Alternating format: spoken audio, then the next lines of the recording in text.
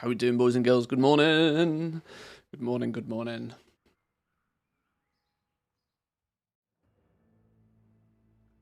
What up, peeps? How are you all doing? Oh, we have an exit strategy. Repeat, and we have an exist... Oh, an exist strategy? I have no idea what you're going on about. That Australian heat's gone to your head. Welcome in, though, boys and girls. How we doing? Oh, coffee is needed this morning.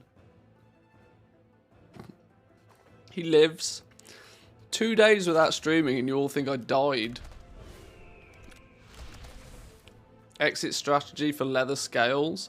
Yeah, there's a whole new beta build we need to investigate. A whole new beta build to investigate.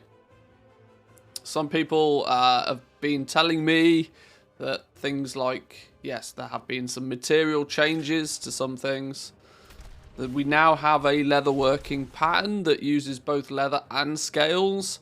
So hopefully they won't tank to 0 too fast.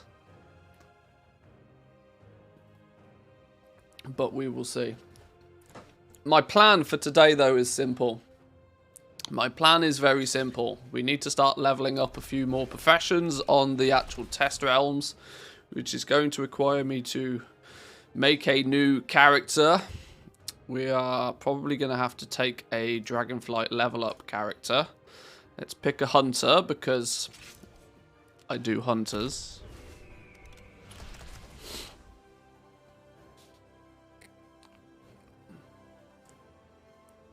Those two days made my mornings extremely boring. Apologies. Tuesday was a day that I had to take from streaming because I was busy making videos. Yesterday was a day I had to take from streaming because I wasn't even home. I left the house at like 10 o'clock in the morning and didn't get back till 10 o'clock at night. So that made the whole content creation YouTube streaming thing a little bit difficult. But we're back now. And time to play catch up a little bit. But this is going to be a leatherworker and a skinner.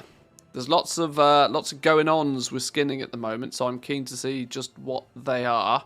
Leatherworking and skinning is going on this, and that's going to build into the professions that I have access to on the leveling server, so that hopefully we can test a little bit more.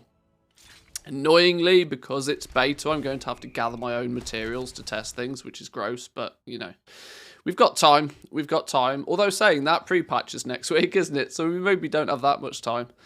But the first 3 weeks of pre-patch are going to be, you know, a bit meh. Sure, we get talents and people will be making talent builds and planning their Dragonflight adventures. But we don't get Drac there for a few weeks anyway, so. Right, where's the tunes? Let's turn these tunes down just a touch. I can help with materials and skinning. Yeah, if anybody wishes to donate materials as and when we do a testing session, it would be appreciated. But at the very same time, I do also want to try and do... The reason I'm going to pick leatherworking and skinning on this character is for the one reason that I really should test skinning. It's really not something I'm particularly keen on doing, but I know I should absolutely do it.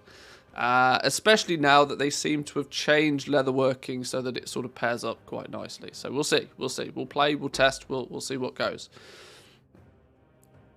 If I take a quick start to get the first specialization, 1 to 25 in leatherworking, went from 62 resilient leather and 22 adamant scales, 6 dense hides, 11 illustrious scaled hides. Oh, what? Hang on. So you went...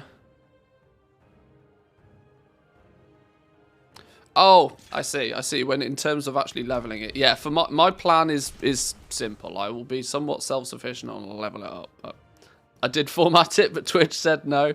Twitch does have the tendency to say no from time to time. So that is true. That is true. Who do I want to... What race do we want to pick? What race do we want to go with? Now, there's the possibility I could go Worgen Hunter just because of its skinning... increases skinning skill and speed, but I don't know if that's going to sway my testing. Screw it. We're going Worgen, right? We go Worgen. I've always found it weird that Worgens were better at skinning. It's like, you know, I don't know. Maybe it's because you're partly wolf. I don't know. Either way. Right. Character name, boys and girls. Need a character name. Furry activated. I don't even think furry is a word that's allowed, is it? Yep. Nope. Nope.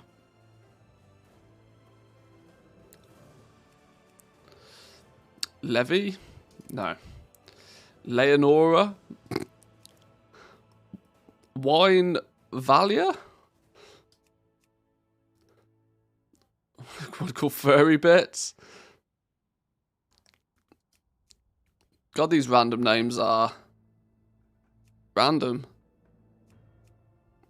No, come on. I've got a whole bunch of you guys. I've got 50 of you guys that surely one of you can come up with a good female Worgen name that's not against the TOS, just by the way. EU needs that random name generator option. Yeah, it's not on live, is it? Main skin? Oh dear. Sounds a little bit Silence of the Lambsy, that one. Amaranth? Not Amanthius. Wow, okay. You want Ranthius. Skinthius?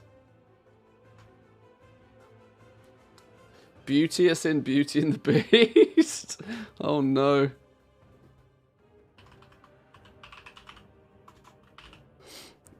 I mean, I should probably take Ranthius before somebody else does, right? Go Horde, won't be able to share mats if you go Alliance. That's what the auction house was designed for, my friend. Don't worry. We good.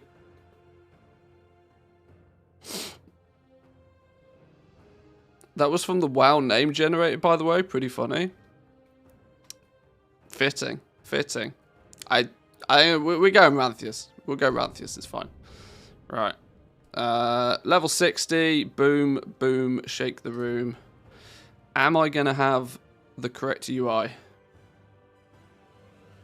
Sorry, I asked all of you guys for names and then... Oh, I did choose one of the names you gave, actually. 10 stepped in with a winning name. For reference, I'm not going to be timing this. I'm not going to be... The focus for this is not so much on the leveling. The focus on this is more going to be on, you know, the profession side of things. I want to... Hang on. Fix add-ons to start with.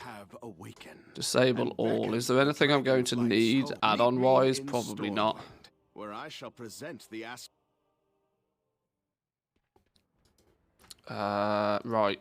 Change UI to that one. Beautiful! There's my fancy UI. Loving it. Although I'm missing a bar. Why am I missing a bar completely? Do I have to enable that bar separately every time? That's going to be annoying, isn't it? Auto loot, yes please. Where's the bars gone? Action bars. Action bars. Action bar 3. There it is. There it is.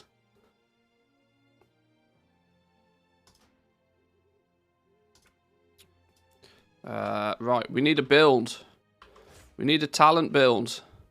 Oh, we've picked... It's auto-activated starter build. Shall I just go with the starter build? The Zoo BM Hunter seems to be pretty popular since they've boosted Dire Pack. We'll just go the default. It's fine. It doesn't require anything too stressful then. What are my key bindings though? Oh, they are so wrong. So wrong in so many ways. Let's fix this real quick then. Does the starter one have barrage? To be honest, I've not looked at the starter build. What do we have? We don't even have how does the starter build not give you misdirection? Wow, that's an interesting choice. Surely, if there's ever a talent that you want to teach hunters how to use in a starter build, it's misdirection. Wow.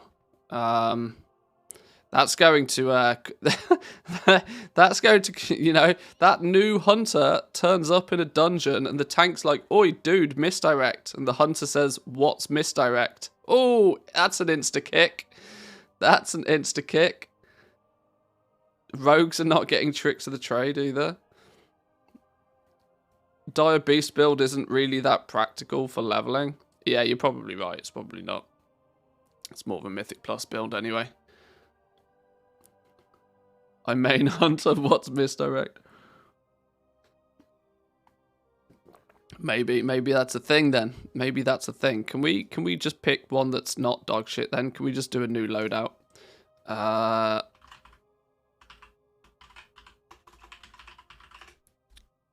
Let's pick a new one then. Let's pick a new one. Is there a way to just reset all? There we go. Right, so we want one of those. We want one of those. We want some of this. We want counter shot. We do want misdirect because we're not a moron. Oh, they've changed the name of this. Does it do the same though? Yeah, it still does the same. Fine, right. We want some of this. Kill shot doing more stuff. We take trank shot just because we kind of need it. We take trank shot because we need intimidation for the stun. If we get in sticky situations. We should probably go... Well, we have to take concussive shot, really. Natural mending, yeah, go on then. Born to be wild. Can we push further down? Ooh, do I want to test out Sentinel Owl? Are there any hunters here that have tested Sentinel Owl? Is it actually dog shit? Misdirect is a DPS loss cooldown. Oh, Lord. Seems a bit more arena-based. It sounds it, doesn't it? Sounds it. The ignoring line of sight is probably the, you know, for just when people are running around pillars. Right, okay. Well, let's go. Let's just go for some real scratty build. I'm not going to do anything particularly. Improve traps. No, thank you. I guess it means we take some of this because we need some more points. We'll take camo. Movement speed is fun for leveling. Should we go this route? Oh, that's annoying. Do I have to take that? Okay, we'll go this way then. Pet does pet things. Kill command, lots of kill commands. Killer instinct. Do we want killer instinct or alpha predator? Double stacks of kill command. Why not? We'll go that way. Have I missed anything brutally vital? We've got to bear in mind we're only level 60. Ah, that'll do. Right, points over here. Let's go.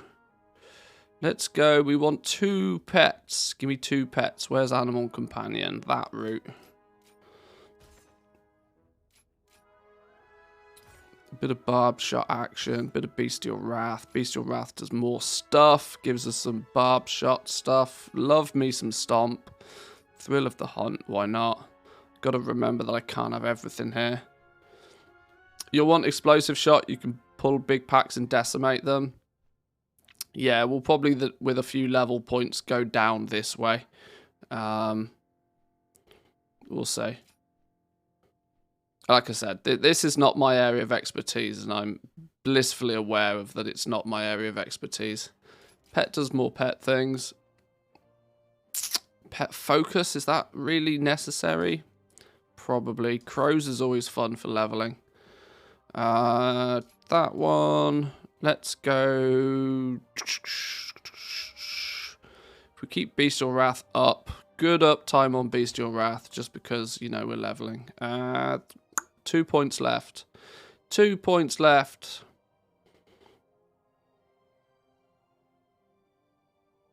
Brutal Companion seems like a good one, but that doesn't push us in any direction. Where do we want to go this way? I think we probably want to go this way. Kill Cleave for more AoE. Yeah. I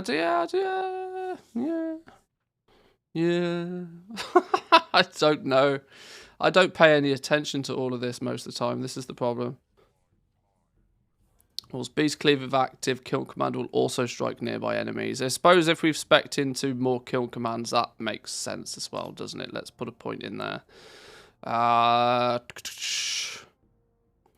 shot damage increased by 20%. Is that going to be the best use of this last point? Barb shot by 20%, or we're going to take it so that when Barb shot causes frenzy to stack up to 3, your pet will immediately use its special attack and deal 50% bonus damage. Kill command has a 10% chance to summon a dire beast for 8 seconds. If we're stacking kill command, we'll work towards that. I don't care. It's fine.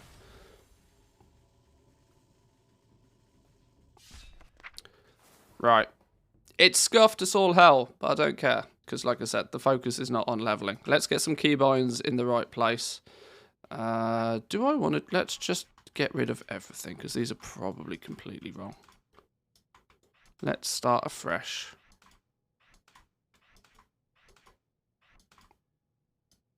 Oh, easy now. Somebody in about 2 minutes before I forget, remind me that I... Oh, actually, we don't technically need to train professions before we get on the boat, do we? Right, there we go. Some nice empty bars to play with. Arcane shot, no. Counter shot is E. Counter shot is there. Aspect of the cheetah is shift mouse wheel up, which, oh, I'm going to guess is that one. Oh, what a guess. Disengage is shift mouse wheel down. That one. There we go.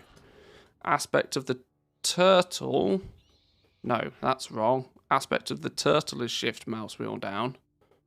Or is it? No, that's shift F. That's shift. No, it's not shift F. Fuck, I can't even remember my own keybinds. This is what happens when you live in professions. When you don't step out the auction house, you forget how to play characters. Most of the trainers are in the Waking Shores. Yeah, I think, considering we're going skinning and leatherworking, we're going to test skinning and leatherworking. Not a combination that I'd recommend for people that when they go live, honestly, because if you want to do leatherworking properly, just buy leather. Don't waste time skinning. But, you know.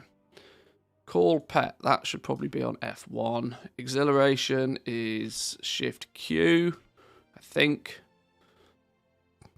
Or is it just Q? Is it just Q? I think it's just Q. What would be... Ah! Muscle memory. You don't remember until you just need it. Okay, feign death is F. Concussive shot is shift E. We'll fill gaps in a minute. Camo... Oh, no, camouflage is F1. Alright, well, we'll put camo on F2 then. Misdirect is mouse wheel up. Is it going to be up and then down? No, that's shift mouse wheel up. Who stole me mouse wheel up? Let's turn notifications off on my phone. There we go. Pet utility is Q. That means exhilaration is shift Q. Start retail on the side and copy it. That's actually a smart move.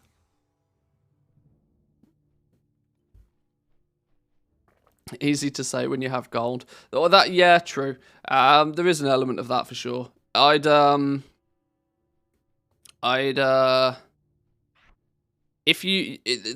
reason to be self-sufficient to begin with, I suppose. I really don't think I should use Hunter's Mark in such a prominent keybind position, but I do.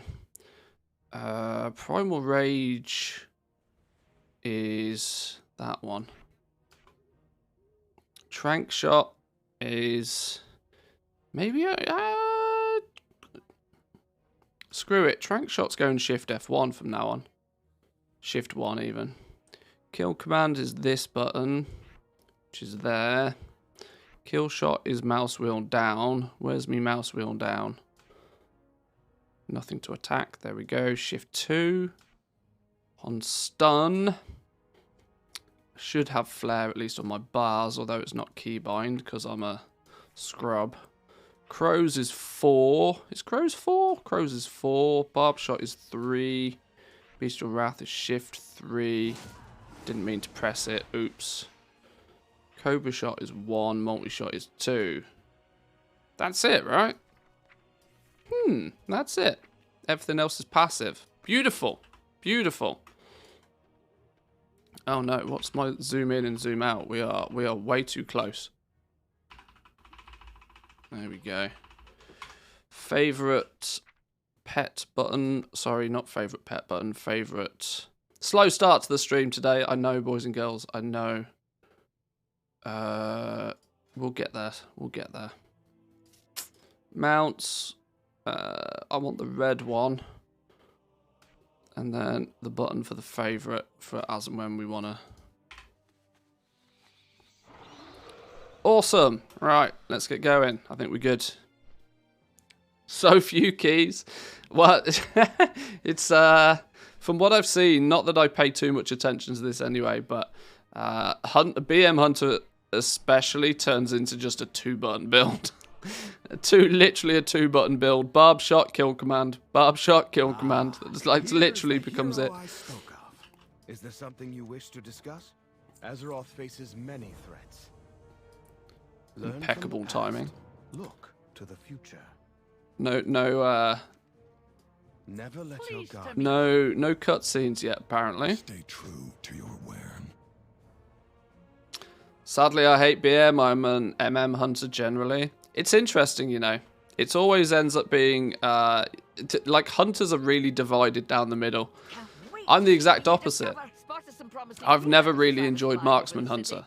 Although it's more snipery, and if I ever play FPS games, I usually enjoy being the sniper.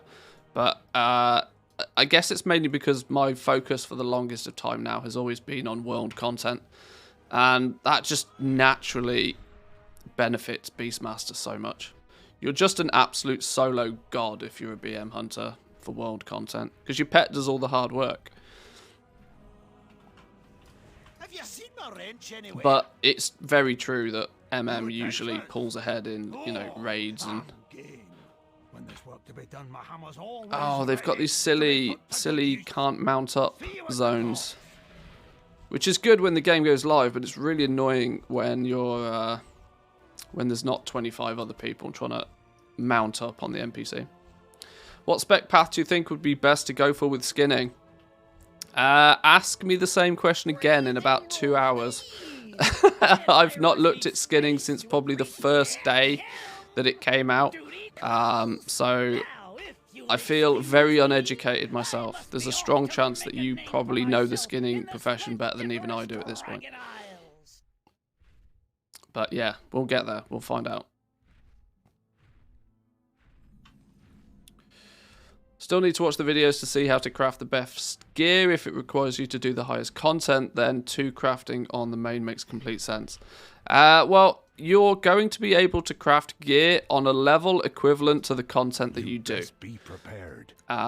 In terms of crafting for yourself. The weird thing is that I, as a crafter that isn't going to step foot in mythic content, will not be able to make mythic gear for myself to wear, but I'll be able to fulfill work orders to create mythic gear for other people still. So it's more of a selfish thing than anything else.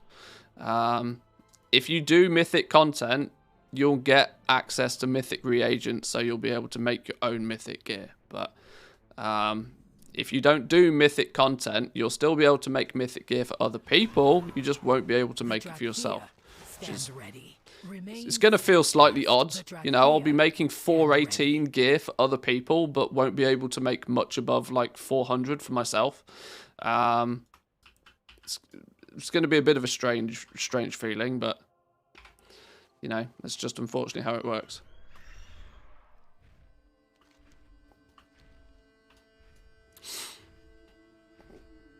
Okay, setting alarm. All right, well, yeah, okay, sure. Sure. The bait build if you want to get gold with elements in 2x4 skinning groups.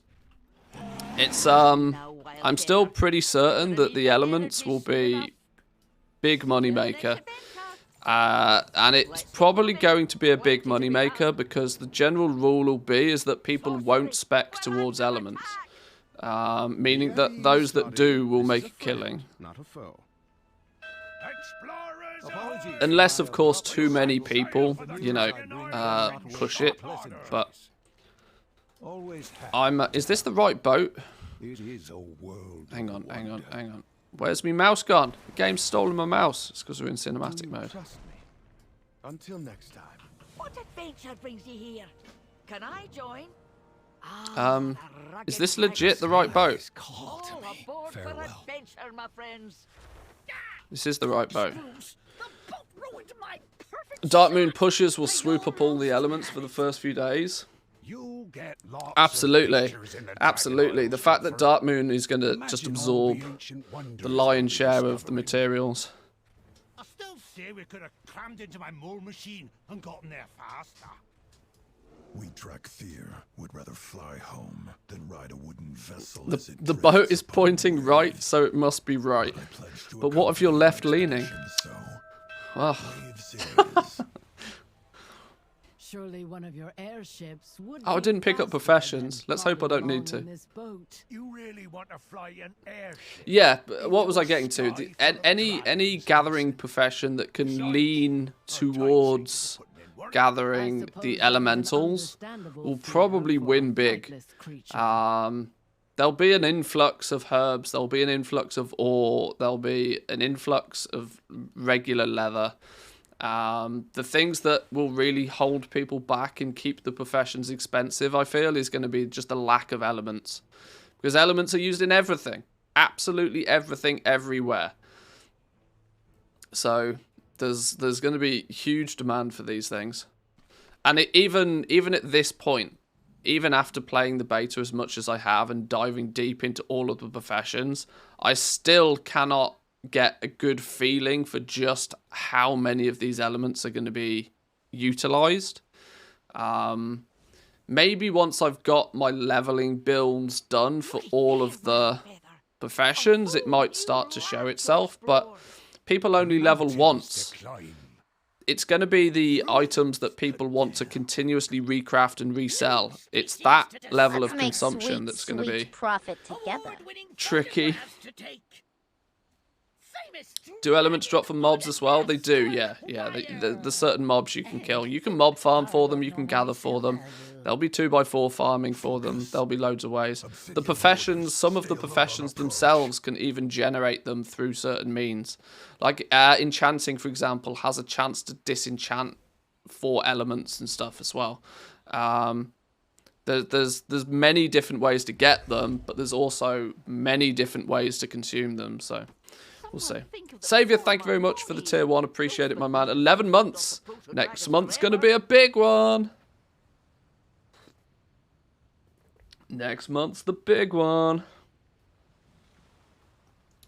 I should technically have dragon riding from day 1, shouldn't I?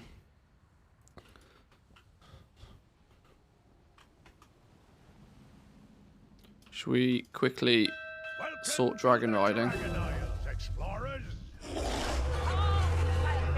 Is it just me or are all the sounds like wildly loud today? Is my master volume's not that high? Okay, maybe it's just my ears are broken, or maybe it's just loud in my head.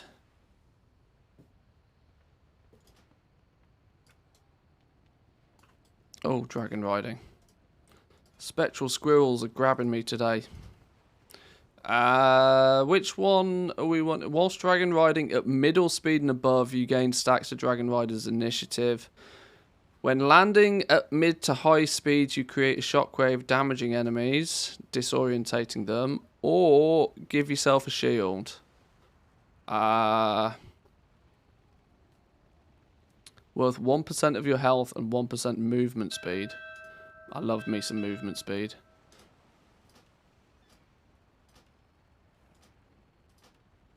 What do we got here? Gathering herbs or minerals increases your vigor. Defeating an enemy increases your vigor.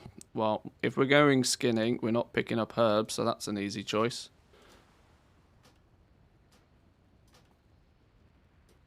Boom. Boom, boom, shake the room.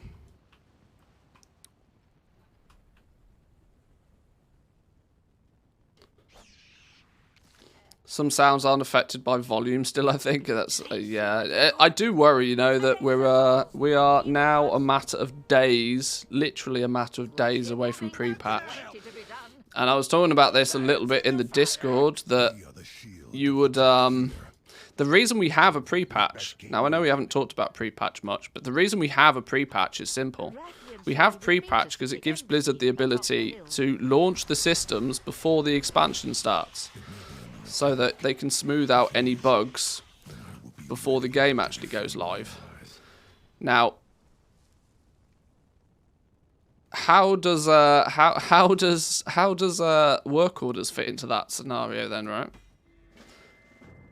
What is this? Deliver Dragonflight supply bag to catalog Jake's in. Okay, sure.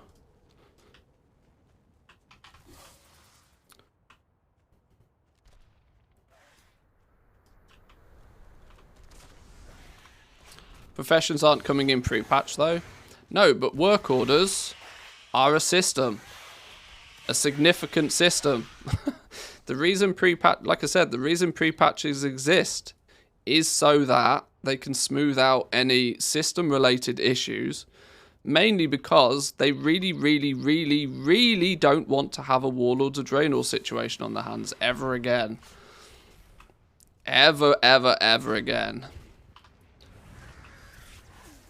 And for players that maybe didn't play back then, the Warlords of Draenor situation was such that garrisons were so broken when the game went live that it nearly crumbled the entire expansion launch. There was people that hit max level before they'd even made their garrison. And it locked people out of the game at the start of the expansion for literally days. And the uproar was outrageous. And so hence, hence they then started putting all of the systems, all of the stuff that might need a little bit of bug testing, they'd put that in the pre-patch so that they could have all of, if there was any, you know, game-breaking issues, that they could smooth them all out before the actual launch of the expansion. So let's hope that they have got work orders, you know, doing their thing, right? I remember being stuck in the air right before the garrison with yeah, that was it. There was people just chilling. Like, so many people, because you'd fly into the garrison location. There was just stacks and stacks of people stuck in limbo that just couldn't phase in. It was completely busted.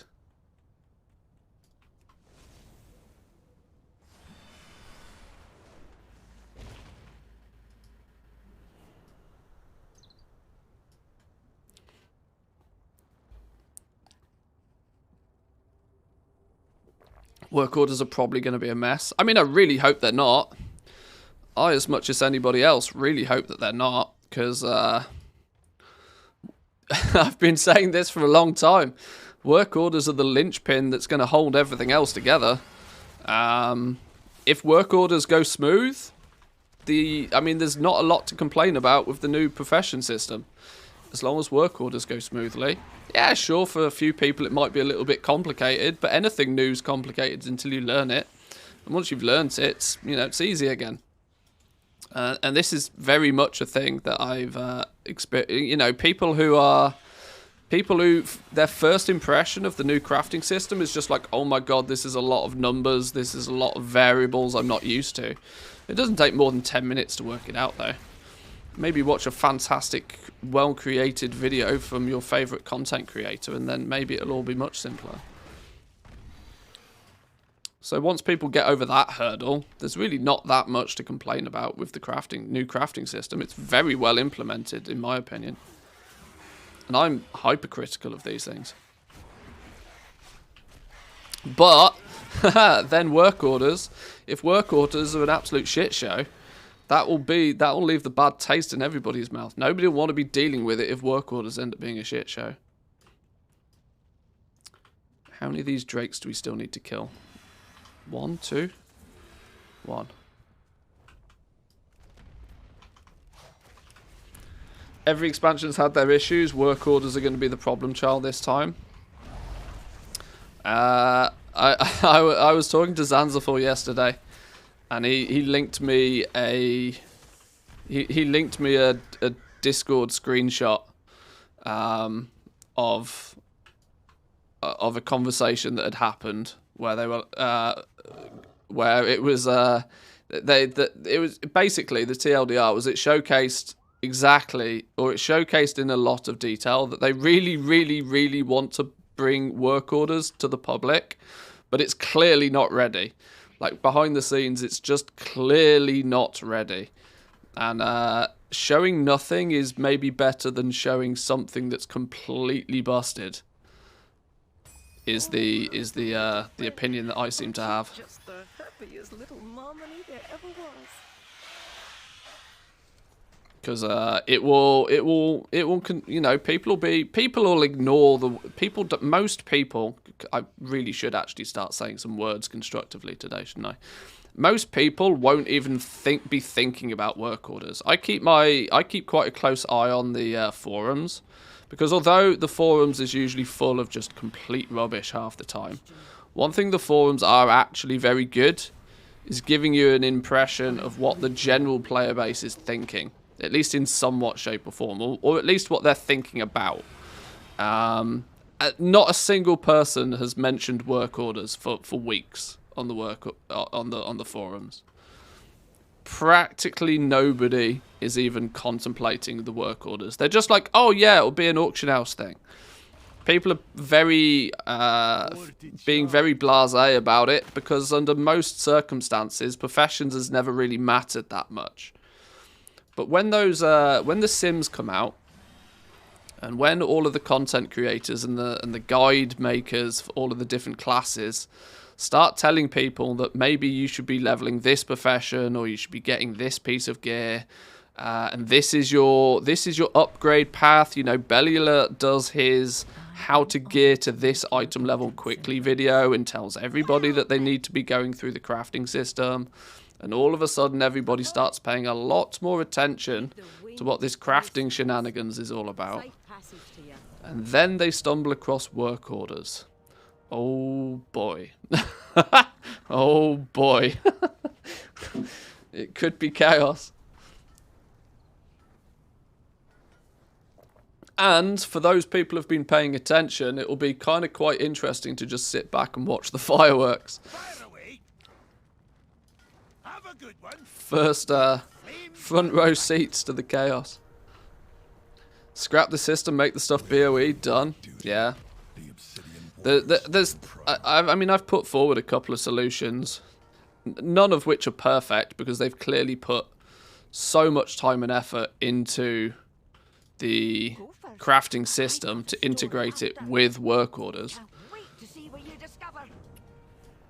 So doing a U-turn, doing a 180, pulling the ripcord on it before it even exists is not a simple solution at all, but there are some very simple ways to do it if they do it quickly and do it ahead of time. Because let's not fuck about. The reason they don't want to make everything BOE is because people will just scream and shout pay to win. What they don't realise, though, is that it doesn't matter if they make things BOE, because it's still not pay to win. Because there's still soul-bound materials that you physically cannot buy with gold. So, you know, sure, maybe it's 50% pay to win at best. But if you're not doing mythic content, you won't have the mythic soul-bound materials to make the mythic gear. So the pay-to-win argument falls flat on its face very quickly. But that still doesn't mean there won't be an uproar of people that scream and shout about it. So you two were adversaries before leading this But, expedition together? yeah. It is a pretty straightforward scenario. Let goblins do what goblins do, which is, you know, craft things, become better at crafting things, and, you know, enjoy what they enjoy, which is playing around with the professions. Now, where's me leatherworking trainer? There's me leatherworking trainer. And where's my skinning trainer? Probably next door. There we go. There we go. Beautiful. 50% pay to win isn't something we should be accepting either, though. My point is that gold is a currency in the game. that is the underlying currency, and you can buy it. So the game is already 50% pay to win. You'd have to level up that argument so far as to say that, well, then tokens shouldn't exist. But that's not an argument that's going to get you very far at this point in the game. I'm not dismissing the fact that it's a valid argument. I'm just stating that tokens are so heavily embedded into the business model for this game nowadays. There's no undo on the token system. But the point is gold is the underlying currency in the game of which you can buy it. And on the basis that you can buy it, this is why soulbound materials are a thing. It means that you can't just buy gold and then buy... If anything, you could look at boosting as the intermediate step to the pay-to-win side of the game. Oh, why is this bar full? Oh, at least they fixed the UI, though. Ah, it looks all neat and tidy and shiny now. And there's our resilient schmuck look. Now using scales and leather without the need for anything super duper mega rare. Good stuff, Blizzard. They're listening. They're clearly listening.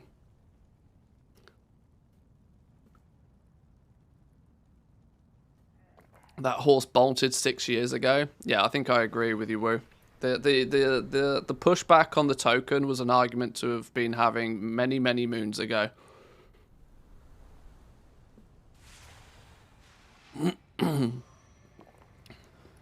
No more dense hide, at least not for the early crafts by the looks of things, which is good. We took a little bit of a look at leatherworking Monday earlier this week, and you had the problem very quickly that dense hide was represented in basically every single craft. Ah, look, there's a few of them now that don't use dense hide. Does this... Ah, that's good. It's not till you get to the higher quality stuff it starts using dense hide. Oh, that's good then. What's the floor price on this then? We can work that out very quickly. Can we do some simple maths on this? Can we run some numbers just real quick? Run some numbers real quick, like. Do I have a dummy sheet for just testing stuff somewhere? I don't. Let's run some numbers real quick. We got 15 resilient leather.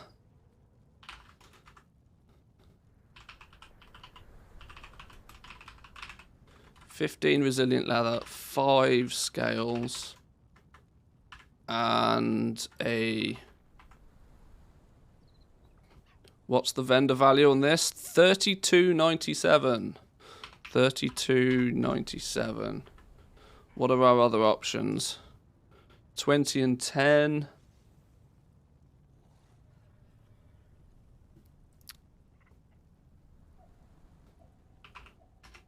$20 and 10 for a vendor price of 52.43. And we have 25 and 15 with a vendor price of 66.7. My guess is that these are the same, right? 15 and 5, 30. Oh, okay, with different prices. 50. Oh, but flipped the other way round. They're flipped on their head.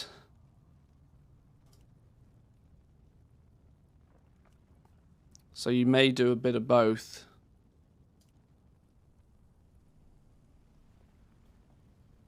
Okay. Well, you've got 20 materials.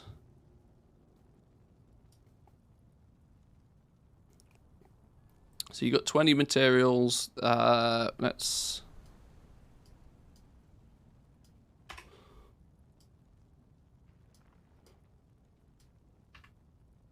This is like 7 levels of scarf. 20 materials, 30 materials, 40 materials. There's your vendor price. So your equals this number divided by that number. 1.6 gold. 1.6 gold per item is your floor price there.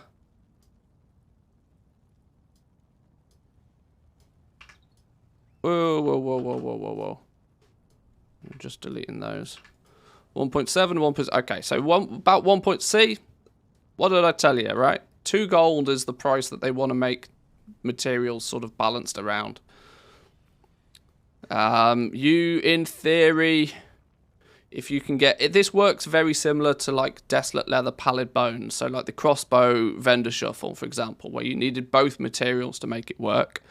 If you can gain 30, either resilient leather or scales, or 20 or 40 or whatever, it balances out about the same.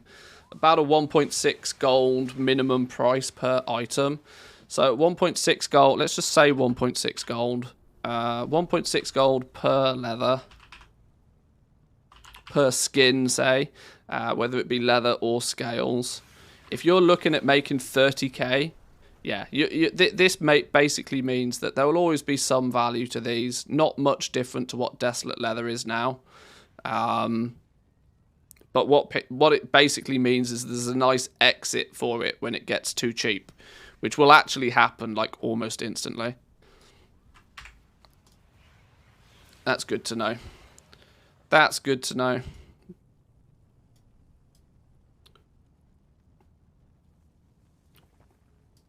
That makes sense. That makes sense. About 1.6 gold is the floor price for your materials. If they dip below that, you can start buying them up and doing vendor shuffles. But it gives a universal basic income for skinners.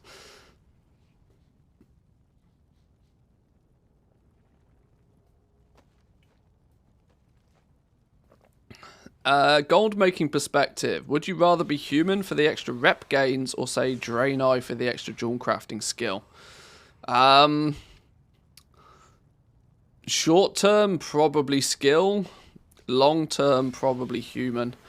I'm super tempted to roll as human on my main character just because doing the rep grind the first time on that first character is going to be just gross. And a flat 10% increase to rep gains, you know, that's massive when you're grinding out thousands and thousands of rep. It really does add up really quickly. Then, of course, once I've got exalted, once I've maxed renown on that character, I can always switch back to something else. But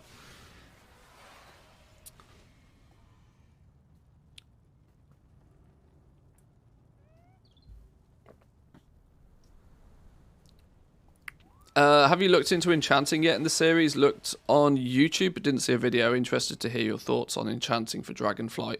Enchanting's the only profession I've not done like a bit of a deep dive into, actually. My TLDR on enchanting is simple. It's really boring at face value. But behind the scenes, it's got some interesting stuff. The spec trees are quite interesting. And the fact that we're going to be playing with a region-wide auction house might make it very lucrative for those that push with it early. It's not got much life, though. Soon as people start being able to make top-quality enchants on the regular, the whole thing's dead. The only thing that's going to give it some legs to begin with is the fact that people won't have easy access to crystals, because there won't be any epics for people to be disenchanting. So people are going to have to get creative. I did a little video talking about how you could be creative to get those crystals. Yeah. But that's, like I said, that's part and parcel of the spec trees being quite interesting. Where's the thing I'm meant to be clicking on here? I suppose I might as well take cooking as I'm here. Not that I plan on doing anything with it, but... a few people have been testing what the spec trees feel like and how it works and what your disenchant rates and stuff like that are, so... Jump in the Discord if you're not already there. There's some people testing it right now.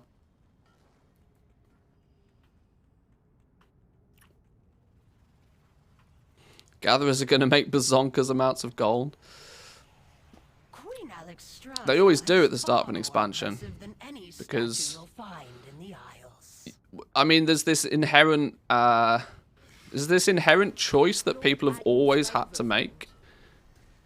Where, oh look, this has got shiny new interface as well. There's a choice that people have always had to make. Like in the early days of an expansion, do you push for gathering and just try and farm a bunch of gold, or do you focus on crafting, which usually has like a slower start but a longer, longer tail? Kind of thinking that at the moment you can only get 1 dragon shard per day from the dirt piles. I have started to see some reports that profession-wise, it's starting to feel like there's a lot of stuff that's actually locked to being daily. Somewhat quite frustratingly. I did a video a few days ago. It was a stream highlight video, to be fair, but I did a video a few days ago talking about the different ways you could gain knowledge points. And the quests, the weekly, what I called them, weekly profession quests there that you get from Valdrak. Ooh, a big shiny new... What's this? Big shiny new icon. The profession quests that you get from Valdrakken are... Well, they're tagged. They've got the daily tag, but you couldn't complete them daily. But now we seem to think that that could have been just a bug, and that they are something that you can complete daily. Now, for 3 knowledge points each, that really does mean that you are going to want to, from day 1 of the expansion, complete that daily for as many professions as you possibly can. That really is pushing quite heavily into the you must log in every day cycle, which I thought we'd almost got away from, if I'm honest, but apparently not. Good day to you. Oh, I can buy my shovels from down here as well.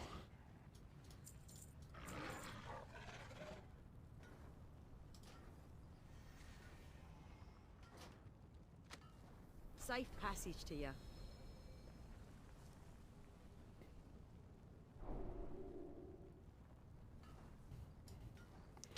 Mark on your map with the location of treasure in the Waking Shores. Is that going to show... Oh, okay. Golden Dragon Goblet. Obsidian Citadel and Dragonbane Keep. Black Dragons and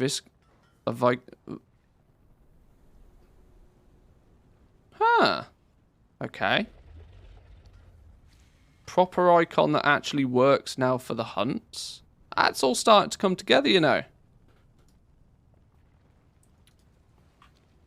It's all starting to look pretty tasty.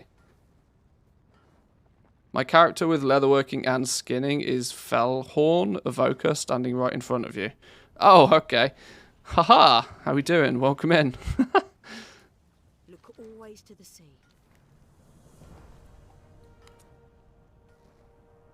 The icon tells you how many items you have to turn in as well.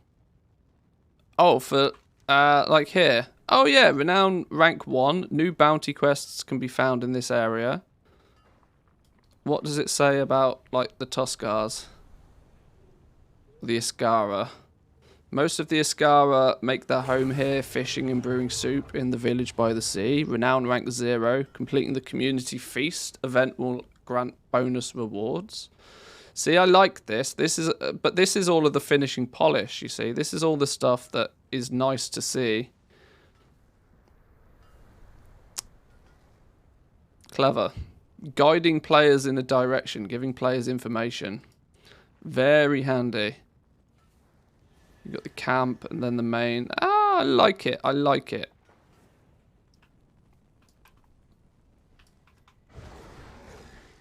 What if I start with the gathering profession and then max level change them? Should I complete that daily on herbalism and mining and then on crafting professions?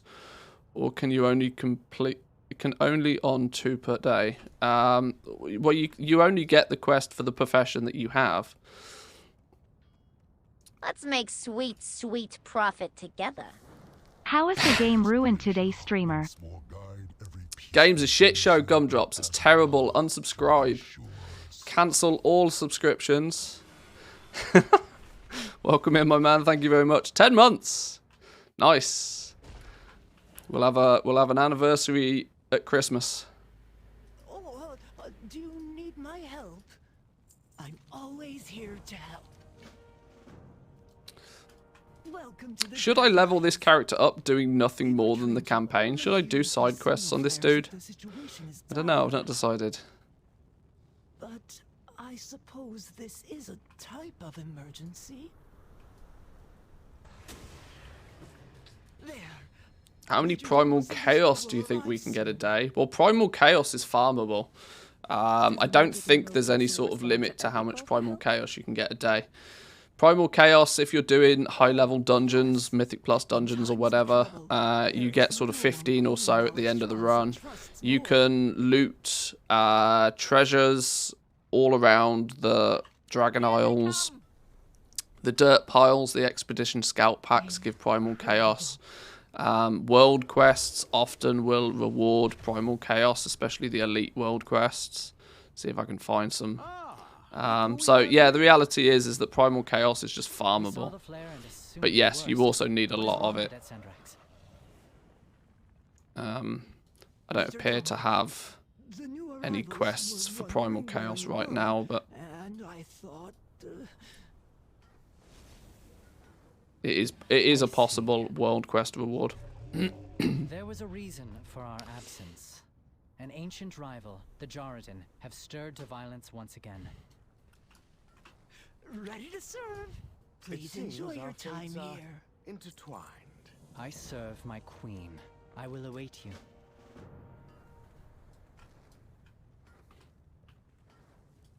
I wonder if it's sensible to maybe head over to Valdrakken and pick up what I would assume is my daily quests. Aiding the Accord, it might be worthwhile going and getting that to begin with anyway. Sparks of Life, the Azure Span. That's not a quest I recognise.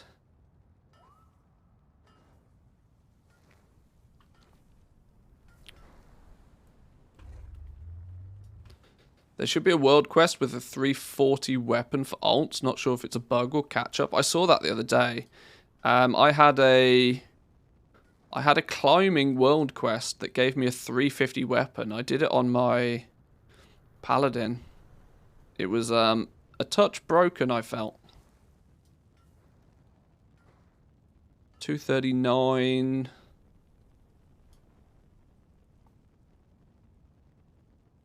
$239. See, 239 seems about right. Oh! Oh! Then again. Then again. Gnarled Thornbow. Bind on pickup, item level 350. Oh, I think I might go do that one real quickly then. Might go do that one real quick. Cheeky 350 bow, don't mind if I do. That's literally almost double the item level on my current bow.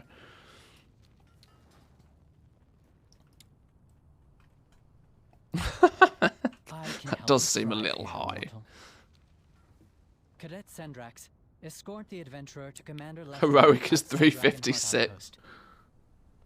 Assist with the evacuation of the whelplings. I'm relatively sure that that's a bug. Yes, I'm quite sure that's a bug. Rathian and I will take to the skies and keep the Jarradin contained inside Scalecracker Keep. Is my Hearthstone set down here? It is. Right, let's just go do that quest then. Let's just go do that world quest. Engage only when the Let's make whelplings and sweet, wounded are sweet secure. profit together. Who be this? Good morning, Oh, Master Goblin and Stream Chat. Master Goblin. Well, that's a title I've not had before. I don't think I'm worthy of that one, but thank you very much. Appreciate the tier 1. Thank you, thank you. The rivers of the waking shores are teeming with life today. Oh, hang on. I'm busy and My default keybinds are the wrong way around. Think you can catalog the wildlife for me? Right, I guess we should go on a mini world tour to grab a few important things. Let's go do that world quest. Get that bow, because that's just ridiculously broken. Let's go Valdrakken on the way back, maybe. Or can we maybe get there now? See if we can pick up. In fact, we should go to Valdrakken first, because that's where we get our big weekly quest.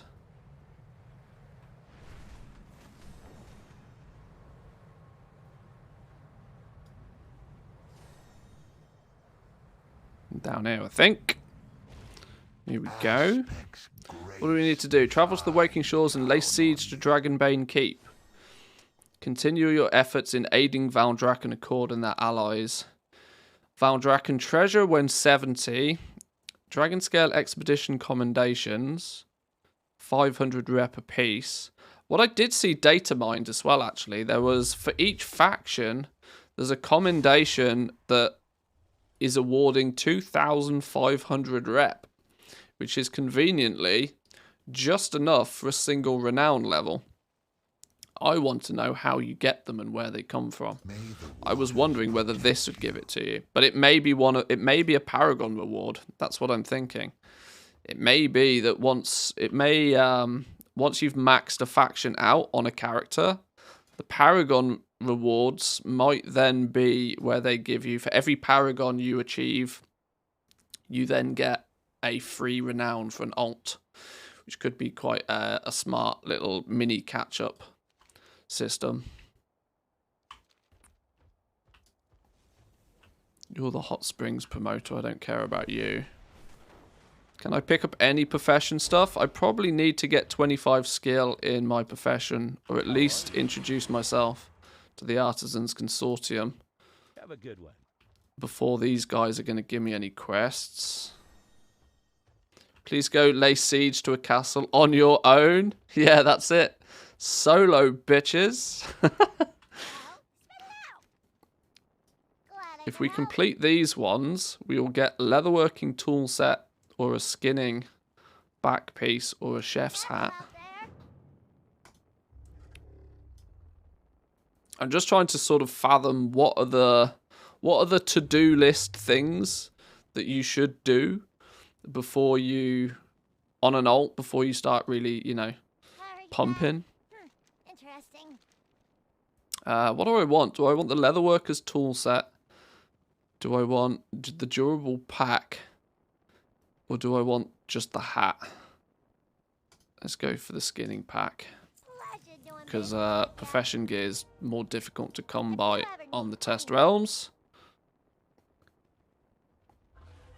Be good.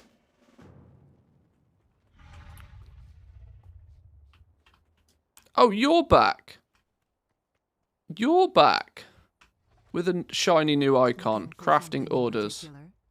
The Artisans Consortium is not accepting crafting orders at the moment. Please come back later. Oh, how later is later? Please come back in 6 months. How later is later?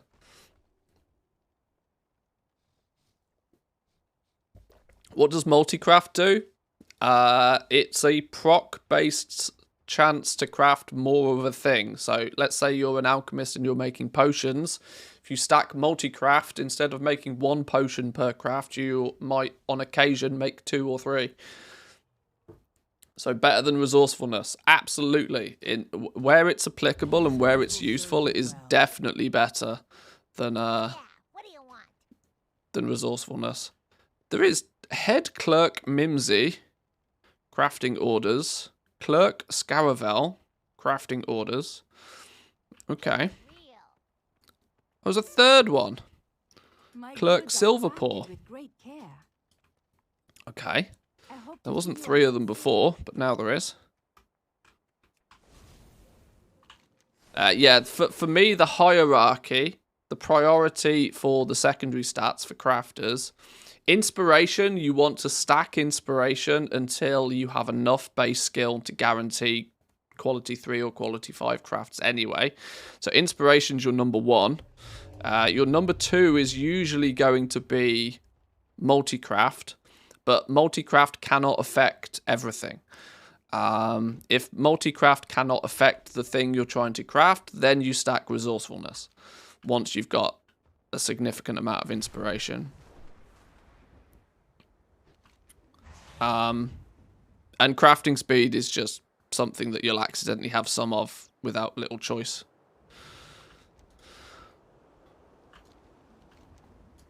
Right, where's this world quest I was going to do? Was it in the Azure No, shit, where was it? It's the pressure valve one. Down here. Conveniently, by the,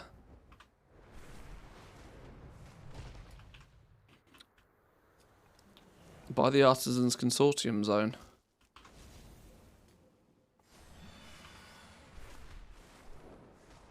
I wish you got some, I wish you got experience from picking up treasures. If you do, I'd be farming treasures like a moron. Our flight has much Dragon riding training. Yep. Give me the flight point. It's weird, right? Flight point. You just don't use flight points anymore. It's so quick and easy to get around with just regular flying. With regular dragon riding, I mean.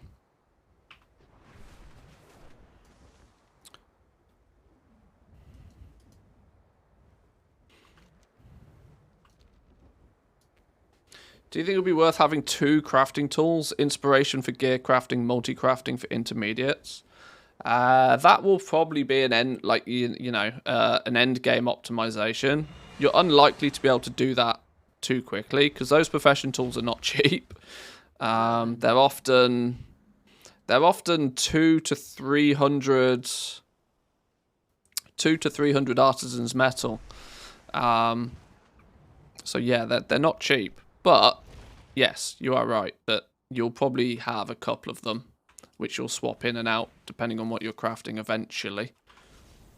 You can recraft the one you have, so this is why I sort of state that you might stack inspiration on it until you don't really need inspiration anymore. Because there will come a point where you probably won't need to rely on inspiration. You won't be relying on procs to do the hard work for you.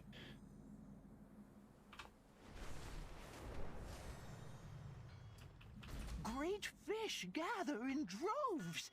Go, gather meat for us and bring back stories of your exploits. Right. Is this... Which one is the world quest? It's the pressure valve, this one.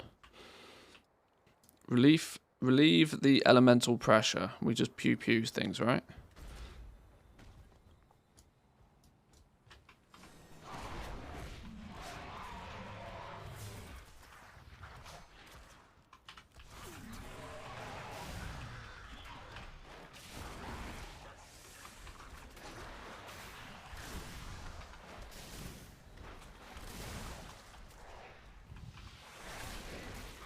Can AFK... Well, yeah, I suppose AFK flying. Sure, you use the flight points, but you can so quickly and easily get play. Oh, rousing air. Go on then.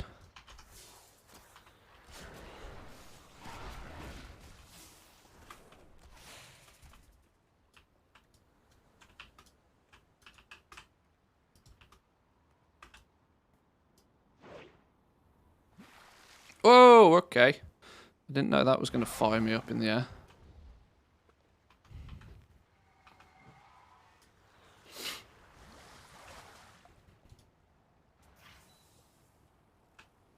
It's nice to see auto loot is still broken.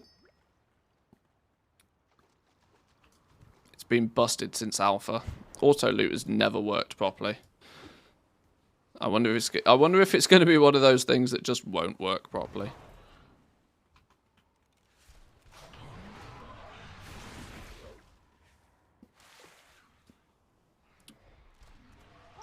I wish they allowed you to set secondary stats on the accessories. It seems like a really missed opportunity to me, you know. It seems really strange that you can't really customize your profession tool. You can only customize the profession tool, sorry. Seems very strange that that was the route that they took. Maybe it was a balancing thing. Maybe, you know, initially, maybe this will become a 10.1 or 10.2 thing. They'll introduce bigger, better, shinier profession tools that adds a, you know, you add a level of complexity to the professions that way. Maybe they thought that whilst the profession tools is a cool little system, they'd rather maybe let people get to grips with the professions generally, and then use that as something that they can add to and build upon in the later patches of the expansion, maybe. The elements are cold. Right, did my bow actually end up being super duper mega OP? Oh my god, it did. 153 damage a second, 200 plus agility, 400 stamina.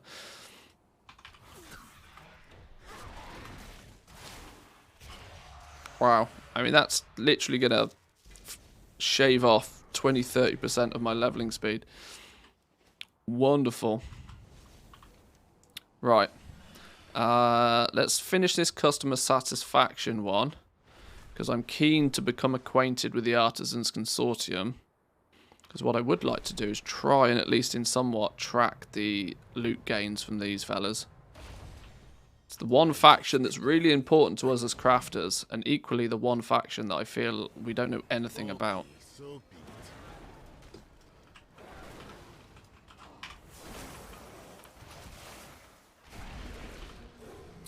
Auto loot seems really slow without an add-on. It is. Something that they've done with this new loot window has completely bricked it somehow. You think we will find anyone here who can help our efforts in the Azure Span? Use speedy auto loot. There's a bunch of different add-ons you can use. I'm sure some of them are better than others.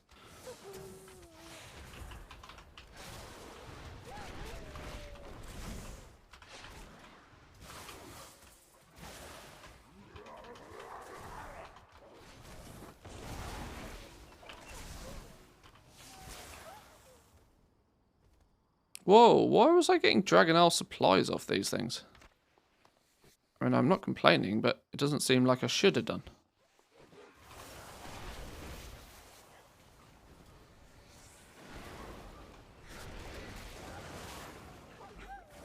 Curious hide scraps. There's my first knowledge point. One of... Is it the same for skinning? Is it going to be one of...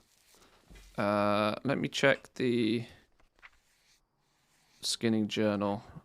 Where? Oh, I'm missing another bar. I meant to have a bar down under here. Skinning details.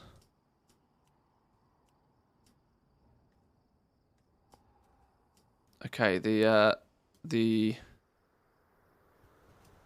haha.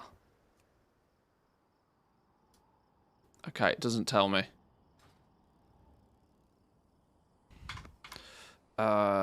Add-ons, no interface, action bars, action bar 4, there we go. That's where my profession stuff usually lives, down here somewhere.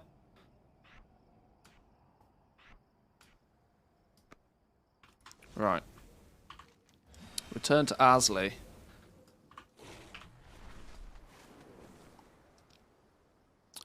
Did you get the frost elementals from the elusive mob? Let's have a look. I got 6 rousing frost from something. I wasn't paying attention though, if I'm honest. I wasn't paying attention. I'm going to keep that in my bags until I get some more skill points. If you look in the skinning journal, you can see it's up to X amount a day.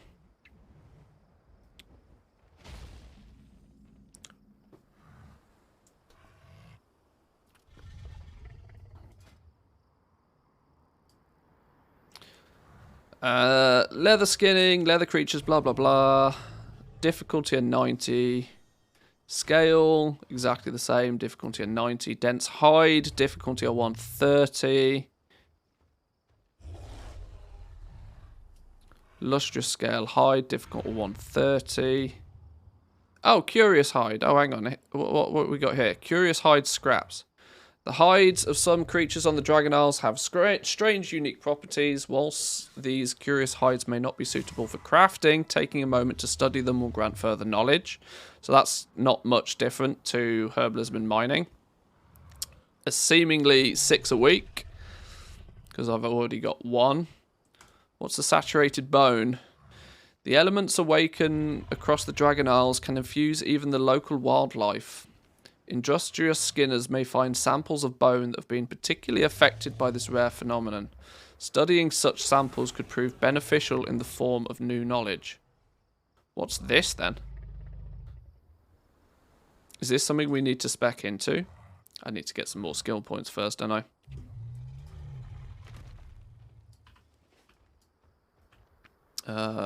Let's speak to Asley. Have a good one. Hey, how you doing? Targeted ads then. Draconium Leatherworker's Knife. Skinner's Knife. I'm probably going to stack skinning bonuses on this. Be good.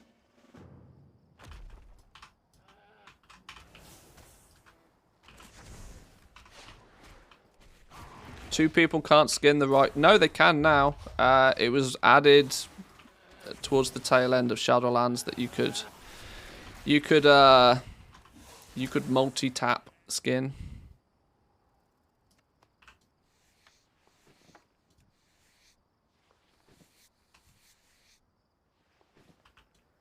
Have you come to trade? Beware Have the you deep come to places of the trade? earth. That I have. Leather reagents, mail reagents. Well, I should probably take mail armor reagents, considering I am a hunter. Together we are High Mountain. What's in this then? Oh, I missed it. Lustrous scale hide ×2. Quality 1. Dog shit quality though. A training matrix. And some adamant scales.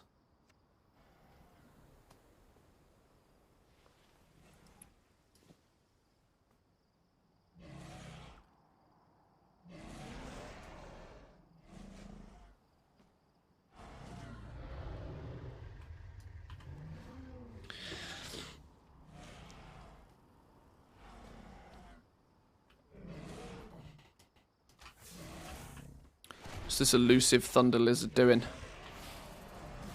Get shredded, thunder lizard. Get wrecked.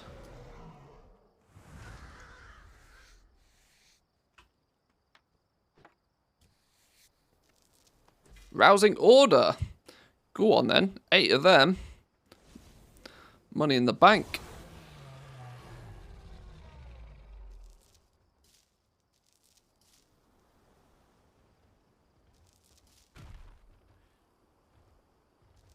Put these over here, actually.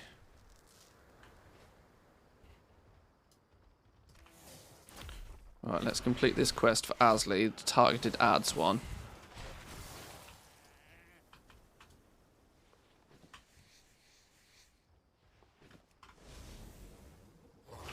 Alright, there's lots of goats over here.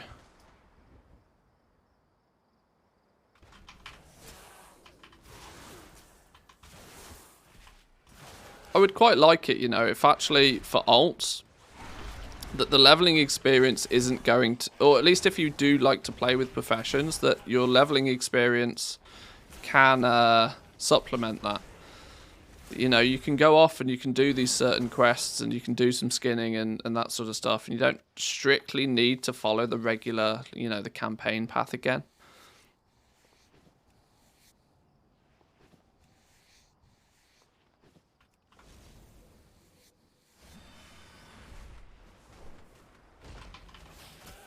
Come here, goat. I need your wares. Bit of goat skinning. Goat skinning for the goat skinner. I am by no means the goat skinner. I can count on one hand the amount of mobs I skinned in Shadowlands. There we go, there's our public order. Second Curious Hide scraps for the week.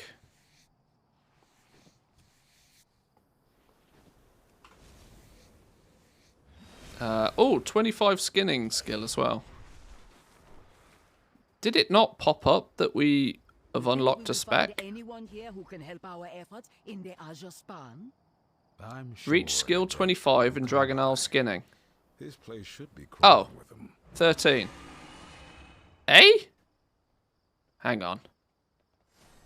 Your Dragon Isle skinning has increased to 25, 24, 23. What? Skill is 25 here. What? Why does it still say 13? It's busted. To reload.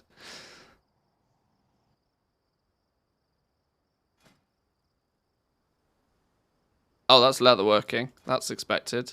There we go, 25. Have I got... Oh. What? Oh, maybe I can't even view it because I don't have any knowledge?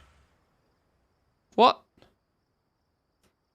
Do you not gain Artisan's Metal? And do you not gain first time skin bonuses?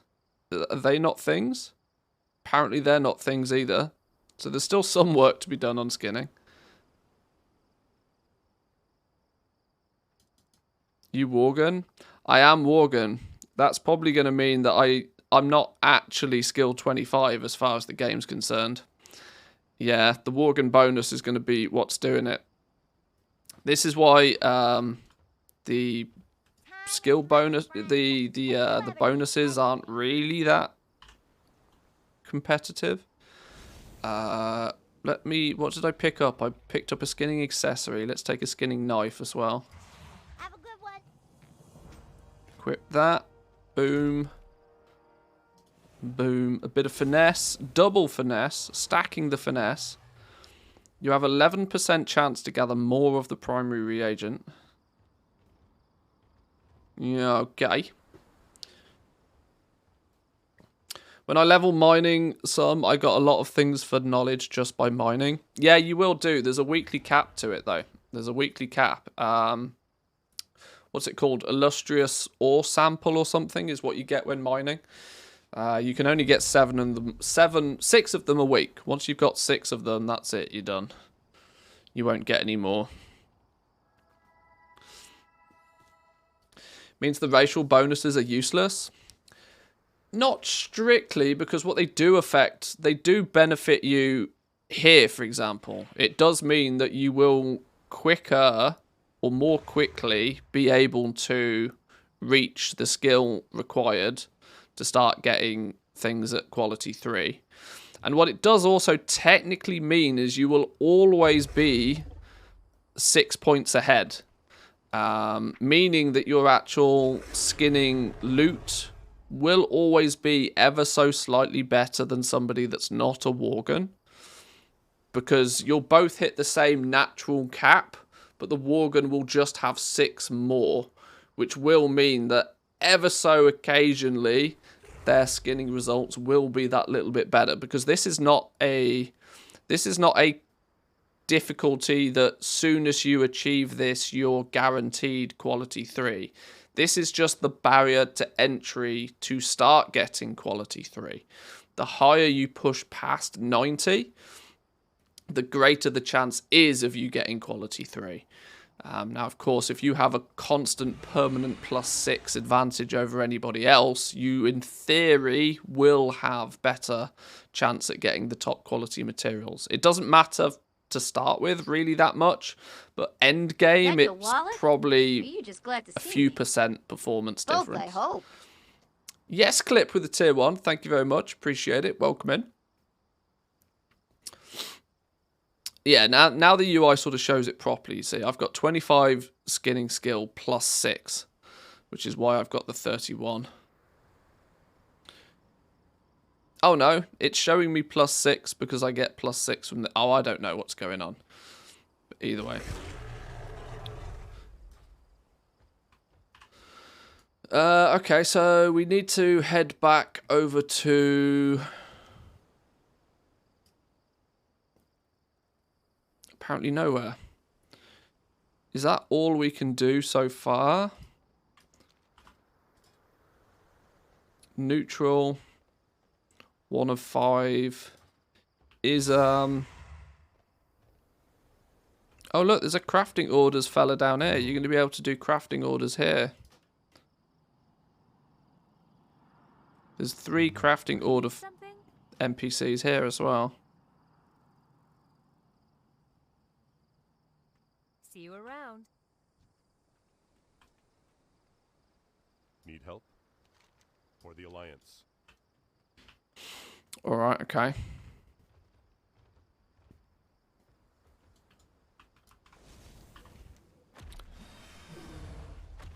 Well, I guess then, it's back to the regular leveling for a little bit. Which means we're back over here.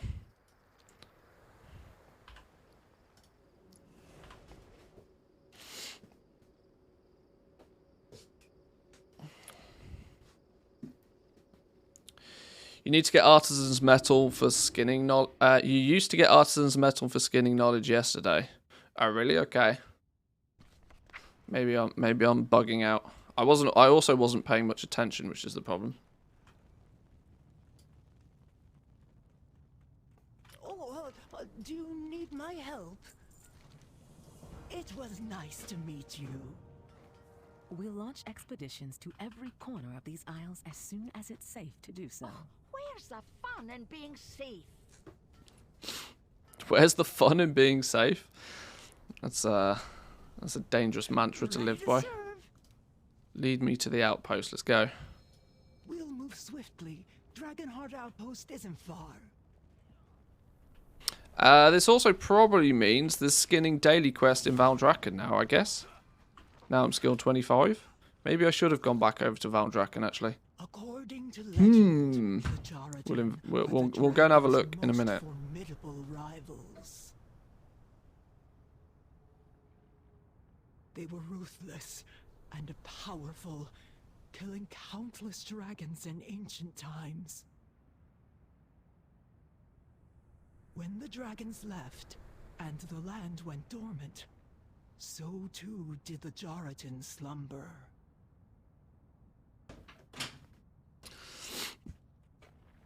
Been watching since around Shadowlands launch. Cheers for the content. Got a question. 4 days into Dragonflight launch, I have to be away for a week. I'm thinking of doing Inscription, but since I'm away, do you think it's best to give up on the Darkmoon deck rush and just invest in rune binding for the long term? The likelihood is that if you've only got 4 days before you're away for a week, you will probably miss the big hype of it. Although it's hard to say because it depends how quickly people get to level 70. It depends how quickly people level.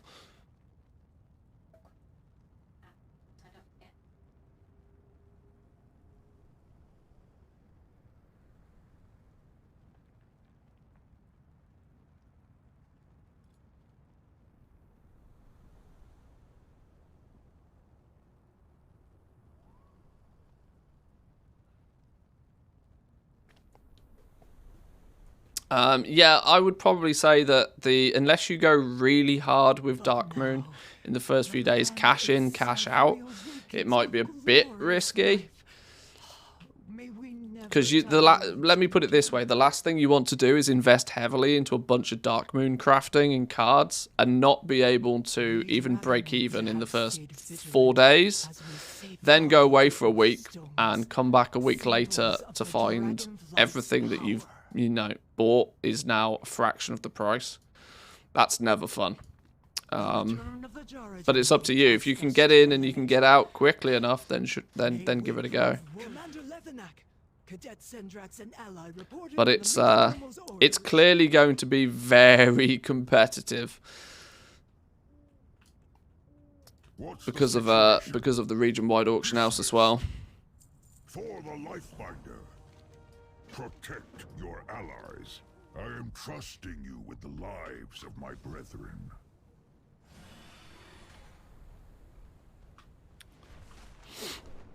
Now, where's this treasure? Golden Dragon Goblet. Up this way somewhere.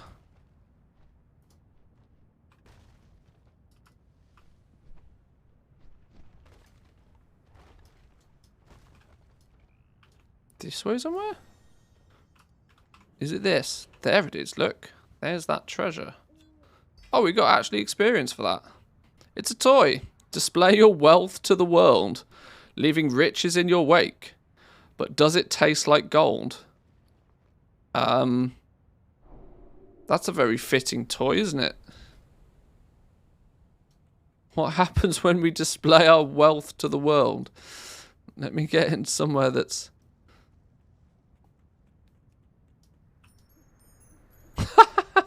Okay. What's going on here then? I'm just putting piles of money on the floor around me. Genius. Actually genius.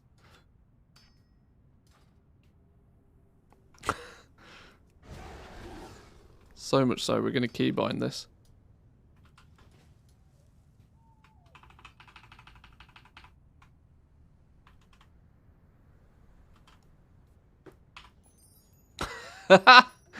Get wrecked, poor people.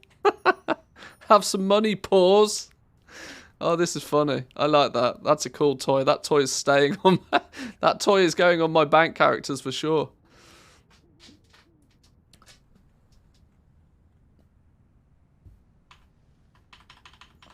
"30-second cooldown though.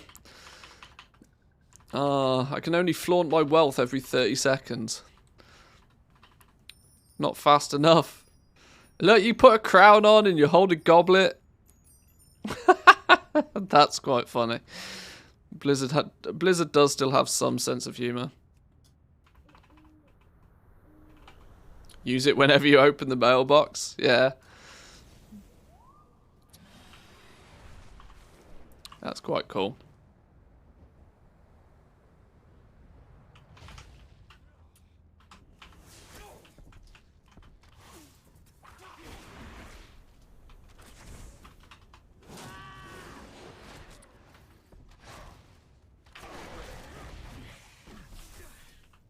Right, let's rescue you real quick. Yoink.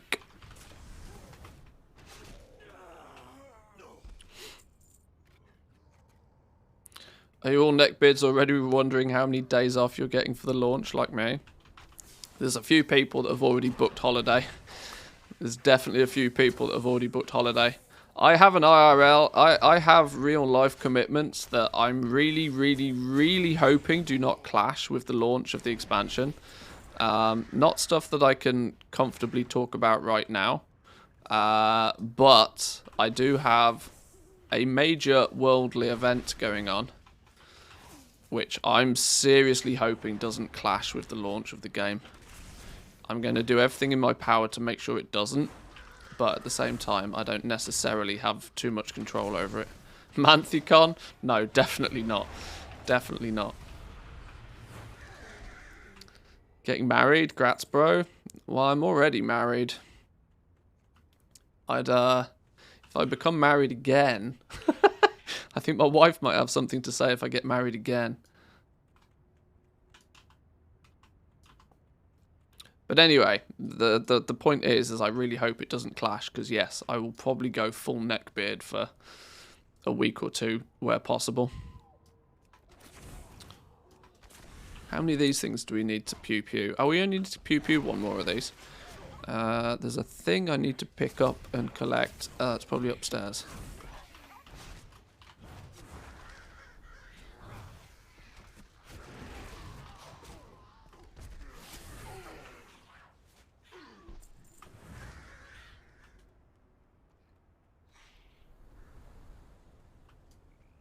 Grab you. That's 2 of 4. Where's the last one gone then? There's often a treasure over here somewhere. It's not here right now.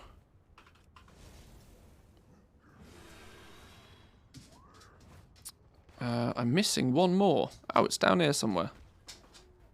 Here it is. Here it is.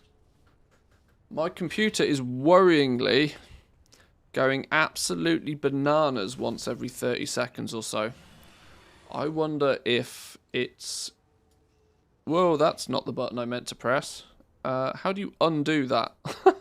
There we go. Nope, that wasn't the button I wanted to press either. Don't you hate it when you accidentally show the desktop and it minimizes everything? Windows update? I'm not sure, but my CPU is going bananas right now. I just worry it might be time for an update. I need to convert all of these magical YouTube views into a new CPU. Stop mining Bitcoin, mate. Yeah, that would probably also help. Let's see. Let's see. It might be time for a new rig before Dragonflight launch. I'm not going 4090 level crazy though. I've not got that much money to blow. At ease. Go Linux? Wow, that's a hot take. For the Lifebinder, protect your allies. I should probably make sure I equip some of this gear actually. Wait, I need you for another vital task, Cadet. I will see it done, even if it costs me my life. Easy, young one. We will need our most veteran warriors to combat the rise of our ancient enemies. Head to the Lifebinder Conservatory this way. and rally the Draconid to the life pools. Tell you what, it's really quite nice having dragon riding just maxed out when you're doing ults. It's kind of... that animation's a bit broken. Rathian's just developed some skill in flying there. It's really nice having dragon riding though, so that you can just zip about. While I don't think that the kind of Dragonflight's equivalent of Threads of Fate is super impressive, I do think there's enough benefits you can obtain to make leveling ults not feel too bad. What's going on down here? Take advantage of this warlock doing warlock things. Grats, warlock. With 600k gold, should I go into alchemy as I wanted to try and make bank, or just play it safe, go full herb mining? It's difficult to suggest what the right path of action is there. Alchemy is a profession that doesn't really kick into full gear until the raid launches. So you've actually got a 2-week buffer at the start of the expansion before alchemy's going to really sort of come into play. Meaning that it may not be the worst idea to make a bunch of gold from herbing and mining in the first week or so, and then start planning for min-maxing alchemy. The difficulty is, though, is that to get that early advantage with alchemy, you're going to have to start with alchemy day 1, because you're going to need knowledge points. Knowledge points and alchemy as a profession is quite different to the others, meaning that I really do need to get my act together and put a video together about alchemy, because the entire profession revolves around a discovery system again. Some people will like it, some people will hate it. You just glad to see me. Some people will like it because they strike lucky and they get a really good recipe really quickly. Some people will hate it because they'll press the button 20 times and not get anything but trash. So, yeah. God bless RN Jesus if you plan on going the alchemy route. But what that also means is that because of the region-wide auction house, if you are the first person to be able to craft a high tier, like a quality 2 or a quality 3 potion or flask that becomes one that's in demand, oh my god, you're a millionaire overnight. You'll cash in so hard it won't even be funny. So there's an element of risk reward there for sure. Fidlo Castro with the Prime Gaming, thank you very much. Here's towards the CPU, thank you, I do appreciate it. Any subs or primers out there, make sure to jump into the Discord as well. There are some bonus perks for subs over in Discord, such as access to the Dragonflight cheat sheet.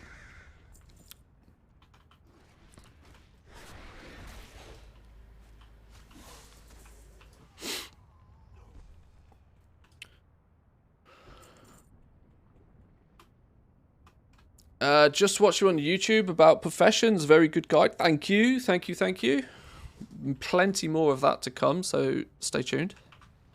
Do you think it's worth taking Herban mining for leveling as soon as I hit level 70 spec into crafting professions? I mean, that's also very valid. It depends just how keen and eager you are for gold. I'm still probably going to suggest if you want to do professions and you want to do them properly, you want to maximize your knowledge gain. The one thing you should care about more than anything else is gaining as much knowledge points in your profession as you can. And there seemingly is going to be things that you're going to need to do daily, which kind of doesn't give you much options but to take those professions from day one and stick with them if you want to, you know, stay ahead of the game. If you're not too bothered about being first and you're happy to take things at a little bit more slower of a pace, or you don't unfortunately have the ability to play every day, now you don't need to play a lot every day, but you need to at least do your daily profession quest every day. Oh, what do we get here? Drake Watcher manuscript. Nice. Damn, I really can't remember where I was going with that train of thought. I was probably going along the lines of that, yeah, you just need as much knowledge as you can get your hands on. I was really hoping that the profession quests were going to be like bi-weekly, giving people a few days to chip away at them. But if there's 3 knowledge points you can gain every single day, so 21 knowledge points a week, in the first couple of months of the expansion, if you really do want to be serious about making some good gold, you really do want to be doing those quests every single day and not missing them. Because 3 knowledge points a day, you only need to miss a couple of days, and that's the difference between, you know, a quality 2 and a quality 3 craft in some cases. This is why I'm putting so much effort at the moment into like giving people builds so that they have a plan of action, so that they can, you know, put all of their points in this path, knowing that they will be, you know, building towards something. It may take them a week or 2 to get there, but the sooner they do, and the people who do it first are the ones that always make most gold.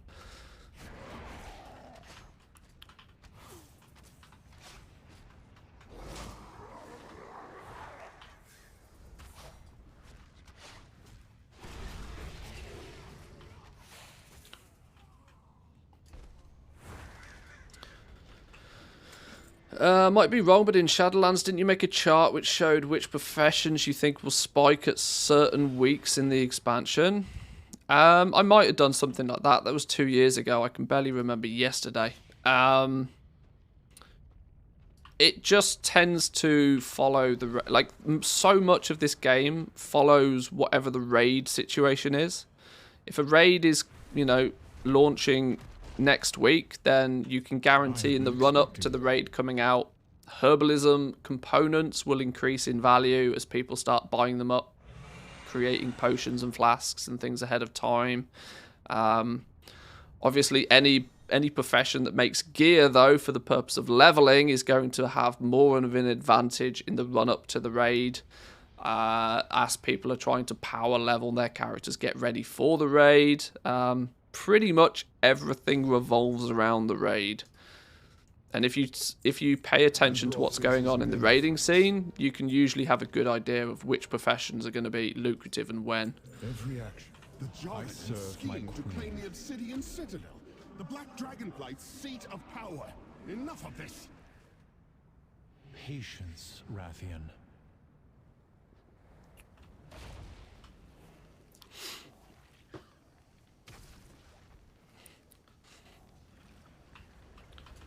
Still doubting between double gathering and herbalism inscription for Dark Moon cards. Well, be aware that Dark Moon cards don't use any herbs. So be aware that for the first expansion in many, Dark Moon crafting isn't going to need herbs. So if you're pairing those two together specifically for that reason, then you're probably best off not. Because it doesn't work like that anymore. Oh, I need to heal a bunch more fellas.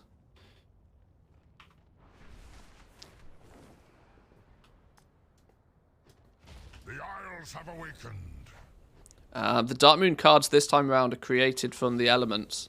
So you're rousing frost, you're rousing order, you're rousing air, you're rousing fire, and rousing earth. When you collect enough of them, you turn the rousings into awakened essences, and it's those awakened essences that you need to make Dark Moon cards this time around. For the glory of the dragons. Why can't I turn this quest in? What am I missing? Oh, there's still a dude I've not healed somewhere. Who've I missed? Who's still poorly? I've missed somebody right at the beginning, I bet. Yeah, here we go. Aspects watch over you.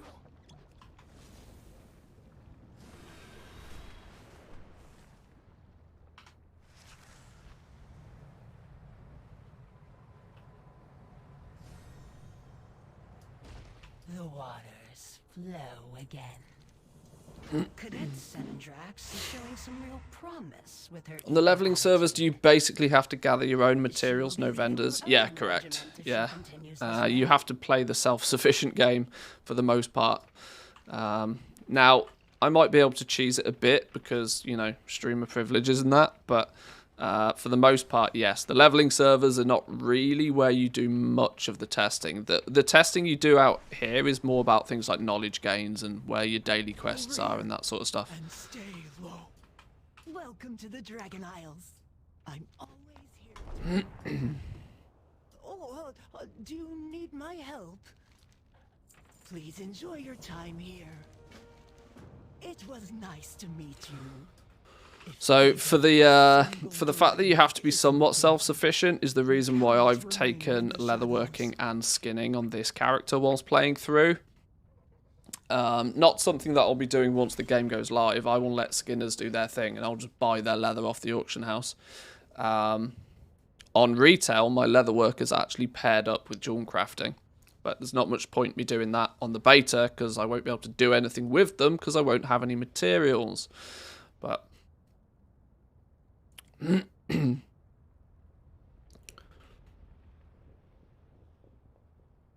you doing a guide for Dark Moon decks? People without beta cannot test them for themselves. I already did an overview of Dark Moon cards. It's on my YouTube channel. Titled something along the lines of Dark Moon cards make millions or something. I can't remember. No, not this. Way ahead of you there, my friend. Already done it. You deserved better. I am sorry. Sleep, small one. And What are we missing? What am I actually trying to do with these? These seem to... Oh, it's a good thing you can't skin these, actually. If you could skin these, this would be really broken.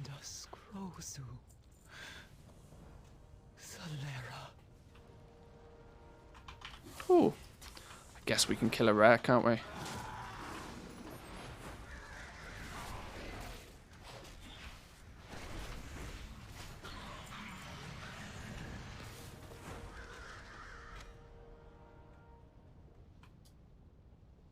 Another Drake manuscript. Books saved. Right, where's these books at then?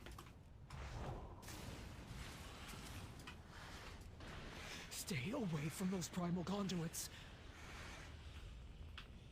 There's one book. 2 books. What do you think about enchanting? After the auction house merge, it seems like a bit off for goal making.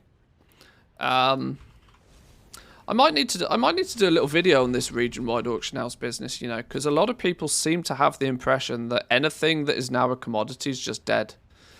And this is probably a byproduct of the region-wide auction house being launched in Shadowlands when there wasn't the infrastructure to properly support it.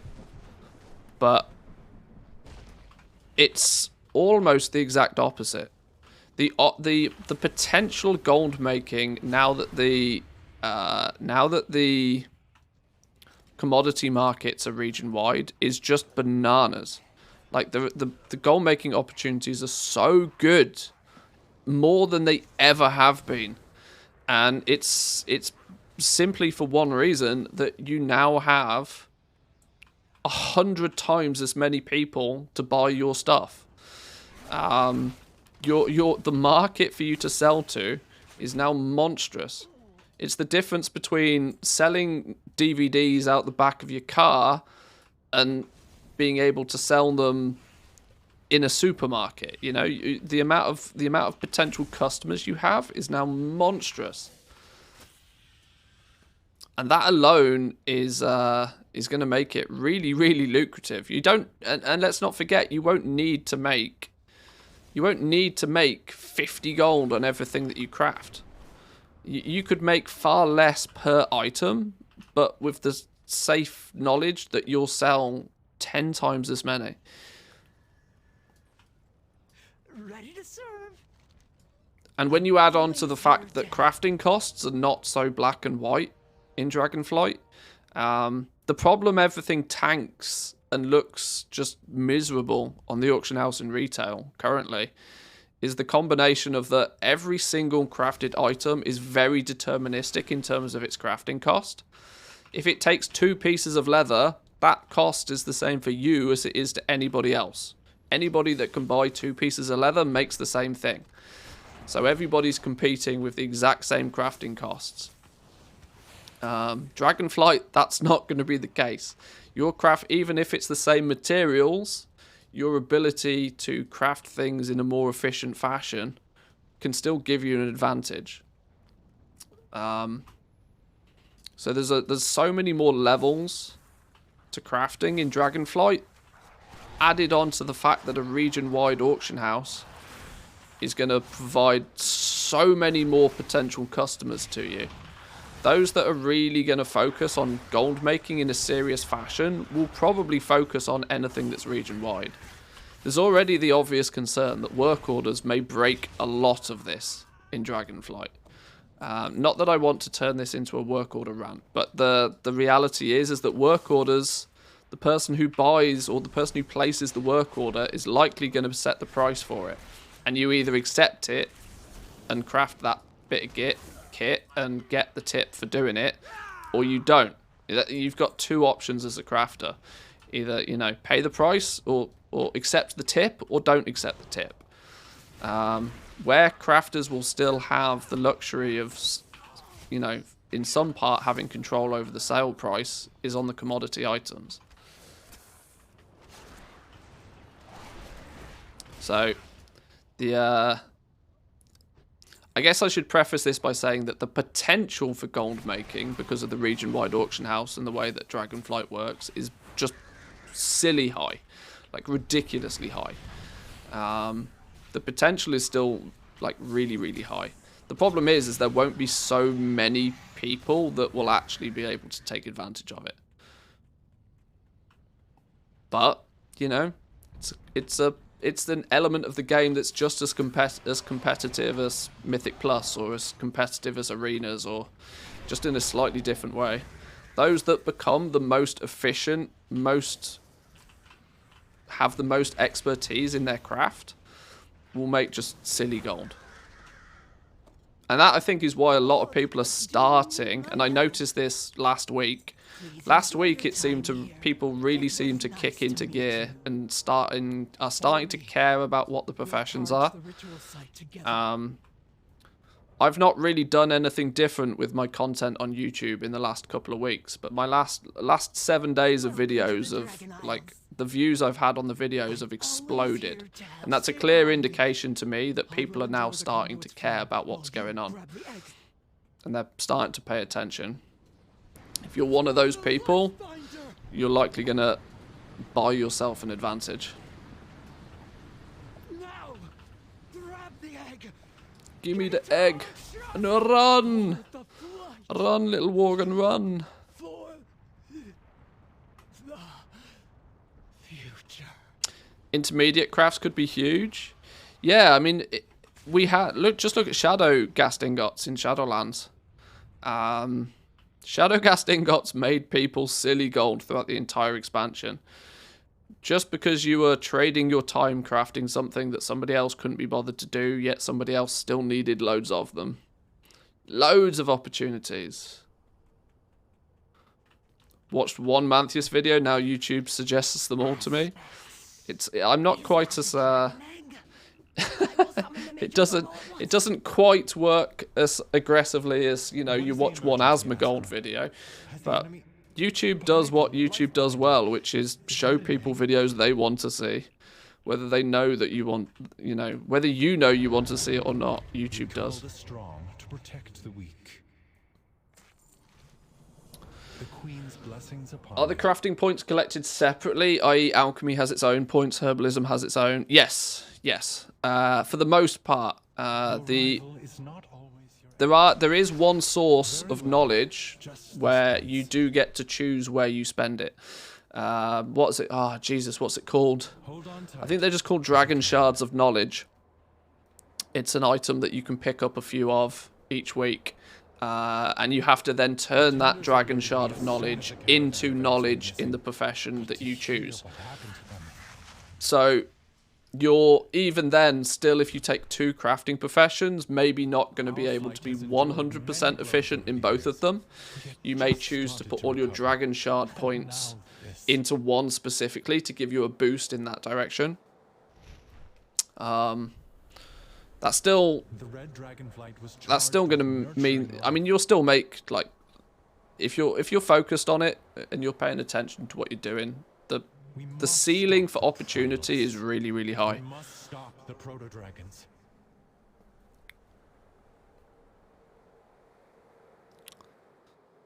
Are the embellishments already testable on the beta, or is there an overview of them? On the tests, not on this realm. This is the leveling realm. You're unlikely to get them, but on the Valdrakken server, which is the endgame server, you can test them. Yeah. Life endures. I haven't specifically done a video on the embellishments, but Safeguard maybe that will come soon.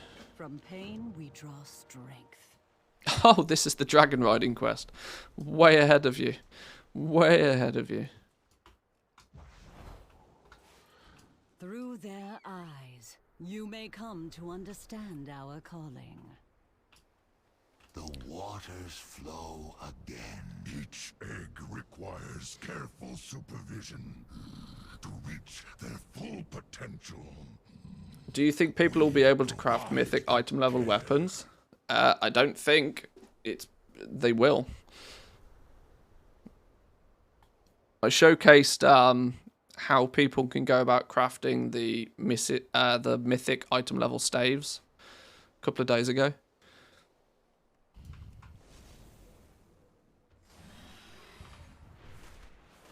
This is why I think blacksmiths are going to be in a really good position, because blacksmiths make the majority of the weapons for most of the classes, with a couple of exceptions, but generally speaking, blacksmiths are going to be selling people weapons for a while. Because who doesn't love themselves a high item level weapon, you know? Especially considering, I don't know, I haven't looked into much detail about the raid loot distribution, but it tends to always be that the weapons from the raid tend to drop from the further end of the raid. So you may find that people will pick up a crafted weapon, as it will be a easy way to acquire a high item level weapon until they get, you know, their actual weapon that they want from the raid.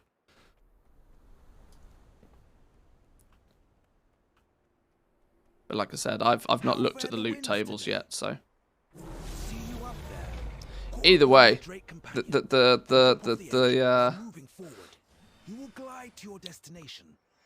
the reality is simple. If you can sell something to somebody that's a higher item level than what they've already got, people spend a lot of gold on that. People love the one thing that people love to spend gold on more than anything else is player power. The sky calls. As you aim for the ground, you'll pick up speed. Use this to fly faster, then level out to reach your destination.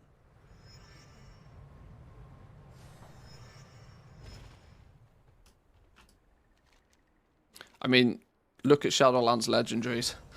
Look how much gold people were willing to spend on Shadowlands legendaries. How fare the winds today? Keep your feet off the ground. You are doing marvelously. Finally, a dive can give you enough speed to rise up and over to a higher spot. Use your momentum to reach your destination. Boom.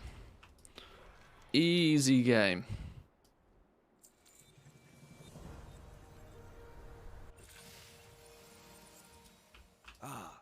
Caught a good wind stream lately. Been asking around the top guild on a full pop server. They don't seem to be aware of crafted gear yet. So I'm thinking might as well stay on a high pop and sell intermediate mats. There's no doubt in my mind that they'll be aware quite quickly. It's one of those things that it all comes together remarkably quickly in the weeks or two. In the week or two before a raid launches, some guilds seemingly have done nothing, and then practically overnight they have BIS lists on the go, they've got plans of actions, you know, all happens in one go. So I wouldn't worry about it, it's coming.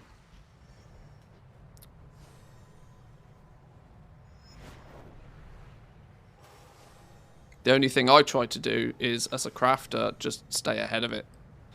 If you can stay ahead of it, you'll be fine. Oh!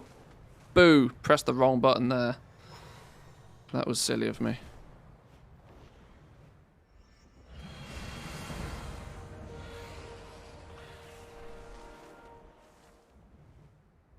It's wasted time to plan too early. Changes. Well, yeah, this is it. Like most people, I would imagine that most people who are serious about raiding probably have not even decided the spec that they're going to main yet, never mind the build or the gear that they're after. That's a very good point. So much changes from week to week with the different builds that it's probably worthwhile keeping up with it, but it's certainly not worthwhile, you know, setting anything in concrete. Oh, it really annoys me how that resets your zoom.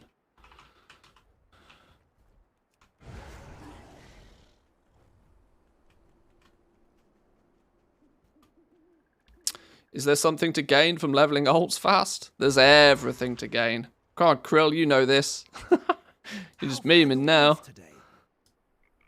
See you up there. You have already met Salome. There's a million benefits to having more ults faster. Who can also teach you about your Drake. Seek out Lythragosa and see what she has to say. My wares were made with knowledge. Do I have to do anything with this? No, just speak to you, fine. Oh, what? Hang on. View dragon riding glyphs. We will not repeat our history. We have been Ta-da. scattered so long.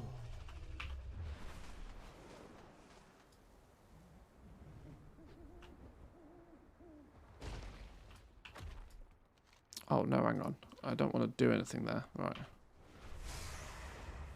I'm going to see, I think, on this one, if I just do campaign quests. Although I am going to be doing a bit of skinning, which will gain me bonus experience, but...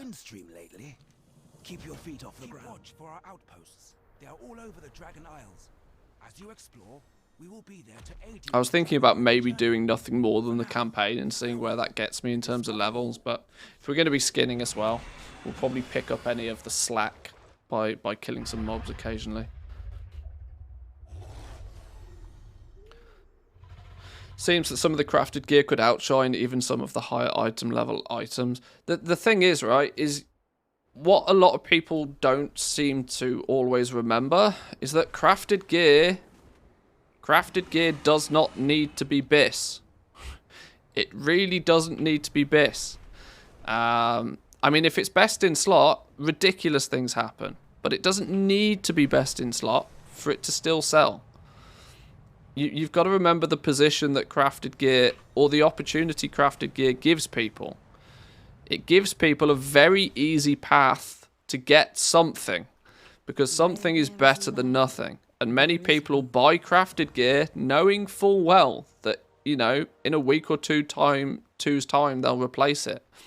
But if they don't buy the crafted gear in the first place, they might not adequately be able to get their best in slot gear. It's a stepping stone. It's crafted gear will often give players the ability to progress in the content that does give them the best gear. People will always, like I said,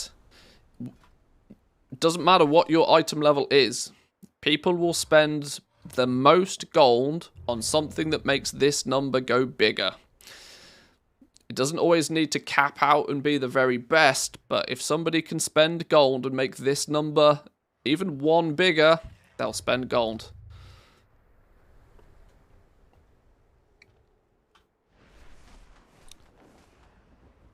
Look just how profitable and crafted like catch-up gear has been in Shadowlands. Throughout the entire expansion, it's catch-up gear. It's not best in slot gear, not by a mile. But you'll still sell it all day long, because it's that stepping stone for people to get access to the better gear, which is where the big win comes from. Ouch! Careful, young one. Oh, can I help? Even unlocking the item level just to run heroic dungeons is big for most people. This is one thing you see, actually. Like, it sounds really gross, but people will buy gear off the auction house. They'll buy crafted gear just to hit the item level requirement to go run LFR. That's the level of crazy that some people, you know. So people will spend gold on anything that gives them power.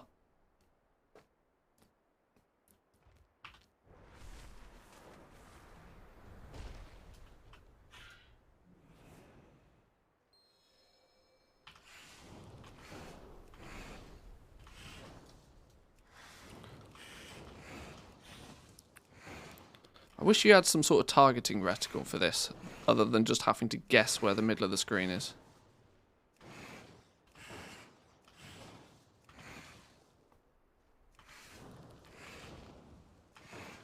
At least he fires, our mini Spyro fires straight.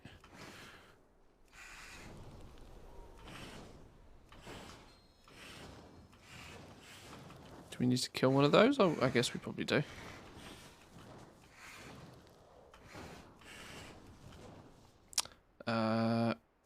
Let's pew this real quick. Then we need, what is it, 4 more agitated something or others. That's these things, right? No. These fellas.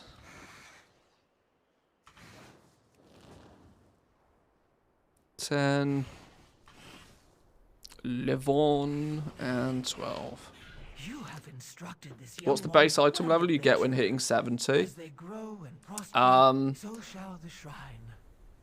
The first character I leveled, I did every quest in every zone. Now, by doing that, I actually hit level 70 halfway through the Azure span. But I think my item level was about 320, 325, something like that. Not anything crazy. World Quest gear pushes you up to about item level 350, and I think 358 is like heroic dungeon gear. But the fact that you can, but that was with me doing every quest in every zone. If you just zerg the campaign and don't do any of the side missions, there's a good chance that you'll hit level 70 with a really piss poor item level, because you just won't have completed as many quests as needed to get you all of the upgrades. I sense this may be Which much worse. only works in our favor, right? Because it means that the lower the average item level is of people that hit level 70, the easier it is to sell them on buying a fancy new piece of gear, right? Especially when those endgame epic items are going to start at, what, 389, I think? That could be just like a like, you know, if you can go to the work order, your gear is like 320, 330, and you can start placing work orders quite quickly for almost 100 item levels, 70, 80 item level bump. I can help you thrive. People are going to pay out the nose for that. And that's even before you look at things like quality and... People pay crazy money at the start of an expansion for just real dumb level gear. Just simply the fact that this is item level 306 and the fact that it's blue will mean if you craft this and put it on the auction house for 15k, you'll probably sell it. This is the thing, right? The people will buy anything that gives them a power upgrade. It doesn't necessarily need to be the biggest or the best upgrade. It just needs to give them something better than what they already have. And they'll part with their gold for it every time. Was level 68 finishing the main quest line. Do more side quests next time for sure.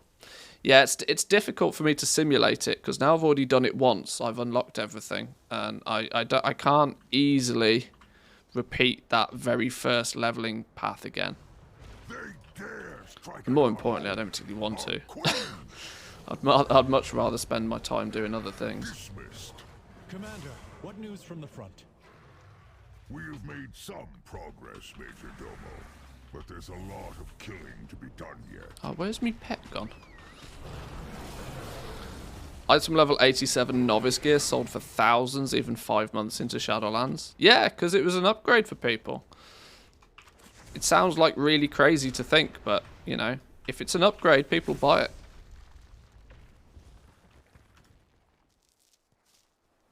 What's your opinion on the training matrices? I feel like rank 2s and 3s are pointless. Same again. They give the impression of being a little bit pointless. But that doesn't mean that they're not useful to people in the right circumstances. They're useless to you if you have a steady supply of access to, you know, Matrix 4s. But you probably won't have a steady supply of access to Matrix 4s. Meaning that 3s and 2s will be your fallback option.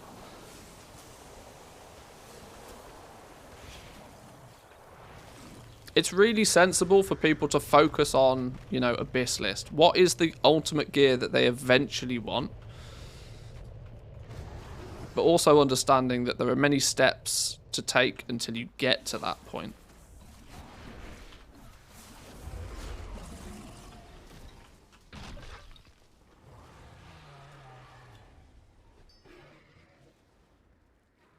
Where are these 4 things I need to pew? Enraged Cliff fellas, these dudes. Let's go pew these real quick. These are actually the quest.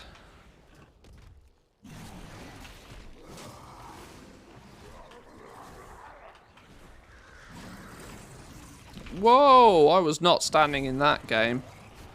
That's latency for it. Whoa! What's going on here? I was definitely not in that.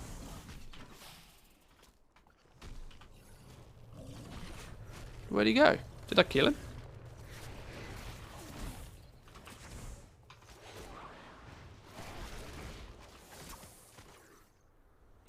Might get some solid sales with holiday raiding. That's also true. It's really difficult to sort of, you know, I quite frequently will find myself saying you'll make loads of gold, but I also try not to quantify what loads means. Simply because we just don't know yet. We don't know. I've had the suspicion for a while that work orders will limit the amount of gold that crafters will be able to make. Or maybe crafters who are heavy into crafting in Shadowlands I'm going to be brutally honest with you. Legendaries spoil people. Legendaries spoil people rotten. Those people who made serious amounts of gold on crafting and selling legendaries all expansion. I get, like, if they suspect that the same thing will happen in Dragonflight, no. You'll make lots of gold, but you'll make lots of gold relatively speaking. The days of making tens of millions of gold a day just by crafting and selling gear are probably gone, if I'm honest. And I don't really think that they should have happened in the first place. But there was such a ridiculously high barrier to entry to Shadowlands legendaries, and then they were not only good, they were also BIS. Kind of meant that it was the perfect storm for crafting, really. A perfect storm that I think Blizzard have been quite cautious to not repeat. And I think that's quite a sensible move to not repeat it. Because like I said, I don't think it should have happened to begin with. Can you explain how work orders work? Not yet. They're not on the beta. We've not seen them. We know that they're a thing, but we don't know the exacts. We've had a few blue posts here and there to give us some sneak peeks into what probably might be happening with them, but we don't know.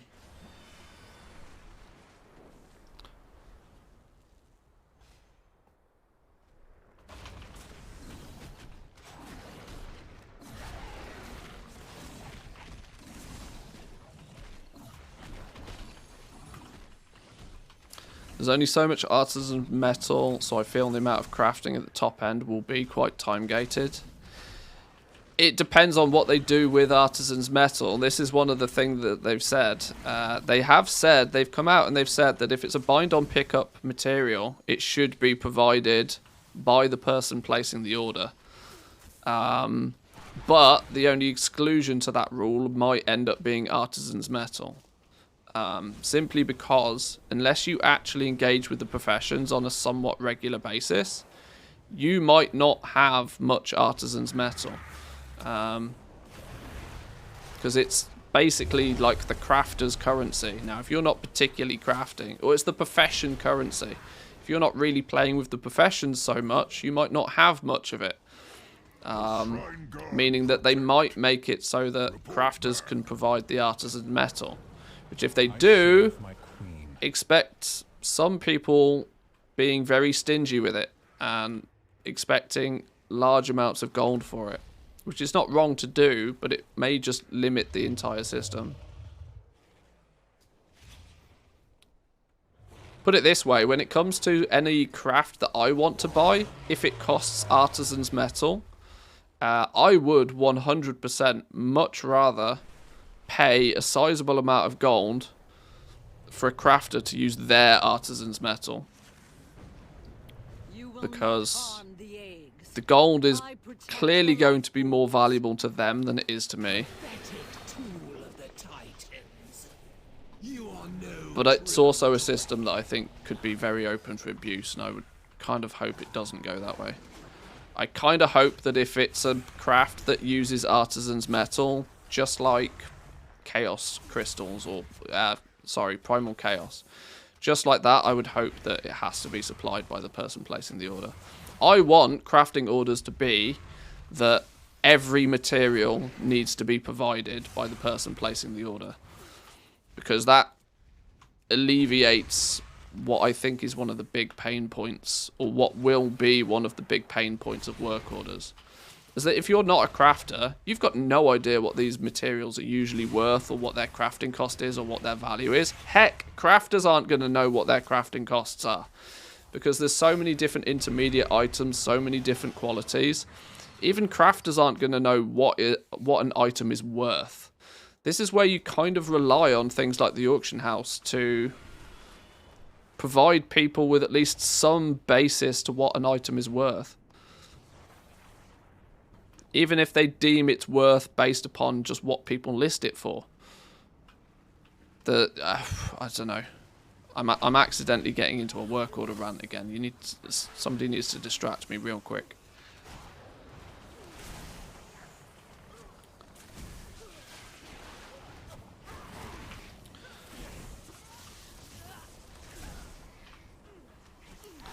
Should us crafters put in work order BOEs, then flip them on? That's not how it's going to work, unfortunately.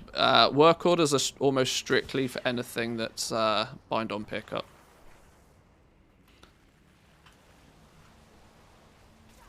Is at least what we do know so far. Where's my pet gone? He's escaped. That is a primal draconium deposit. A primal draconium deposit. I have never seen one of those. That's a big boy. Whoever's got mining right now, come and get this.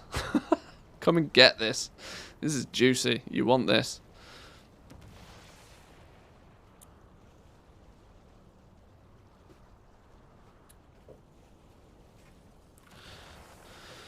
As a PvP player, I'd take leatherworking to sell the BOE patterns that come from the PvP boxes. There actually might be a good market for that, you know. There's a little bit more of an opportunity for PvPers to make gold this time around, which has always been one of the more difficult things to do. If you're strictly a PvPer, you tend not to have many easy ways of making gold. But if the PvP patterns drop from engaging in PvP, and if they're not strictly the crafter themselves, they can be selling the patterns to the crafters, which is a nice way. Plus, some of the materials that go into making the PvP gear has to be farmed in war mode. You can only get one of the essences when in war mode, which gives PvPers another maybe slight advantage. Bit of a unique twist. Where did me egg go? Did I rescue that egg? Oh, no, I don't know. I think I did.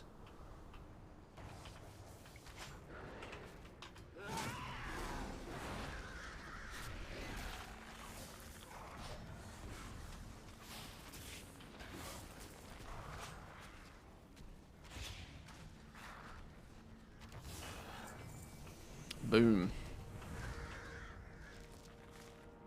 Ah, the rares have actually got a loot table. Nice. It's so weird when you play things like the alphas and the betas enough, you kind of get to a position where you just expect things to be broken, so much so that you're then surprised when they're not broken. I still don't expect to kill a rare and there be any loot on it. Whereas most people, if they killed a rare and it didn't have loot, they'd be screaming to the hills. Where's my loot?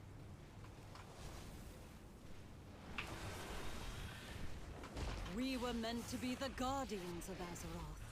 The forces you seek to unleash will imperil us all. There also appears to be a lot of patterns for stuff that just drops out in the world. People are doing quite a nice job of posting in the Discord when they find things.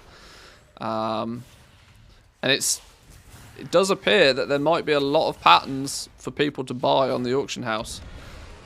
And at least at the start of an expansion, if you come across a pattern that you can sell on the auction house, that's big money. Oh, a saturated bone. Didn't we determine this thing is where'd it go? This is a knowledge point thing for skinning. But is this one that's on...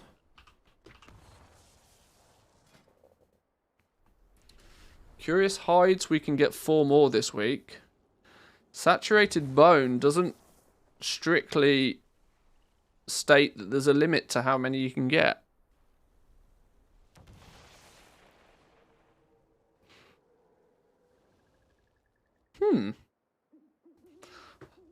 I really hope they're not unlimited farmable. That'd be real gross. With everything that they've put in place to make it so that there's at least an air of fairness about the professions, if they then make it so that just one randomly has the ability to gather knowledge in an unlimited fashion, that's going to be very broken.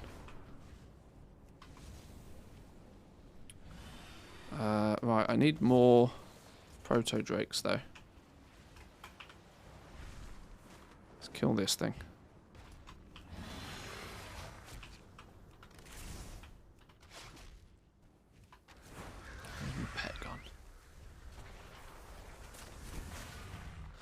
You can just check the Unlearned tab to see where you get the pattern. Have they added that now? Whoa, whoa, whoa, whoa, whoa. Where's my pet and why am I dead?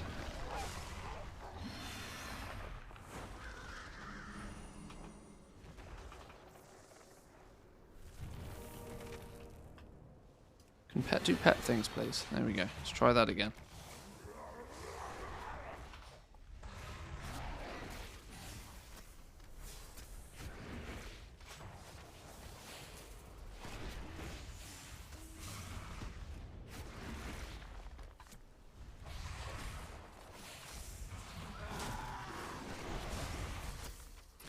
Let me focus on killing this dude and then I'll keep up with chat. Oh no, that's going to squish me. I need to get up this cliff somehow before I die. There we go.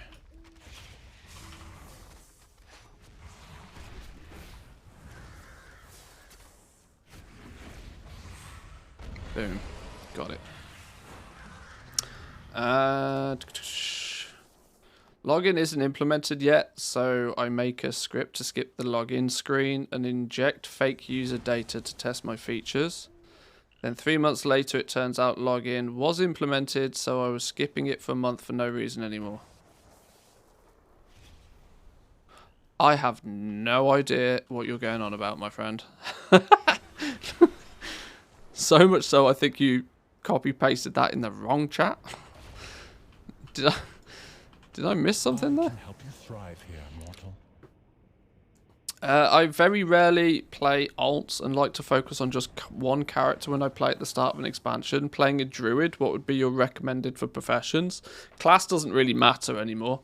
Class doesn't really matter at all. I'd pick whatever benefits your character though. Lifebinder be with you. Profession-wise, you just want to pick what benefits that character. I would always recommend people be greedy first. What I mean by greedy first is that, say for example, you play a paladin, you play a plate-wearing class. It makes sense for you to pick professions that allows you to craft gear for yourself. That would be the way I'd go about it. If if you're struggling for gold most of the time, I'd probably recommend gathering professions, simply due to the amount of gold that you can make by just flying around picking stuff up at the start of an expansion is ludicrous. If you've already got a reasonable amount of gold, then just pick a couple of crafting professions and get going. My main recommendation is not so much to... I know I did a tier list and I sort of stated that this profession might be better than this profession.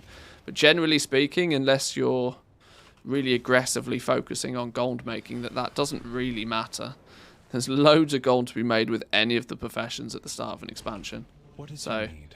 being a little bit greedy and picking ones that benefit you first and foremost, is that there's actually some element of there's some more logic to it in terms of that if you think about it, if you might need that profession to make a piece of gear, then guess what all of the other classes are also thinking.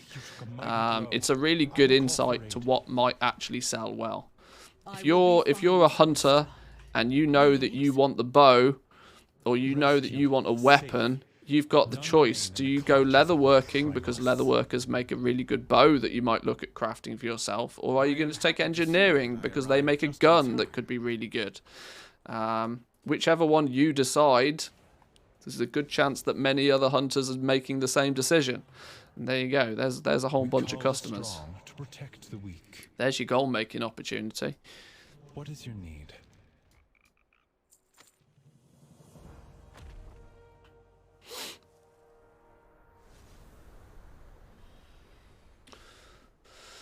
Oh, it's been broken for so long that you just don't try and think of it. Oh, I see. Right, yeah.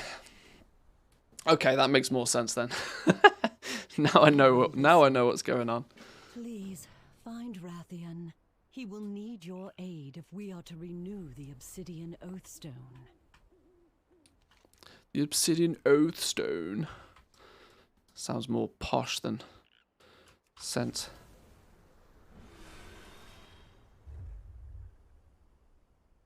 Can I train multiple professions on one character for first-time crafting bonuses that grant metal to accumulate more, then switch to the profession that I want to level so that I have more? It's seemingly going to become a very viable thing, yeah. Often being referred to as just profession shuffling. You know, rotating, you know, claiming first-time craft bonuses from as many professions as possible before actually picking the one profession that you want to go with long-term. The downside of that approach, though, and the only thing that might prevent people from doing it, is because the only time where you should feasibly shuffle your professions is day one of the expansion. It's a real hyper-aggressive min-max tactic that I don't think most people will actually do. Simply because you are going to want to start collecting knowledge for your main profession ASAP. We will find our fate.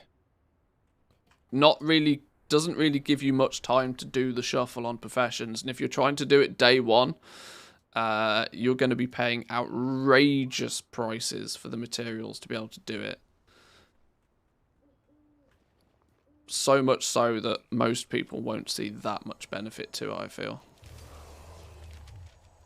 It's one of those things that sounds good on paper, but in reality it probably won't be done by many people. The cost implications of doing it on day one is probably going to be so high that 9 out of 10 people that at least think about it are like, yeah, you know what, probably not.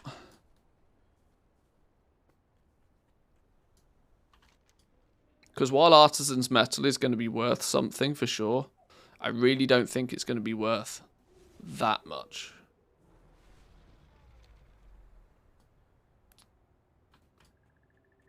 There is much to be done.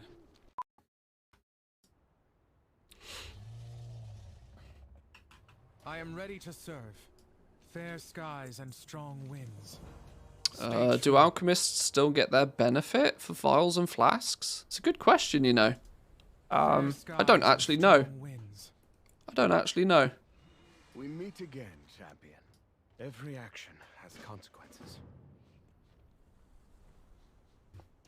Going offline in 30 minutes or so. Should we trade mats on the auction house in a moment? Don't worry about it too much for now. I'm not pushing the leveling of leatherworking just yet, and probably won't do for a few days. I'm just trying to get a few levels under my belt today. Keep a hold of them though. Don't delete the character or do anything silly.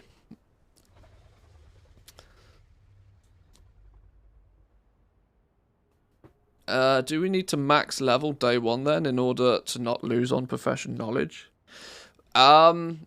Leveling is actually less important than anything. Like, leveling your character is really not too important. There's obviously, surely there's benefits to being higher levels, but it's not crucial to do it super fast. Fao is right. The plan is sound, but I fear we lack. Like I said, for me, everything revolves around knowledge gains. The only I can't really think of anything that's super important for you to be high level from a knowledge gain perspective. But I always find this question really difficult to answer because I tend to think of it as being something that's quite obvious in terms of that, you know, there is clearly going to be an advantage to being higher level. So you clearly just want to be as high a level as you possibly can. Now, I'm also not confident telling people that they need to level all of their ults to level 70 super fast, because that's unrealistic. But the reality is yes, more opens up to you the higher the level you are. But don't burn yourself out trying to level. What business have you? Time is of the essence.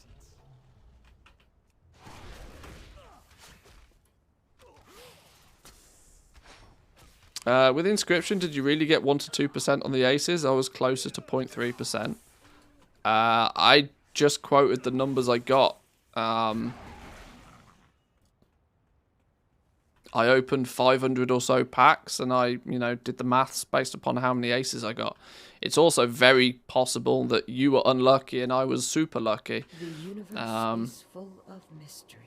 But the point is it's still super duper low. Can I fight like all of these in one go? That's probably not smart, actually, is it? Oh lord, this probably wasn't smart. What have I done?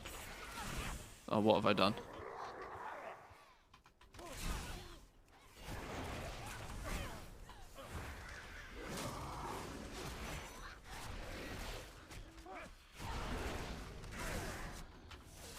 Pet does pet things. Oh boy, there we go. Trigger warning incoming. If work orders give profession knowledge, that's the biggest unknown in leveling and staying competitive. Yeah, I don't think work orders are going to give knowledge, but I think the miscommunication is partly my fault there. There is a quest that awards you knowledge that looks to be a daily quest. There's a daily quest that upon completing it will give you knowledge, and the quest is to complete a work order. It's not that the work order is inherently itself giving you the knowledge, but it's the ticket to success.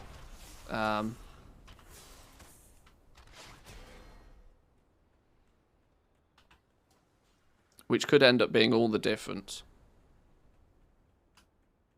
Have you thought about doing any speculation on the WoW token? Not really. I don't think there's much to speculate. The amount of gold you'll get per token will go down. It's happened every single expansion since the token was implemented. It always does. I bet my mortgage on the value of the token dipping aggressively. Because it's a shiny new expansion. Everybody buys the expansion and then buys a couple of tokens worth of gold to buy all of the stuff that they want. Because most people have zero desire to make the gold themselves when they can just buy it with money.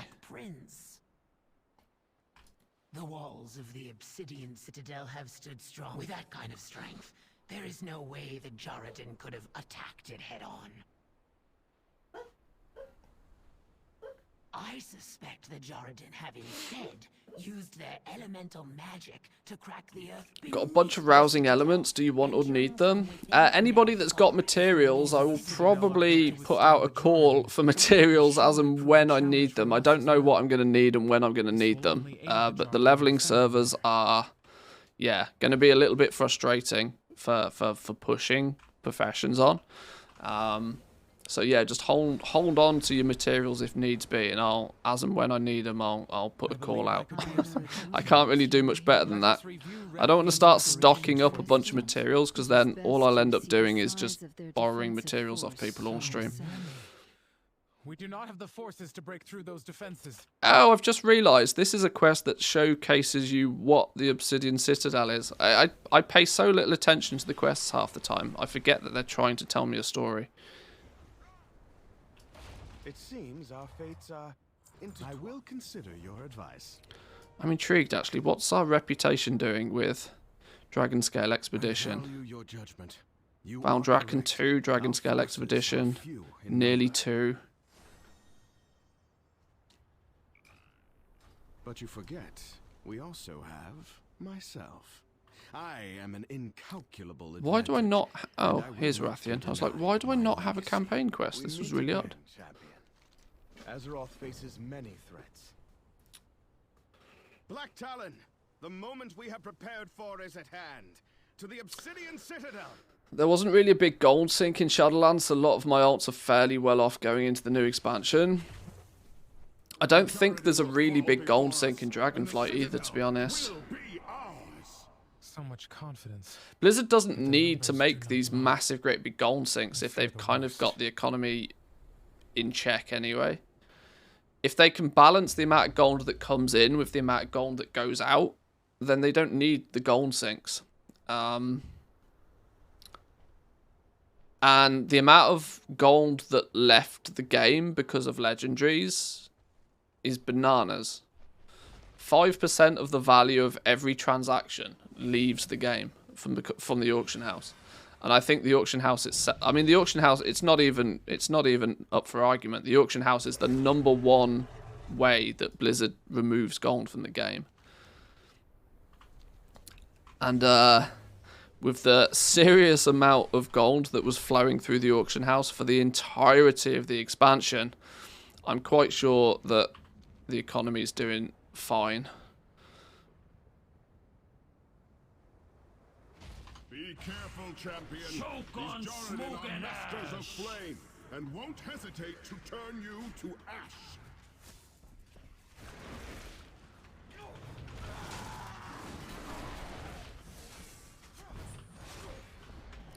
Pet to pet things? Why is my pet not grabbing aggro?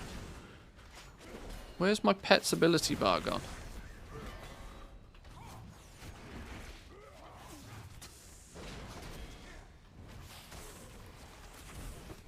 Just make 10 new 5 million gold mounts. I mean, that, if anything, might cause dramatic deflation. I already worry that there are the difference between the regular players and the goblins has the delta between the two has moved very aggressively, and legendaries are clearly the fault of this, right? There are a lot more people running around nowadays with 100+ million gold, and probably a lot more people than there should be as well.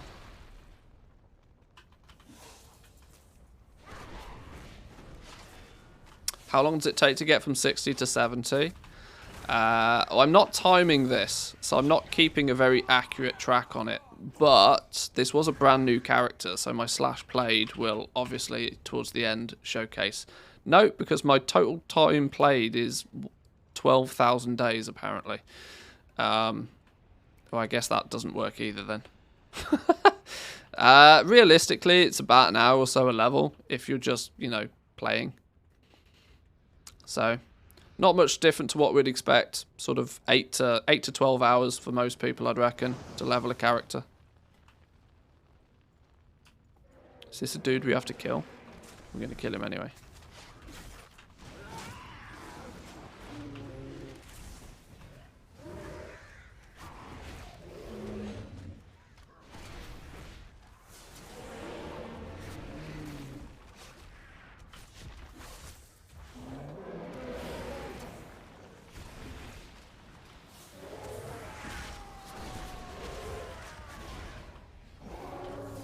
Skipped gold making Shadowlands, burnt out after the BFA Bruto. I think a lot of people did the same. Although, the irony is that Shadowlands will probably go down in history as the most ridiculous expansion for gold making ever. Entirely because of legendaries. I actually hope that we never see anything quite as ridiculous as that again. For one simple reason, it just wasn't fun. It's weird, right? It even got to the point where making like 5, 10, 15, 20 million gold a month was not fun. Because the way, you know, what you had to do to achieve it was just not fun. There's just no other way to describe it. It just, cancel scanning all day was gross. I never want to have to do it again.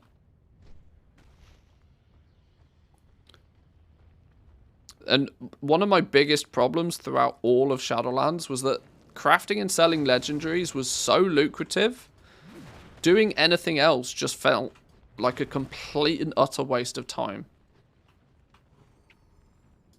There were some huge markets that I just didn't touch at all in Shadowlands. Because I could either spend an hour crafting and selling a bunch of legendaries and make 1 million gold, or I could spend an hour crafting and selling potions and struggle to break even. It was just like, why would you? And it just wasn't fun.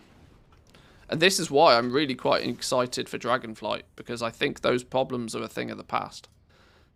And this is why I know I bash on the work order system, but I really want it to be good.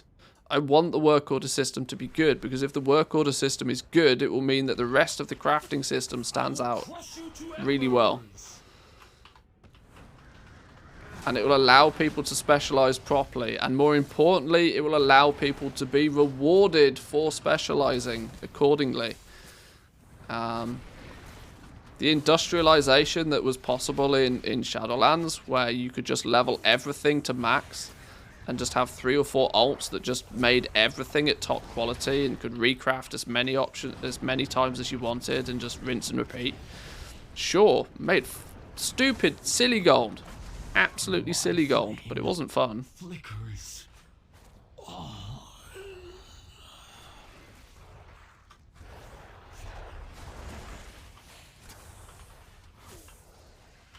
It didn't really feel much like an RPG either. It felt like some economy simulator.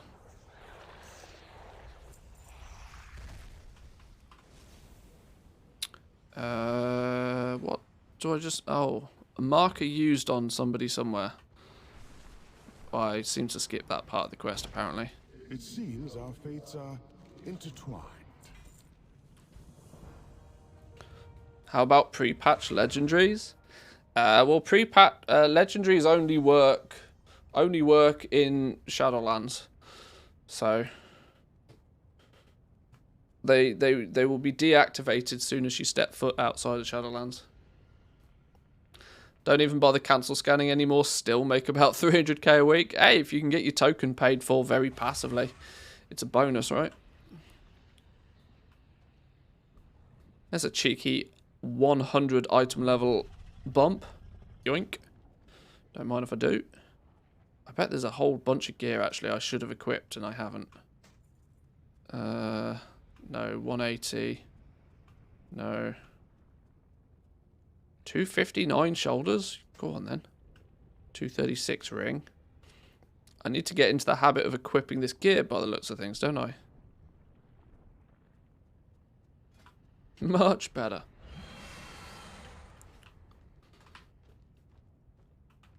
Hello there.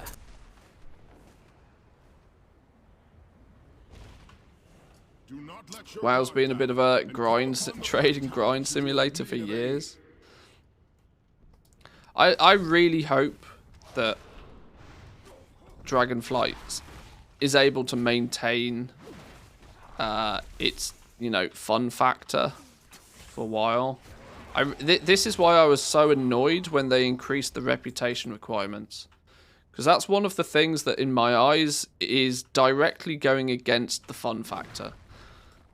I had no issues with the reward structure, but what I did have an issue was them over doubling the amount of reputation required for each level, for seemingly no reason other than to just extend the lifespan of the patch, which isn't fun. And I really hope that the fun factor sticks around for as long as possible. It's odd, right? How you kind of feel obliged to say that you want a video game to be fun. Surely that should be like the default. Surely if it's not fun, then it shouldn't even be, shouldn't even go live.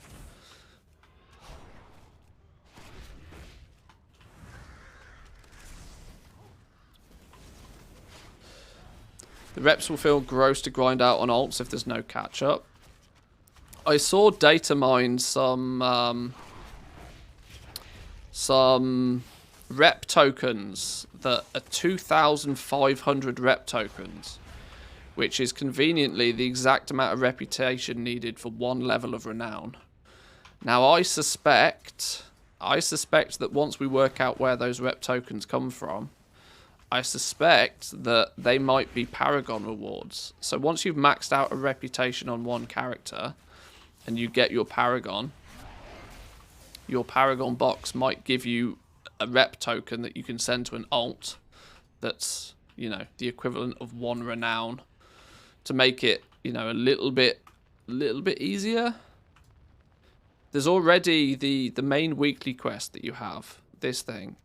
These tokens, these commendations, they give you 500 reputation each. If you're maxed with that profession, these become bind on account.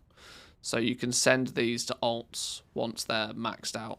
So there is some catch-up in place. But that still doesn't... it's still not necessarily what some people really want. Some people were sold on the impression that Renown was going to be account-wide, and are quite rightly annoyed that it's just clearly not.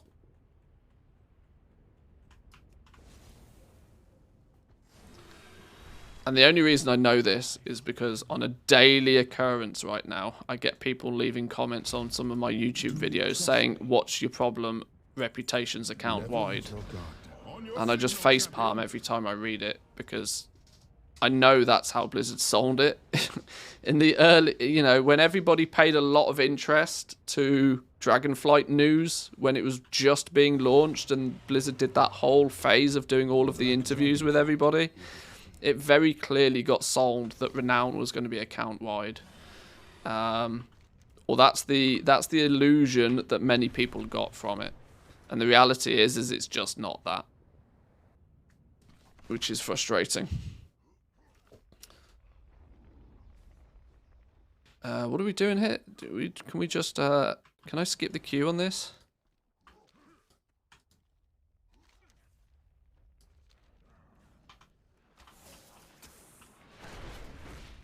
Isn't this meant to be a group thing?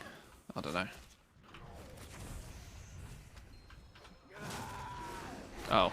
Turns out I could have just ran straight through these fellas. We have them on the run. Now is our chance to strike a definitive blow. I thought all rep tokens you pick up would be account bound once you maxed it out on a single character. Yeah, see, that's one of the ways to...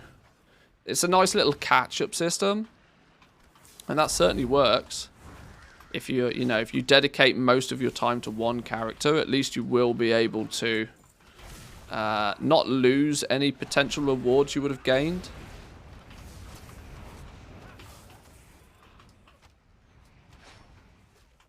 But that's only good once you've already maxed that reputation on at least one character. That still doesn't do anything to alleviate the fact that they over doubled the amount of reputation needed per faction in the first place. Practically doubling the amount of time and effort you have to put in to even get to the point where the catch-up system might kick in. I genuinely don't know why I'm killing these things. I do need to kill 12 of these forces for the quest anyway. It's fine.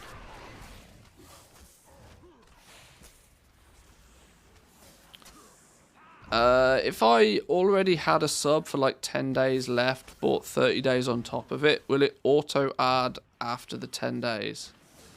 It will just say your account has 40 days of time left. It just adds it on. Oh, got my mind on my money. Rich, boys and girls. Raking in the cash.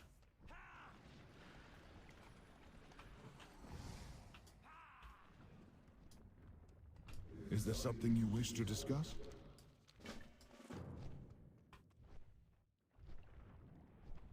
Assist Rathian. What does Rathian want? Let's go. Where are we off to? I know not from where you hail, friend, but I cannot fault such a timely arrival. Outland. Were you expecting to defeat this entire army on your own, little brother? A bold move. I like this little side story between Rathian and Sibelian, you know. I think it's quite cool. I'm not going to give too many spoilers for people that, you know, want to explore it themselves, but it's quite good.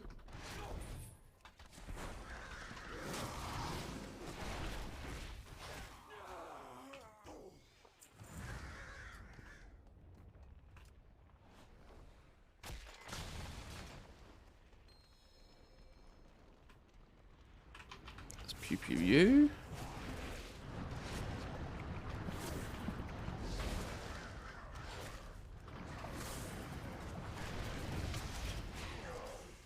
If we can get a couple of levels under our belt, what are we now? We're 62. I reckon by the time we hit 63, we can probably start looking at doing a bit of skinning, getting skinning leveled up a touch, using that to get a bit of levels, bit of experience. Maybe push the first few levels of leatherworking as well.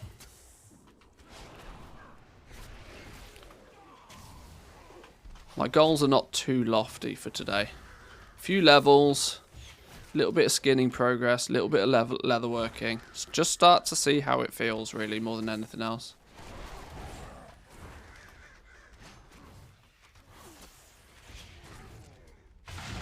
And more importantly, try and see if I can get the daily... In fact, yeah, we should go over to Valdrakken, actually. I still haven't done this. I need to go over to Valdrakken and see if I can pick up the daily quest.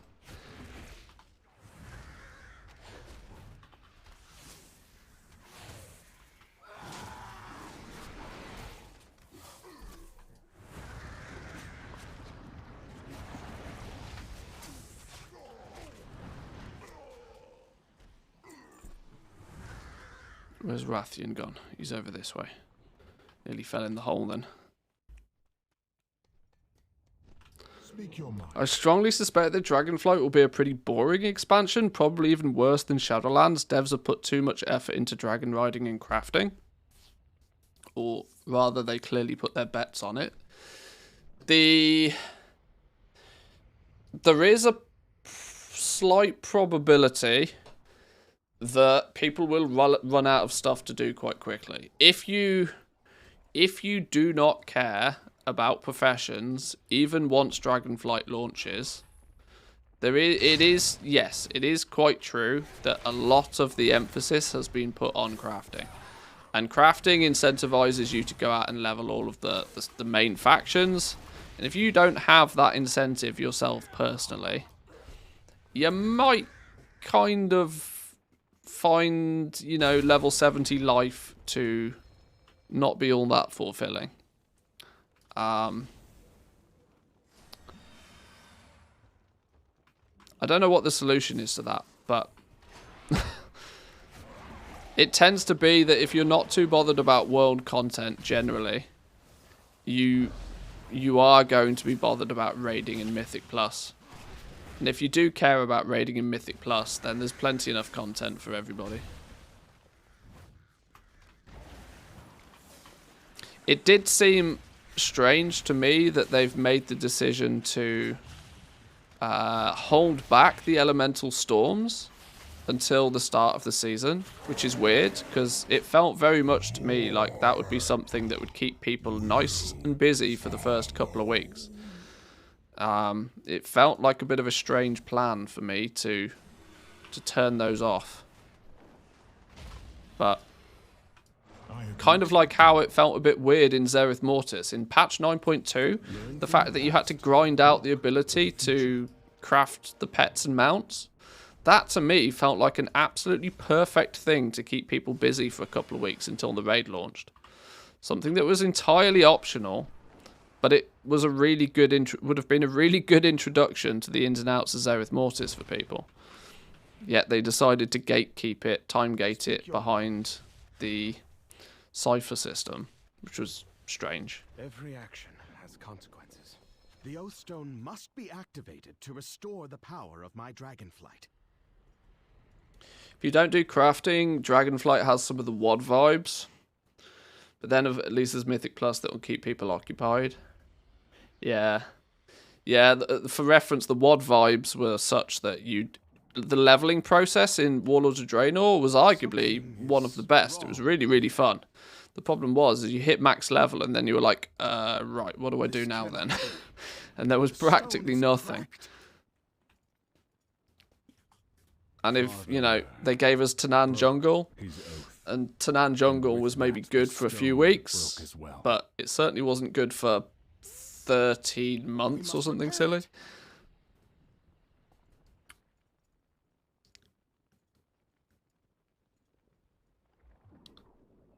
Is there something you wish to discuss? Never let The your forge guard of the down. Earth Warder is close. It is possible. Aspects watch These over you. Jaredin have been looting the Citadel. Perhaps they have taken the fragments. I shall assist you in the search. They increased the rep grind to 62,500 or 75,000 up from 42. Yeah, it was quite a sizable increase of reputation that you had to acquire. And the frustrating thing for me was that the common argument against that was like, oh, well, they've increased rep rewards from quests. And I agree, they did. But the quests will only get you the first 6 or 7 renowns. You know, there's another 20 renown that you have to grind out after that, where you're still subject to this, like, unnecessarily long rep grind. Put it this way, though.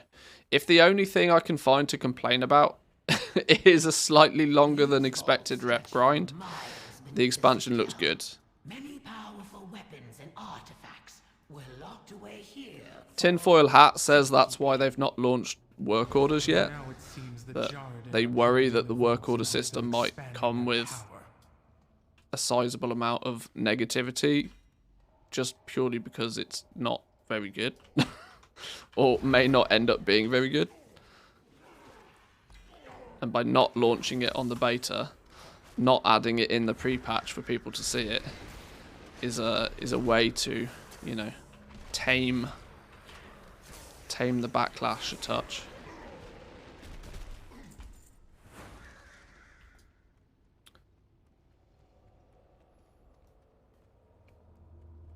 WoD could have been the best expansion ever if they'd actually had enough endgame content. Clearly a lot had been cut out. There was supposed to be another patch and more instances and raids. Why? Yeah, it's Shadowlands was subject to that.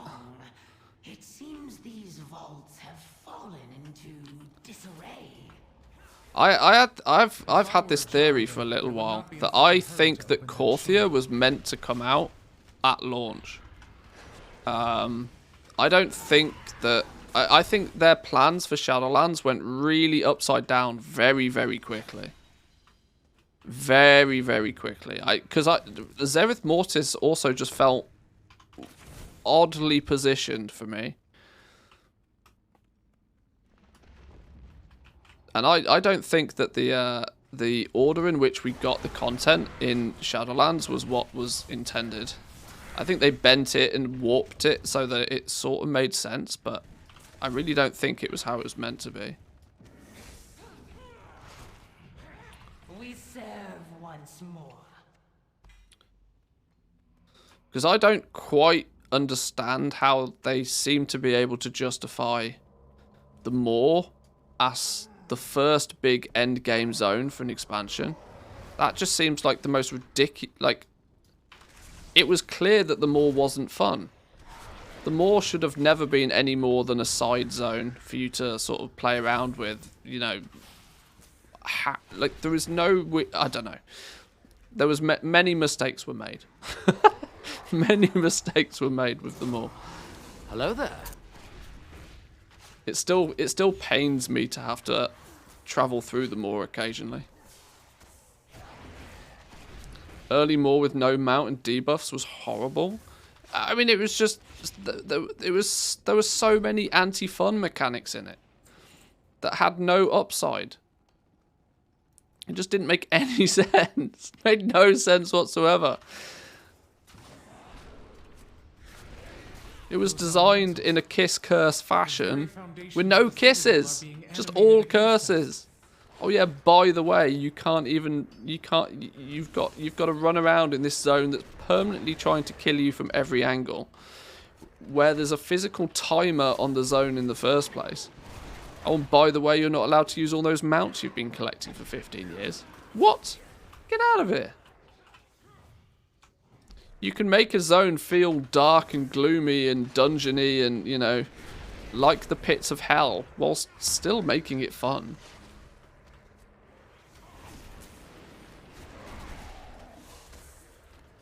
It doesn't have to be all rainbows and kitty cats, but I mean, it's, you know, there were ways around it.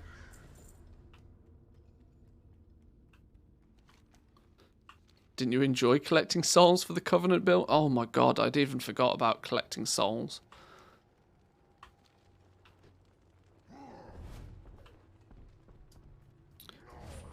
We want to make this place feel bad, but we don't know how to portray the feeling, so we'll just make it bad. Well, that's kind of how it came across. We've done a piss poor job of telling a story, so instead of trying to rectify that, we'll just make the place painful to be in, and then it'll do its job for us.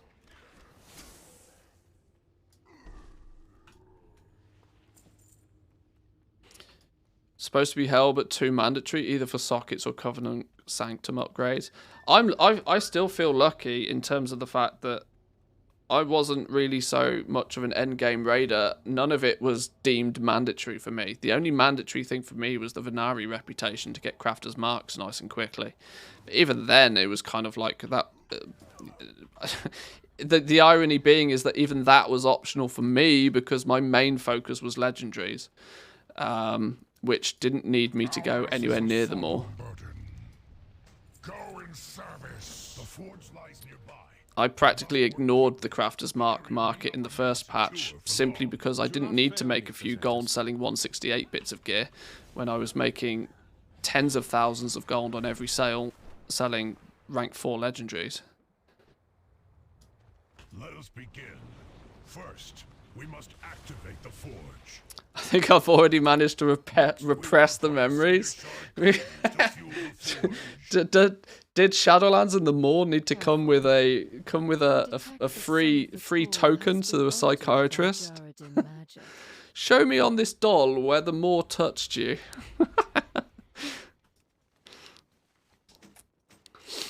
It touched me internally.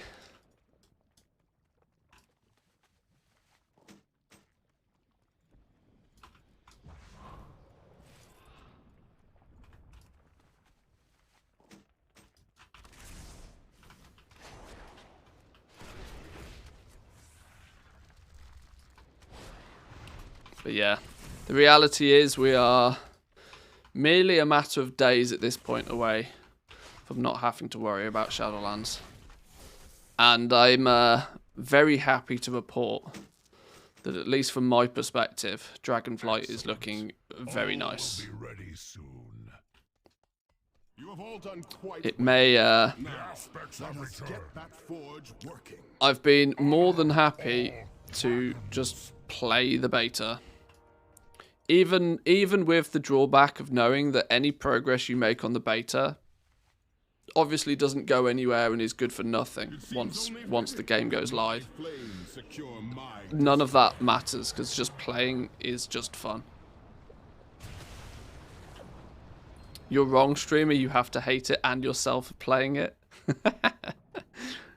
The funny thing is like it was not that I was streaming during Legion, but it was funny to watch people who were streaming during Legion complaining about Legion when we just stepped out of Warlords of Draenor. We just stepped out of Tanan Jungle for 13 months, and yet it was still, oh, Legion's shit. Now everybody looks back at Legion and was like, that was a really good expansion. I have been expecting you. It's just fashionable to be, you know, to shit on stuff. Or at least that's how it feels. Do you trust me? Be swift, champion. I must claim the throne now. Do you trust?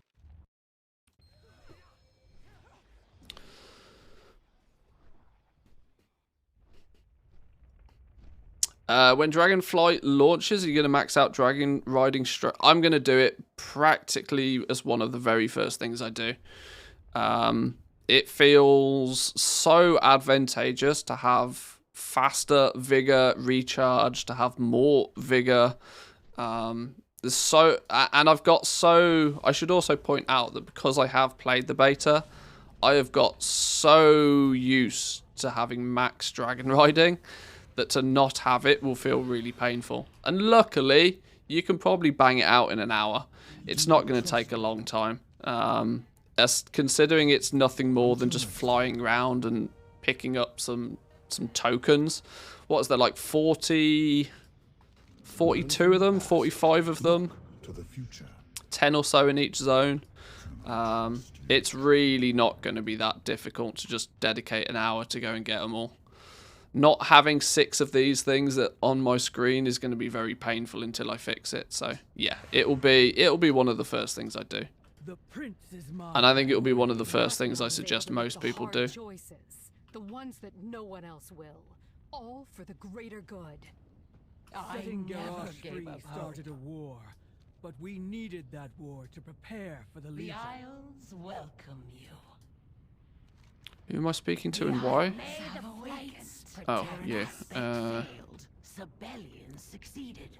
Despite Deathwing's madness, despite the rage of the Grog, I wouldn't worry too much about a route so much, other than you just need to know where all the nodes are. There's a handy notes plugin that already exists. I can't show it you on the map now because I've already collected them all, but there's a handy notes plugin called Handy Notes Dragonglyphs, I think they've called it, which is, where is it? Yeah, there you go. Handy Notes Dragonglyphs. Install this and then just fly around and pick them up. The only thing that might slow a few people down is that dragon riding is quite different to what most people will have experienced before. It took me a while to kind of get to grips with the ins and outs of exactly how to, you know, fly and swoop and keep your momentum and this sort of stuff. But now it's just muscle memory. I've been keeping an eye out. He does what needs to be done. Honor and glory didn't help defeat the Shah. I have lived to see them return. Despite some questionable methods, it is hard to deny Rathian's results. You stand before the He Black has Prince. worked tirelessly to protect all creatures of Azeroth from numerous threats. Hang on, there was a piece of gear there. In fact, I've picked up a whole bunch of gear. Let's put some of this on, shall we?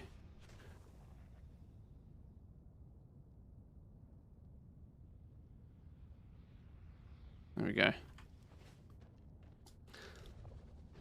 My plan's to collect the glyphs organically whilst leveling and just clean them up at max level. Yeah, I mean there's no right or wrong answer. You can do it in whatever order you like. Some of the header nodes, header abilities, you don't unlock these until you reach certain checkpoints in the campaign anyway. So even if you do fly around and pick up, oh there you go, look, there's actually 12 in each zone. So what's that? 48 that you can collect in each zone. Oh, that's quite cool. I didn't realise they'd given you a tracking thing in game even for these. You get achievements for collecting every one as well. So there's a whole bunch of achievement points you can pick up.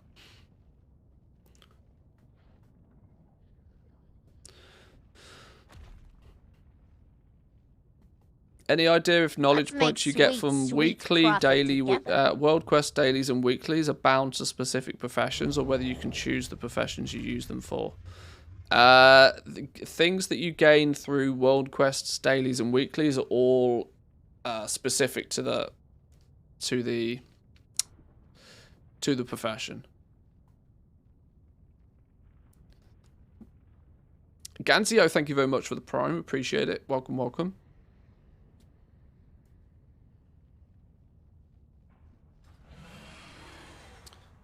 Hop on a dragon riding mount, speak to Sibelian to start moving the eggs. Where's Sibelian gone?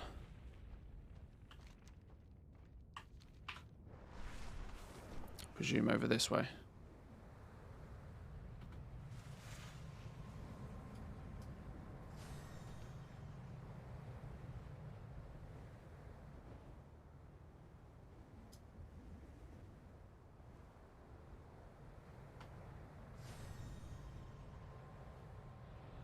Well, actually, this feels like it could be.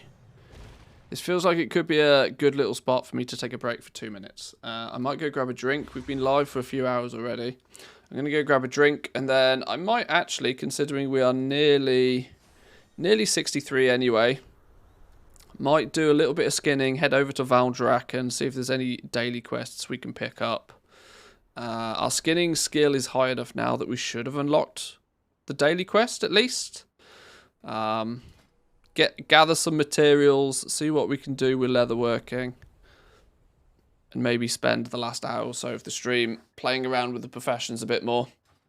But I'm going to take a break for 2 minutes, boys and girls. I suggest do the same.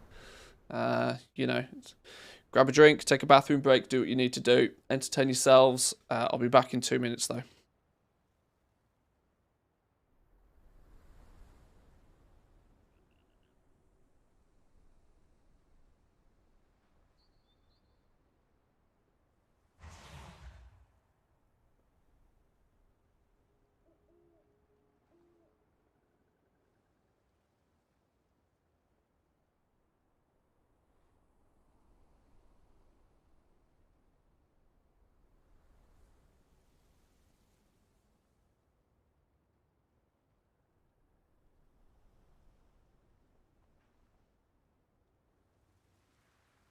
Let's make sweet, sweet profit together.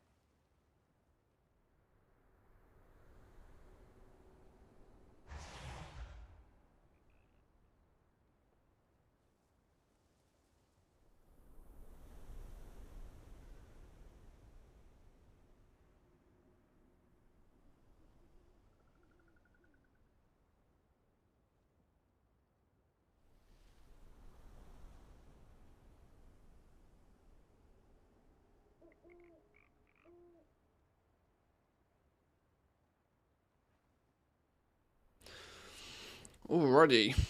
Alrighty. Do the profession world quests change if I change the profession? Or if the blacksmithing world quest is up but you switch to leatherworking, then you... I have no idea. I have no idea. I wouldn't really recommend switching your professions around all that much anyway. Maybe, yeah, we'll chill here now. Let's head over to Valdrakken. Where did I set my Hearthstone to? You know what? It's in the wrong place. That's alright, fine, we can fly.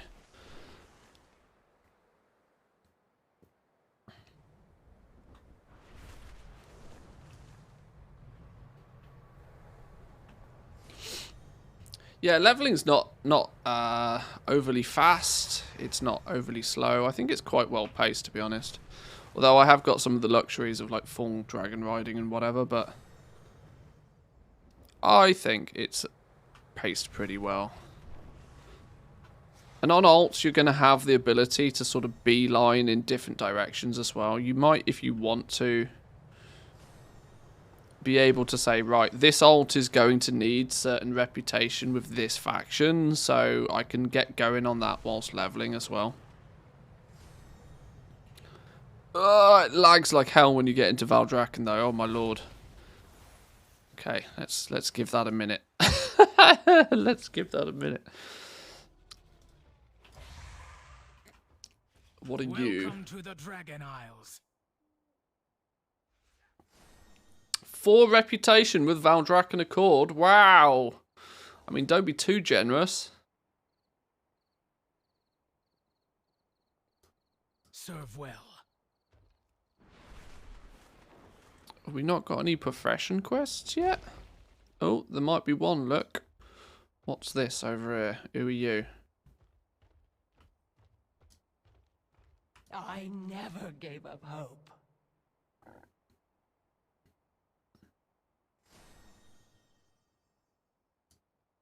Just a basic Valdrakken quest. Did we not end up with enough? Search for Titan relics. Sparks of life, there's your span. Did we not end up with enough knowledge points or skill points to pick up any daily quests yet? Boo. I thought we would have by now. I thought unlocking the spec trees would have been enough.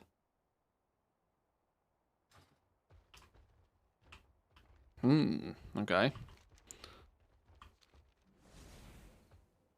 really was expecting to accidentally stumble across a skinning quest. Oh, hang on, what's this? Oh no, this is the pet battle one. Yeah? What do you want? Have a good one. Do you need to be max level to unlock the profession world quests? Not that I'm aware of. Hang on, I don't think there is any world quests for professions.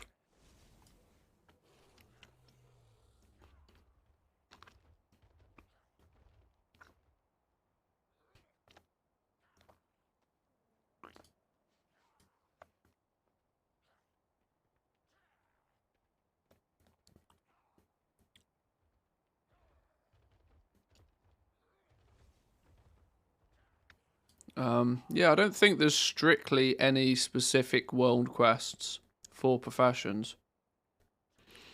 Certainly not as a source of direct knowledge, anyway.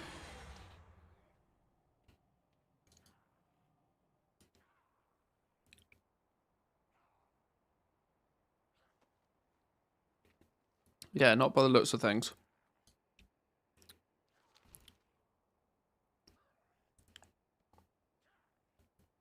I think I did some alchemy world quests at some point. Oh, really? Oh. Well. Well, then maybe you do.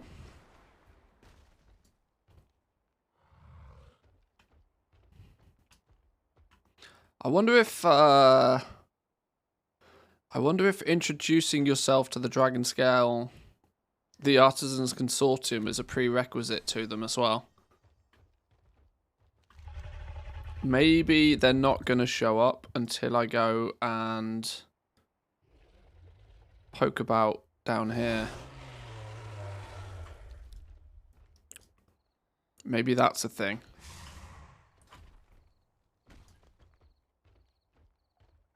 Because Thomas Bright is he's the fella that usually gives you the weekly quest for Artisan's Metal. But he clearly isn't yet. Let's go head back over to the Artisans Consortium main faction and see if there's any quests that appeared there. Haven't played WoW since Cataclysm. Is it worth coming back now for? I mean, since Cataclysm, it's an entirely different game. I mean, the fundamentals are the same, but in over 10 years, it will feel very different.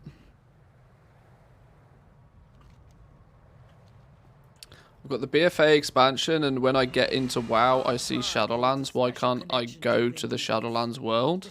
Because you'll need the Shadowlands expansion. And eggs are trapped in our overtaken village. Please, help save them. Shadowlands is still the current expansion pack. Even though we're all talking about Dragonflight, it's still technically the current expansion pack. If you only have the base version of the game, obviously there'll be lots of assets in the game that will point you towards it. But you won't actually have access until you buy the expansion. Gather meat for us and bring back stories of your exploits.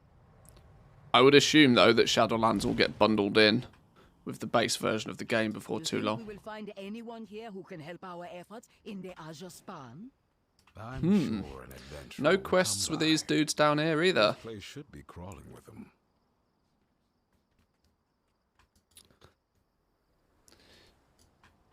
Can I help This you? is a campaign quest to the Azure Keep a keen Span. mind and a watchful eye. Let me have a look at you. I was really hoping to have quicker and easier access to the Profession World quests, if I'm honest.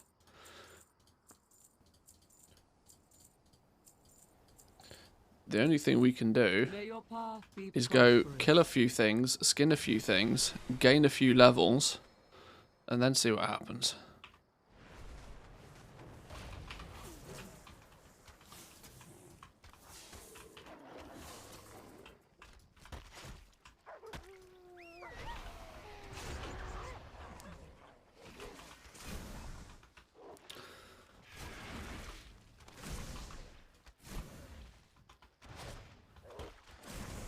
Not really the best at gold making. Should I sub now and start trying to make some gold, or wait for the release? Your opportunities for making gold at the moment are pretty slim. I'm not going to try and pull the wool over anybody's eyes. Your ability to make gold right now is painfully slow. It's the end of the expansion. Nobody wants anything. Nobody's buying anything. Nobody has any need to buy anything. Currently, your time and effort will not get you very far. But there is obviously stuff you can start doing to prepare for Dragonflight. Honestly, one of the best things I would probably do is take a look on the PTR, see what's coming up, take a little look, spend a bit of time, do a bit of research, investigate what professions look good to you, what you might want to focus on when the game goes live, so that you have you're not trying to learn everything at the same time. Honestly, one of the biggest skills for gold making is just being able to work out what's going on in the game before other people. Knowledge is power, as they say.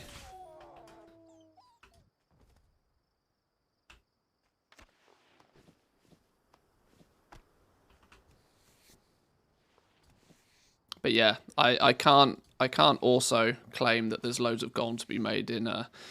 There are many YouTube videos out there that will try and tell you different, but the reality is that retail gold making is pretty dead right now. You can spend lots of time trying to farm up stuff and killing things and skinning things and whatever in retail, but the reality is that unless you've already got a very, very well established system up and running for gold making, gold is not easy to come by right now. And it's, you know, the reason why is pretty simple. Nobody wants anything. So nobody's buying anything. And if nobody's buying anything, you can't sell anything. We're actually getting guaranteed skill ups for every single one of these. I tell you what, leveling skinning to 100 is going to be a piece of cake. Actually, piece of cake.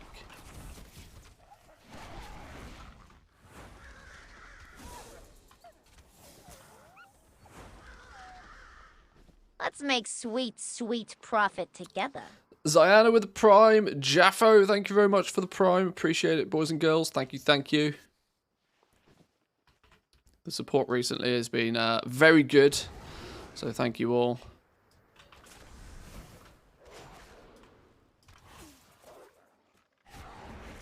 What type of coffee am I drinking? Right now, I'm out of coffee completely.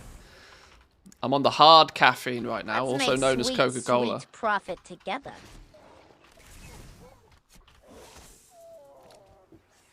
Vanora Gaming, thank you very much for the Prime as well. Appreciate it, boys and girls.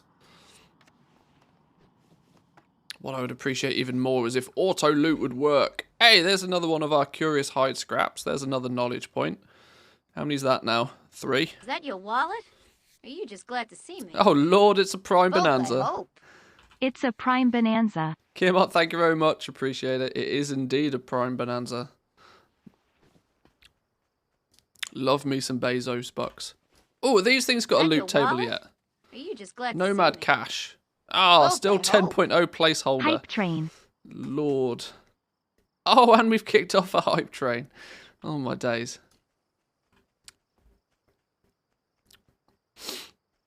Appreciate it, Elia. Thank you very much. 17 months. There's an OG to the stream.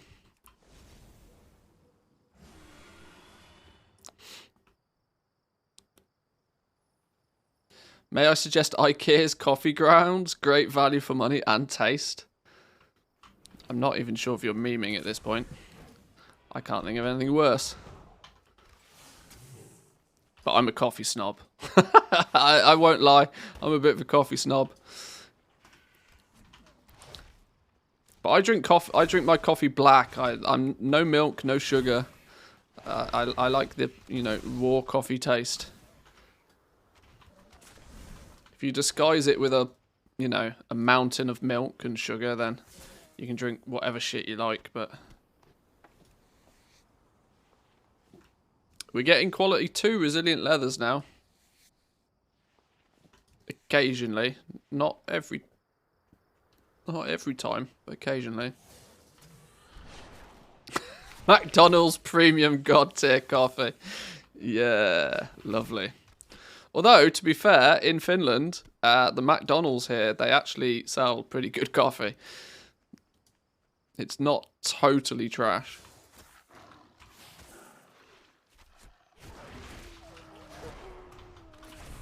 Same here, first salary, bought an $800 espresso machine. That's a lot of money on an espresso machine. But I'm proud of you. Well done.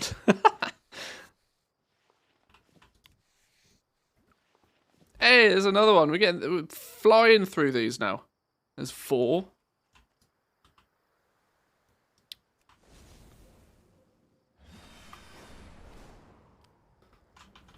Is leveling via skinning going to be a thing?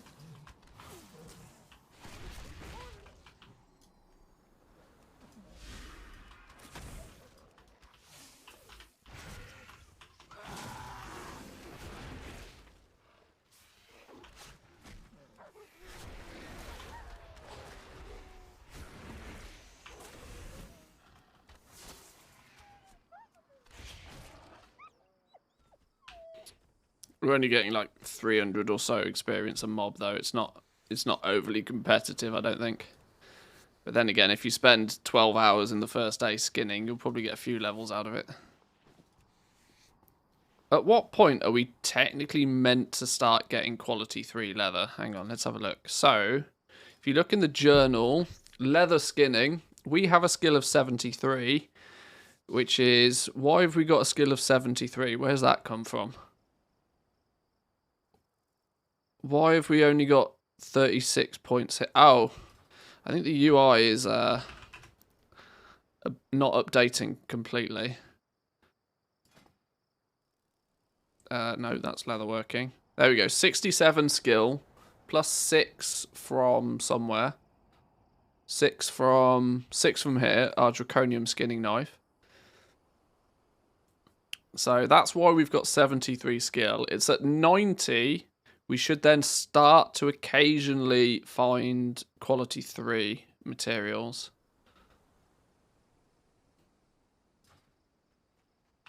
Or quality 3 leather, I should say.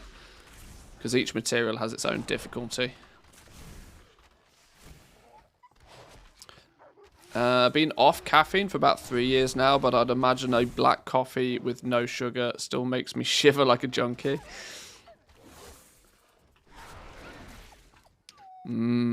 Coffee. Get in my body.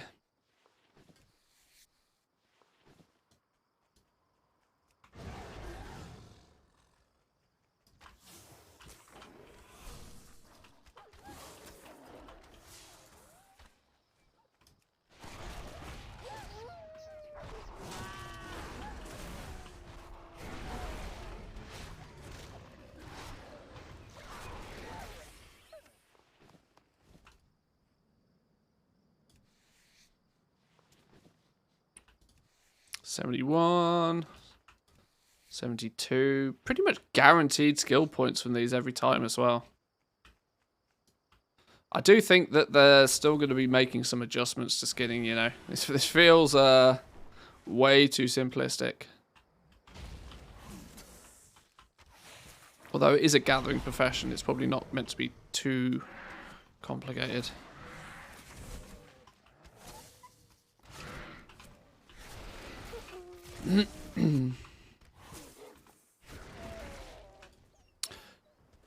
Trying to figure out if I should spend the first days grinding materials or just level first. It's a priority thing, right? It depends what your personal priorities are. I'd always recommend that the more opportunities will be available to you, the higher your level is. So, and it doesn't take it's not exactly a an overly lengthy thing to level anyway. 10 to 12 hours of gameplay for most people, I reckon, is all it'll take to level. And once you've done it, right? Then you can go back and do whatever else it is you want. But if you're really thirsty for that easy gold, some of the most ridiculous gold per hour results can be had in the first few days of the expansion. There are people out there that will do nothing but spend the first 12, 24, 48 hours of their gameplay just killing things and farming and making gold. But like I said, it depends how thirsty you are for that gold coin, you know?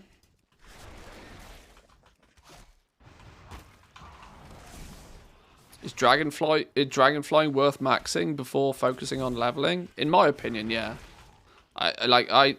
I mean, it's the advantages are obvious, right?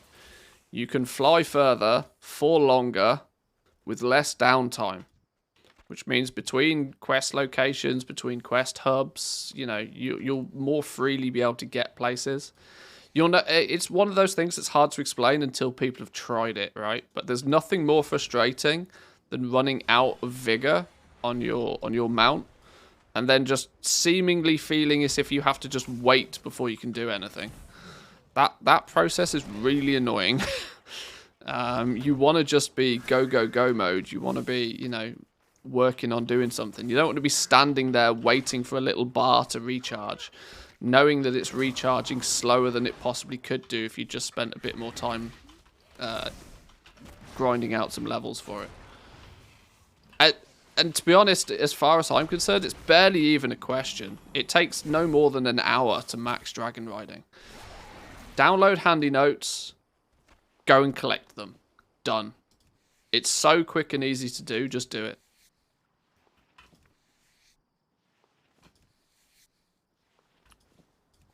Right, we're now at 90 skill. So in theory now, we should...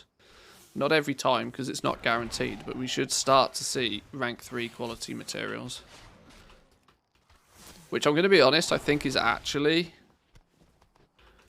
too easy. I'm gonna make a weird call here to nerf skinning, because this feels way too quick and easy. If you compare this to what it takes to get top quality ore or herbs, this is a cakewalk. This is far too easy.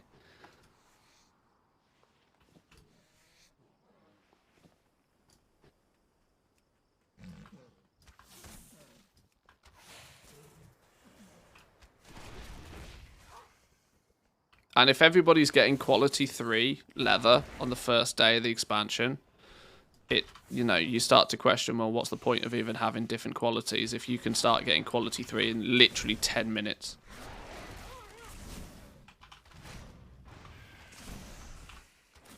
It should take some conceivable amount of effort to get quality 2 and quality 3.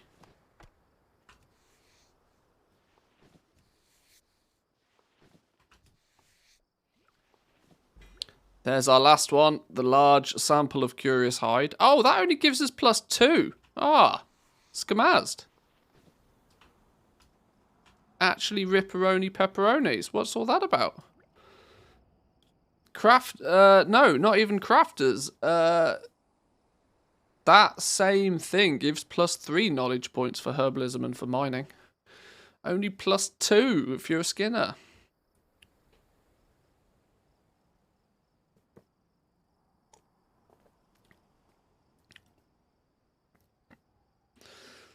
For professions, what do we even actually unlock at max level?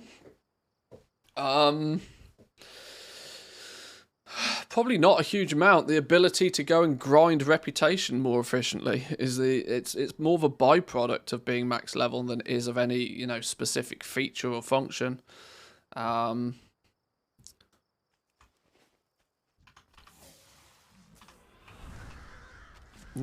not anything, you know, totally specific. The likelihood is that the source location for a lot of recipes is going to be things like the endgame dungeons and such, but there's no strict reason to be max level for professions, other than you're obviously, you know, the main limitation is going to be reputation, which is something that you can't really do most of it until you're max level.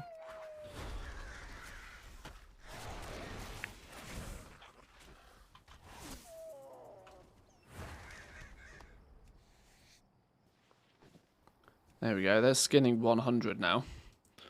Skinning 101? That's not meant to be a thing. 102? Hello? What? Hello? Have I missed something here?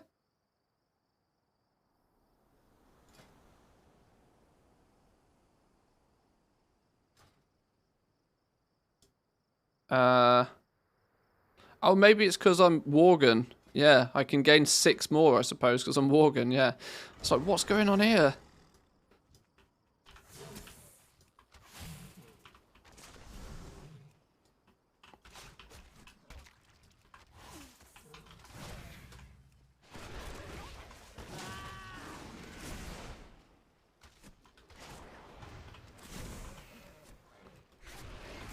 Yeah, it's pure furry bone. I mean, Worgen bonus.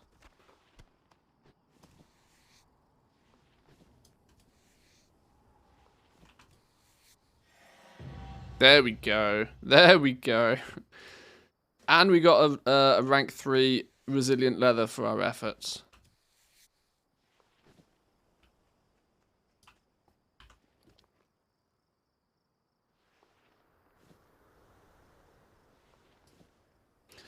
So yeah, rank 1 resilient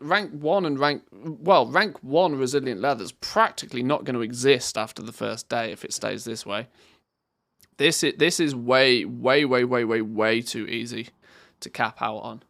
Way too easy to cap out on.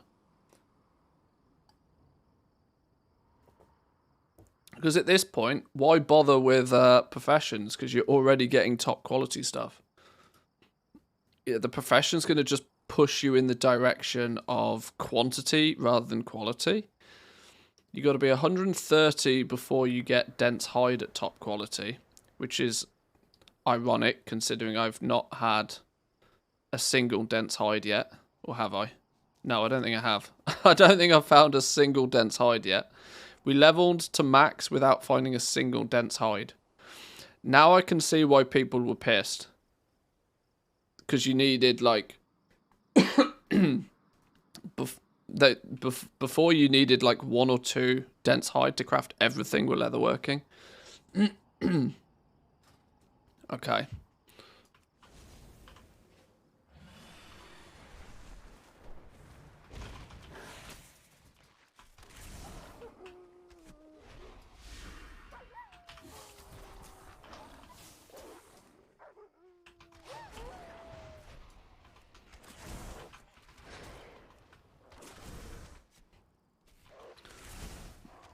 Blizzard's got a whole month to fix it, so it's definitely going live this way. I remember in the, I remember towards the end of the Shadowlands beta period, it was surprising to see just how much they crammed into the last few days and weeks. They were literally changing. Hey, our first ever dense hide was a rank 2 dense hide. I remember they were right up until the last couple of days changing significant things. So if there's time left, there's time left.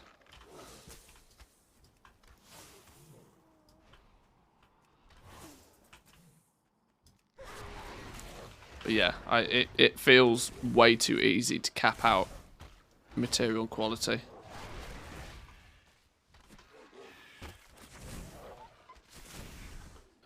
So you reach the level you can get rank 3 leather, do you still get rank 1? Each quality has a... Okay, it's how do I explain this? So, hey, a second dense hide. The way that quality works with gathering is slightly different to how we understand quality working with crafting. With crafting, it's when you reach a threshold, then you guarantee something happening. So with crafting, you have these thresholds. Once you've reached the difficulty, that is the threshold for you to get something at the best quality. The way it differs with gathering is getting to that threshold. So say when we look at leather skinning, now right, having a reagent difficulty of 90 means you need to get to 90 before you'll ever see a quality 3. But you will still, behind the scenes, the way the game works, when it rolls the dice of what quality you're going to get, you just have a 90 bump to whatever the number is. And there's going to be there'll be a table of, you know, quality 1 might be from 0 to 100 is the roll. If you roll between 0 to 100, you get quality 1. If you get 100 to 150, you get quality 2. And if you get, I don't know, whatever the numbers are.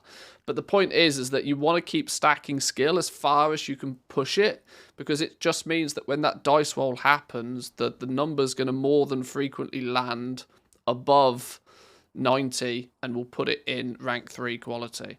I've probably butchered the description of that, but it's hard to do without, you know, some visual indicator of how it works. But if you understand kind of like the way that these games tend to function in terms of its, you know, everything's based on a dice roll. It just means that the further you push your skill, the greater the probability is of it rolling high and in turn giving you better quality materials.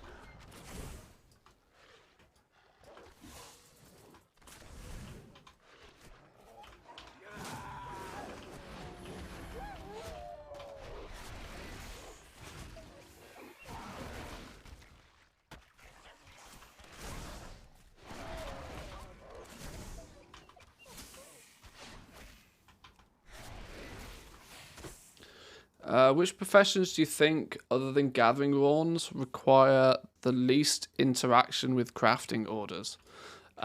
Anything that's commodity central. So alchemy, enchanting, a little bit of jewel crafting, anything that what you're crafting is going to be sold on the region-wide auction house is obviously not going to be a work order thing. Work orders are a much bit. There's another dense hide. Work orders are a much bigger thing for sweet profit gear together. crafting. So tailoring, blacksmithing, leatherworking, a little bit of jewel crafting.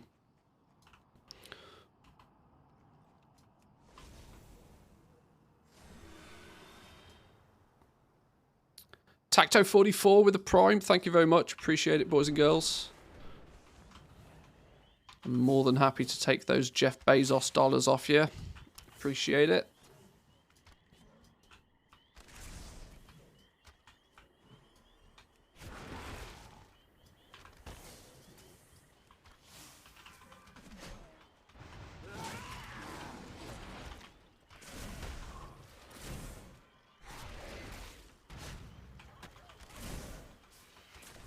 I'll tell you what, I'm going to be leveling a hunter for skinning at this rate. This is easy business.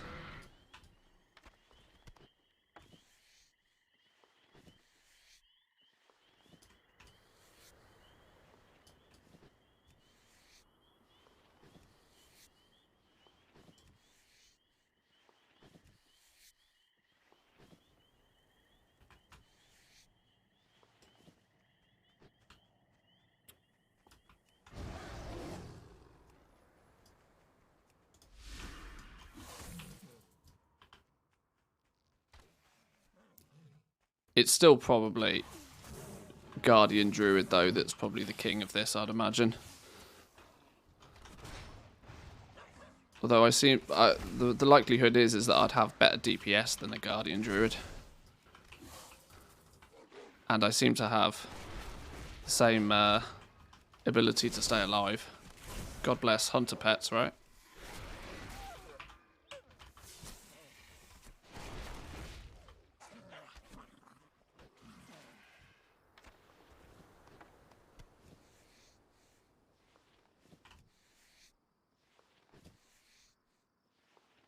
Your finesse helps you find something extra.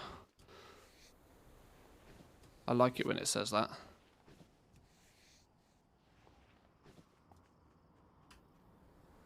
So, what we theoretically have done now is we have capped out skinning. We are, hey presto, magical at skinning. We have no more discoveries we can make from Curious Hide this week. So 5, 6, 7 knowledge we get that way.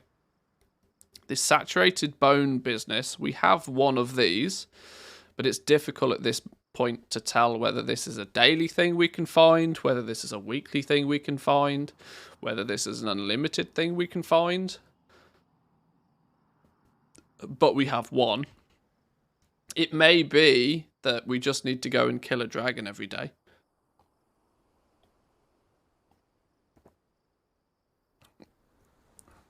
What we should hopefully be able to do now, though, is get some daily quests for skinning, surely.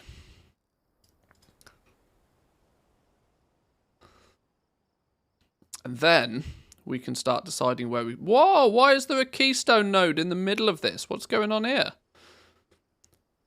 Learn how to improve lower quality hides, refining them from 1 to 2. See, this is another reason why I think this is way too easy to do. They have to jack up these difficulties. They have to jack these up to like 150 or something. Because before I've even had the opportunity to spend any knowledge points, I'm already practically guaranteed quality 2.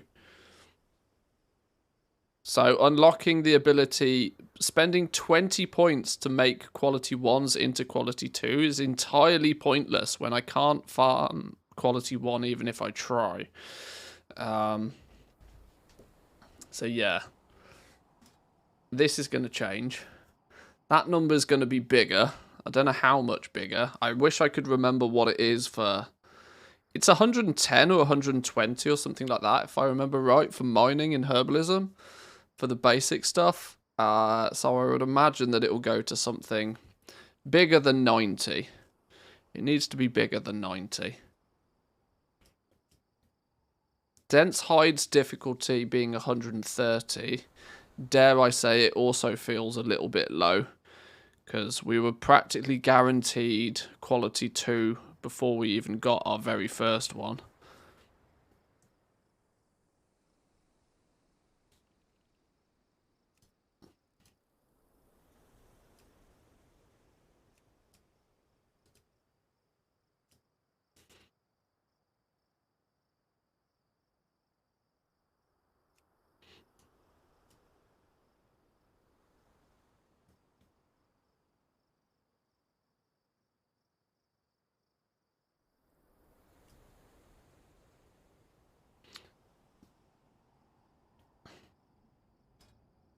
So I guess we need to start thinking really a little bit about where we put our speciality points. Do we go tanning? What do we offer here? In fact, before I pay too much attention to this, let me get somewhere that feels a little bit safer than just chilling out in the open. Like standing on the top of a mountain. No! Ah, we'll stand up here. Look, this looks like a good spot.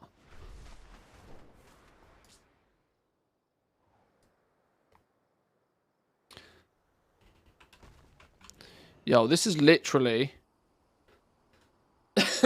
this is literally like a scene out of The Lion King, look. Ah, Savenya! One day this kingdom will be yours. Anyway, we'll chill here then, I guess, and we'll take a look at the skinning thing.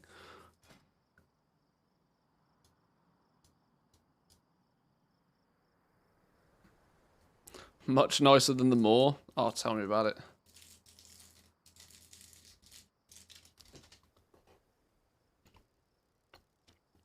So, tanning.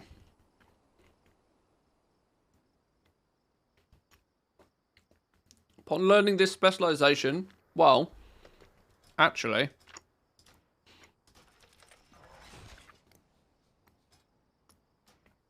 we can unlock all of them now. Because we've 100 skill. So we get... Start at the beginning. So we get a small increased chance to gather hides while skinning. That could be why... we have not really seen many of these things so far. But now we should see some more. Anything interesting in here then? Improve the quality from 1 to 2.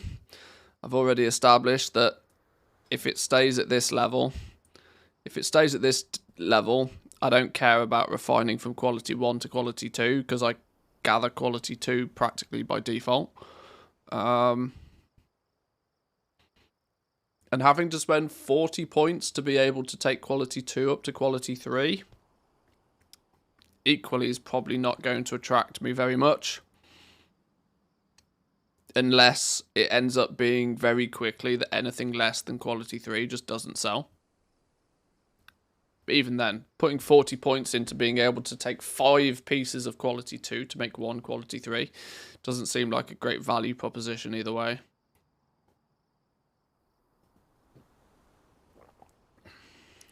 Just joined the stream today to see a face of a man's intense focus. Is skinning that bad?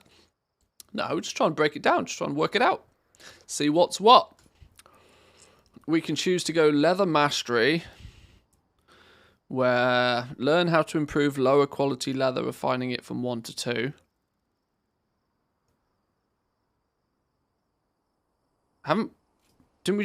Isn't that here? Oh, learn how to improve lower quality hides, refining them from 1 to 2. Oh, well, that might interest me. Okay, that makes... Okay. That adds a little bit more value then. That does add a little bit more value. Because it's the hides. Refining those. Could be some big bucks in that, for sure. Oh, is that going to be this entire tree is just about turning quality 1s and 2s into quality 3s and stuff? That's grim. This is hella boring if that's the case. Finesse, blah, blah, blah, skinning, perception. Yeah, this is really boring. Really boring. Refining 2s into 3s. Whoop-de-doo. Okay. It's really boring. Tanning tree is really, really boring if these difficulty numbers stay as they are. They're really, really boring because you're already practically guaranteed quality 2, if not quality 3, by the time you've maxed out skinning, which you can do in 20 minutes. So this entire tree is basically dead on arrival. Apart from maybe tanning, if turning quality 2 hides into quality 3s becomes lucrative. We'll see. Oh, hang on, who's this? Who's bringing me... People bringing me elusive mobs. Thanks, boys and girls.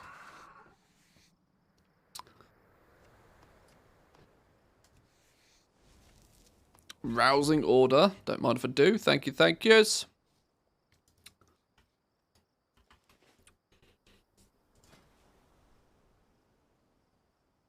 So yeah. Tanning, for the most part, dead on arrival. Real boring. If that's the case, then which one of these do we care about more? Harvesting or bait crafting? Harvesting improves your efficiency, gaining deftness while skinning per point in this specialization. Next major rank is more deftness. This is also frustrating because deafness is really boring too. Deafness is just gathering speed. Yeah, you can skin a bit faster. You know what's better than increasing the speed in which you gather? Increasing the DPS in which you kill mobs. Really boring. Gotta offer me something better. Your knowledge of autonomy gives you an upper hand, increasing your damage against beasts and dragonkin whilst outdoors in the dragon art. See, now we're talking. There we go. What did I literally just say? What's better than speedy skinning? Speedy killing is better than speedy skinning.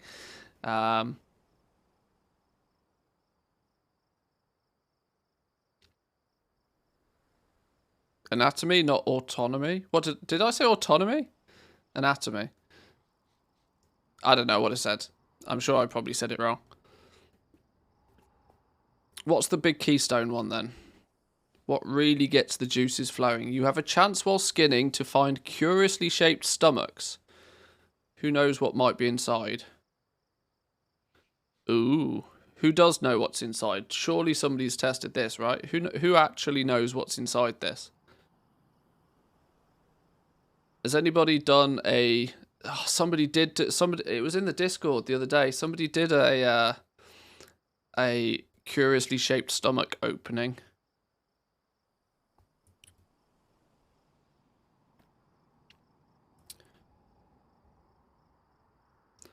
Grey items, enchanting mats, the vibrant shard, chromic dust, all types of dragonflight meats, and some fish. Okay. Stuff. More stuff. Stuff is good, right? Stuff is good. Stuff, we can sell stuff. As long as it's not just like grey shit, it'll be fine. Autonomy, your Factorio brain is kicking in. You're probably right. More stuff is more good. Yes. Yes, I can agree. Okay, that's not terrible then. That's, at least in my scenario, that seems more interesting. Just straight up a damage buff. Don't know what the damage buff is going to be, but 20 points gives you a damage buff. 40 points gives you just more loot to sell. Perfect. Right, where do we go from there then? Lure Crafter. Own your skills at gathering usable morsels in the Dragon Isles, gaining a slightly increased chance to find morsels while skinning per point in the spec. You have a chance to gather bite-sized morsels while skinning. Learn to craft the scale belly mackerel lure. So, okay. This is going to be for fishing, right? This is a fishing thing. We have... where are they? Where are they? Fishing lure recipes. Here we go. Alarian sea moth lure. Okay, a lure for each of the different fish, basically.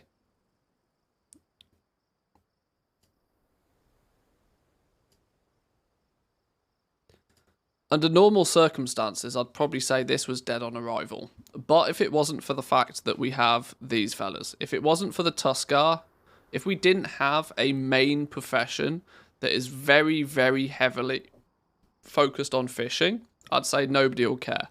But the fact that we do have a faction that's going to focus on fishing, this could be a viable path for people.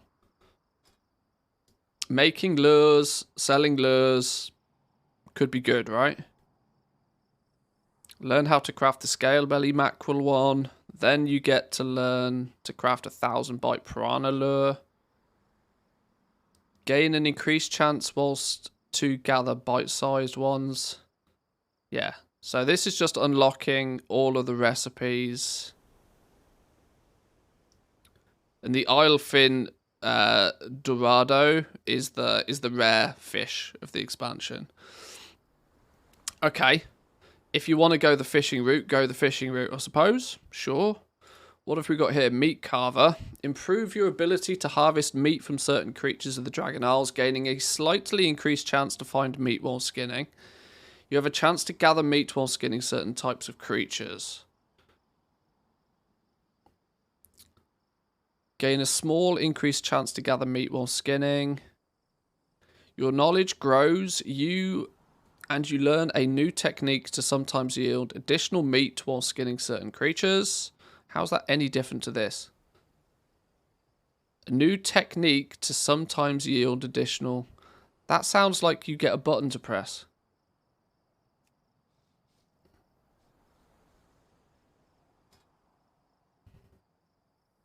Okay. Not sure. Gain a small increased chance to gather meat. And then finally, you've owned your abilities and your carving mastery increases the chances of yielding additional meat. Okay, so once again, good for fishing, good for cooking, and probably both go together quite nicely. What's Trophy Collector then? Learn to recognize rare materials, gaining perception whilst skinning per point in this spec. Gain an increased chance to gather species-specific reagents from the creatures of Dragon Isles. Species-specific reagents. Why do I get the feeling that that's leaning very heavily towards essences? Towards these fellas. Which, as we've already established, could be where the real cash cow opportunity is in Dragonflight. With every man and their dog wanting these to level professions all day.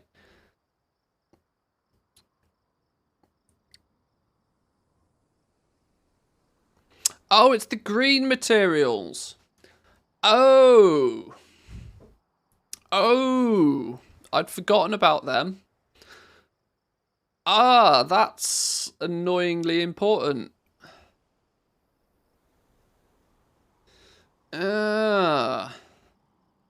So are they considered rare drops off mobs when killing, which you can increase the chance of because of perception? Now it starts to fall into place. Okay, so these are going to be, because we've conveniently got leatherworking, these are going to be these sorts of things, right? The pristine Vorquin horns. A rare species-specific material gathered from Vorquin by players with the skinning skill can be bought and sold on the auction house. I see. They're rare drops. Why are they green in quality? That's true, actually. It doesn't really make a lot of sense that they're what are classed as uncommon when they quite literally in the wording say a rare. Yeah. There's a whole bunch of different versions of these, though. This isn't the only one. If we flow through these, you can see there's Wing Song Plumage, which is another one. Gathered from Ahuna by players with the skinning skill. Crystal Spine Fur is another one. Wing Song Plumage. Flawless Proto Dragon Scale is the rare version of the rare. Which comes from big dragons, believe it or not. Killing big dragons. Salamantha Scales. So this is going to dictate where skinners go to do their skinning as well. This is going to mean that... my YouTube brain is already in full speed thinking about naming and shaming some of the farming locations for these. Where are these mobs? Where do you need to go to farm them?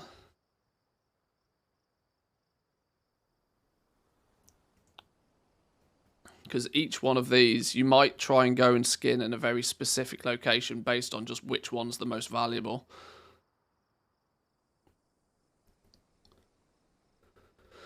Gotta say though, after making a small spreadsheet of my own, they kind of went overboard with the skinning materials. There's like 19 different scales, furs and hides. Yeah, especially when you take into consideration quality, right? You know, your adamant scales, 3 qualities. Resilient leather, 3 qualities. 3, 6, 9, 12, plus all of these things. It starts to become quite a lot. But that's no different to the other professions, though. You know, you look at herbalism and you've got 4 different herbs, 3 different qualities. There's 12 different herbs. You've got 3 different types of ore, 3 different qualities. There's 9 types of ore. You've got jewel crafting is bananas. Just absolutely ridiculous. You've got 5 different colors of gems, 2 different rarities of gems. You've got diamonds as well, which is another 3. It's just ludicrous. Your list of materials for Dragonflight is actually bonkers. And it's just because there's basically 3 times more of everything because of quality. It's going to make it... This is what's going to make it a lot more difficult for people to figure out their crafting costs for things. Because people are just not going to pay attention to what's going on. And as much as I love Trade School Master, I'm already very, very highly of the opinion that we won't be using TSM much at all in the first patch of the expansion. It will take TSM a good period of time, I think, to catch up with all of this. I'm not holding my breath for much out of Trade School Master in the first patch. It'll be, you know, anything that they can do to make it more interesting and more user-friendly. And, like, I want them to do nothing else but just to somewhat put together a basic crafting cost for things. But I don't even think that they're going to be able to get that side of it sorted for launch. Hang on, what's going on here? Ow! People are pulling mobs to me. Thanks, dudes.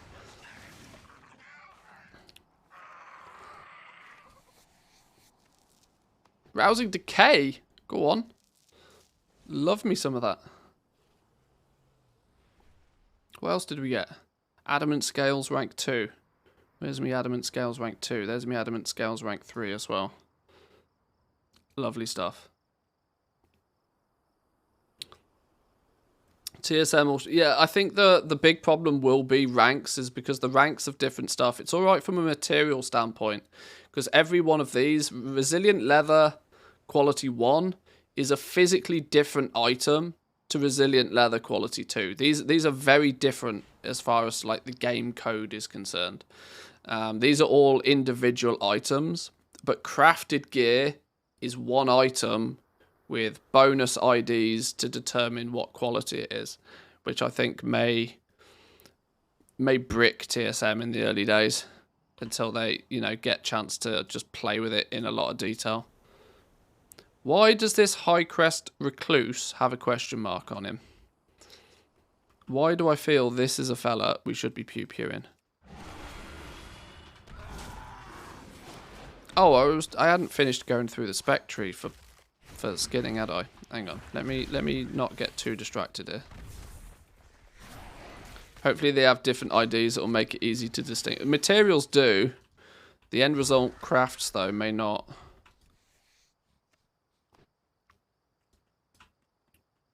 Right, let me get back on my Lion King rock.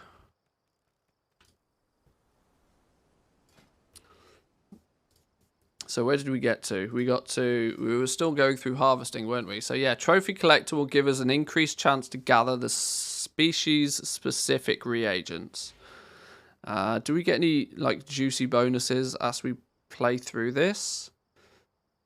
Not really. We put 40 points into it though, and a Master of Finding Rare Materials. You gain plus 50 perception while skinning. Oh, sugar. Okay, that's a lot. That's going to be a lot.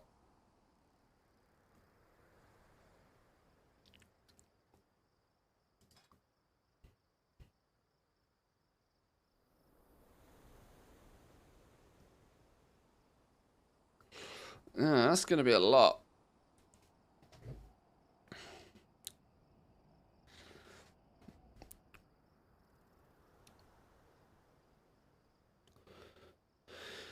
Do you think going jewel crafting with pure prospecting and glassware on the start will be good? As long as other jewel crafters don't have an easier way to get top quality diamonds. The only reason I would go pure prospecting though is if the work order system plans out to be the way that we suspect it to. If you have to buy your diamonds through the work order system, then probably going pure prospecting to a point where you can get quality 3 diamonds will mean that you will sell your diamonds to other jewel crafters who are specialized in crafting the gems. Outside of that, though, I would probably focus on either rings or gems before going purely prospecting. But it's a viable option.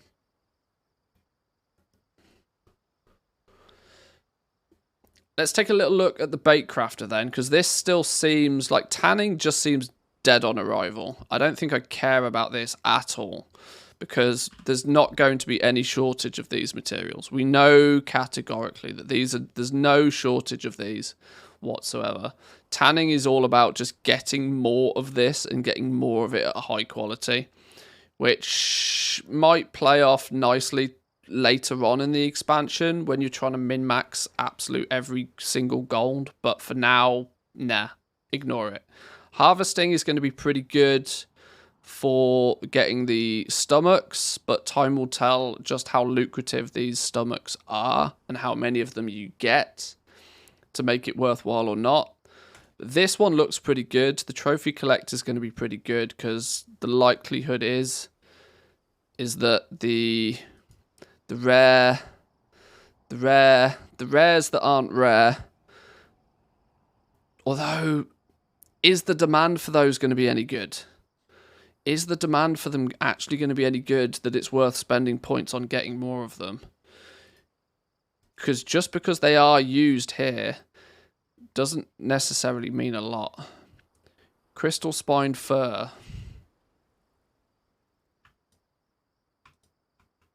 Crystal spined fur is used in 1, 2, 3, 4, 5, 6, 7, 8, 9, 10, 11, 12 recipes. In what sort of quantities are we talking about? 2, 2, 2, 8. But at the same time, they're frequently using scales. I don't think that these are going to be rare enough that these will be much of an issue. The bottleneck will still be your scaled hide. Yeah, your hide is still going to be the bottleneck by the looks of things in every scenario. So whilst you probably want to do something, to get access to them. Let's make sweet, sweet profit. I don't think you want to spec too heavily into these. Saronite Bomb, thank you very much. Appreciate the Prime Gaming. Welcome in. Lots of stuff need hides and leather, including missives and treaties. Also the dragon riding accessory stuff, yeah. Yeah, I'm not convinced that these materials are going to be that much of a problem. You always want to focus on whatever's the hardest thing to get, right? So we know that the likelihood is that these hides are going to be the bottleneck for people. This is where most of your, if you spend an hour skinning, what percentage of the stuff that you pick up accounts for the most gold? And so your dense hide and your lustrous scaled hide is going to be where the money is. If you can get 10 of these an hour and sell them for, a few thousand gold a piece, that's the majority of your gold per hour. The gold you make from the leather itself is just meh, whatever. Just sell it, get what you can for it. This is going to be the big money maker. So I would be doing anything to just get more of this, really. Intelligence and Saronite Bomb, your Prime games are supported very appreciatively. Are they words? They weren't words. Thank you is what I'm trying to say. Glad to see me. Thank you. Both, I hope. Bazinga with the tier 1. Thank you very much. Doesn't this spec increase your chance of hides since it gives you perception, or am I wrong? You would kind of assume that perception, yes, would generally give you better chance at the hides if it considers the hides rare reagents. It doesn't strictly claim to be a rare reagent, even though it is blue and it is rare. Your chance of getting these These hides are a rare material that are suitable to a large range of purposes. Yeah, stacking perception probably does benefit you.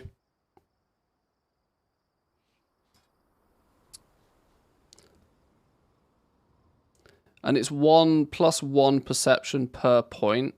So you can put 40 points in there and you gain +50 upon completing it. Do you gain any more?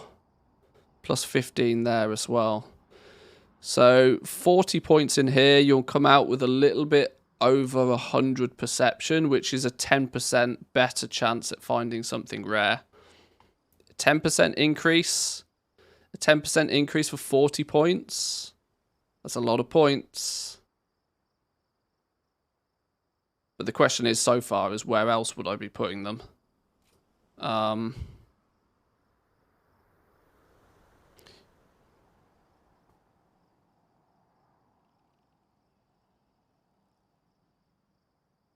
What's Baitcrafter then? Why do I sense that Baitcrafter might be the one that everybody goes for then? Because these two have not blown me away so far. Study techniques to gather more materials from each creature, gaining finesse while skinning, blah. You learn to craft the elusive creature baits. You can place them outdoors in the Dragon Isles to lure elusive creatures, which tend to be rather rewarding. As we've already worked out, they're a good way of getting the rousing stuff. Deafness, subspec, finesse. Learn to craft bottled pheromones. The bottled pheromones lure all nearby unoccupied skinnable beasts and dragonkin to you. What now? Bottled pheromones. Oh! That's what I've wanted to see for a while. Indication of where the recipes come from. Does it? Oh, wonderful. Wonderful. Now, that's removed the need for literally 50% of my spreadsheet. That is wonderful. It was becoming a real pain trying to find out where everything comes. Does it do that for everything? Genius. Actually genius. I've been missing this little bit of text for a long time.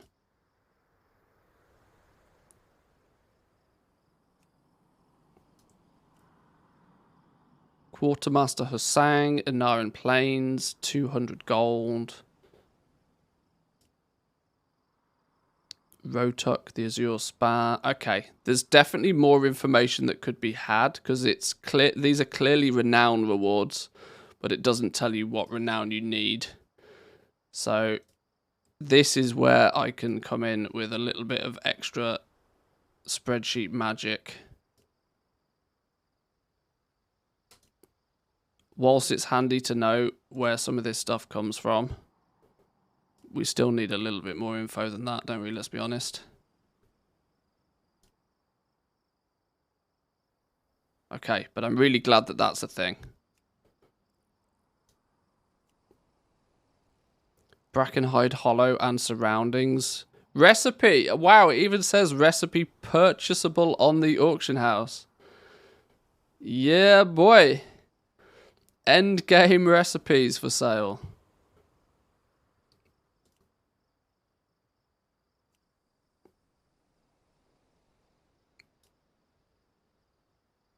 Well, well, well.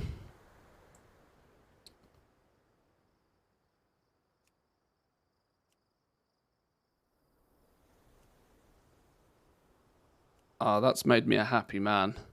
Now I know where most of the stuff comes from. Lovely. I'll update my spreadsheet accordingly later today. It'll take me a while to update all of it. It also means I can get rid of half. Oh, it's going to be wonderful. Okay, that once again I've been totally thrown off track. What was I doing? Okay, yeah, bait crafting. So the bottle pheromones just is a big monk statue, black ox statue, presumably. The amount of cooldown refunded for your elusive creature bait through skinning is doubled when skinning elite and rare creatures. Oh, so the placing a bait has a cooldown on it. Okay, so that's very similar to...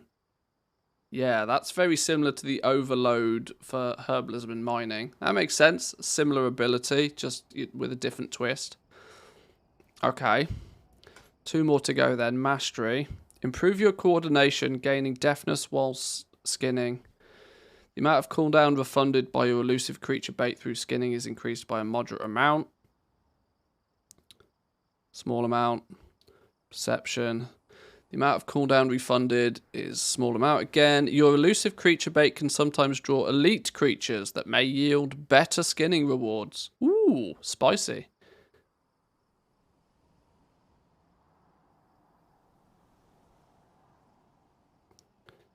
Your skill at using bait has now reached its peak. Your elusive creature bait can now draw in rare creatures at specific locations who can be skinned for the chance at the best rewards. Is that going to be... Oh, that's clearly going to be... That's going to be the catch-up system for everybody getting more of this stuff, isn't it, eventually? But you may find that those mobs hit like a tank. Is group skinning farms going to be a thing still? Are they really leaning into this? It looks like they are, you know. It looks like they're leaning into this 2x4 skinning meta a lot. Looks like they could be pushing this.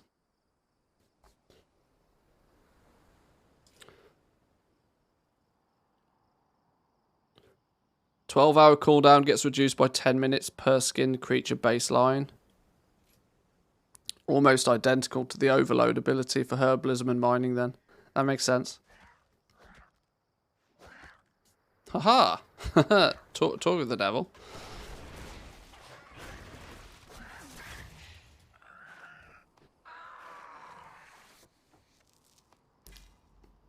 Thank you, thank you. I'll see you in about 10 minutes, I guess.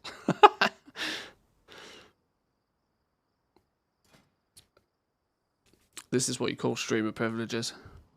Right, elemental infusion then. This is the last node. I'm really hoping, so far, before we look at this one, so far, going bait mastery...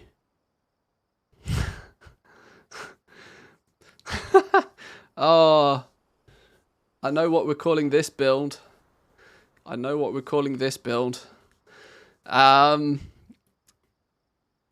This seems to be the direction that I would suggest for most,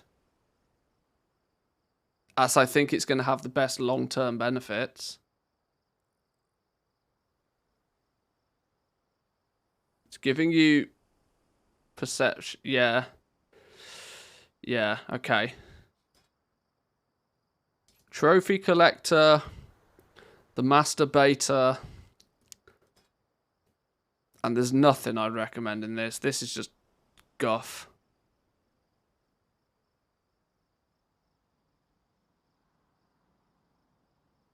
This is where you throw points after the fact, just to get more for your money. Let's make sweet, sweet profit together. Not Lima 216. Thank you very much for the prime. I had to read that to check it didn't say not Ligma.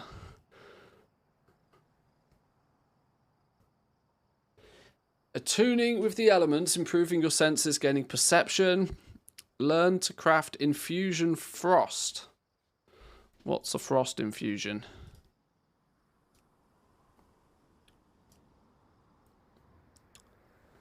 Place the bait, luring an elusive creature after a small amount of time. Who knows what might show up? The cooldown of elusive creature bait is lowered by skinning creatures in the Dragon Isles. Can I eschew... Oh, infused with the elemental essence of frost. I guess this is then going to allow you to somewhat focus what essences you get. Frost, Titan, Earth, or Decay. Oh, but it's Is it going to pay for itself? If it costs you 2 rousing frost to make the damn thing, it better give you a lot more than 2 back. I'm sure it'll be a positive loop cycle. It's not Ligma. Double negatives. Alright, well I guess these ones are going to be Infusion Earth, Infusion Decay.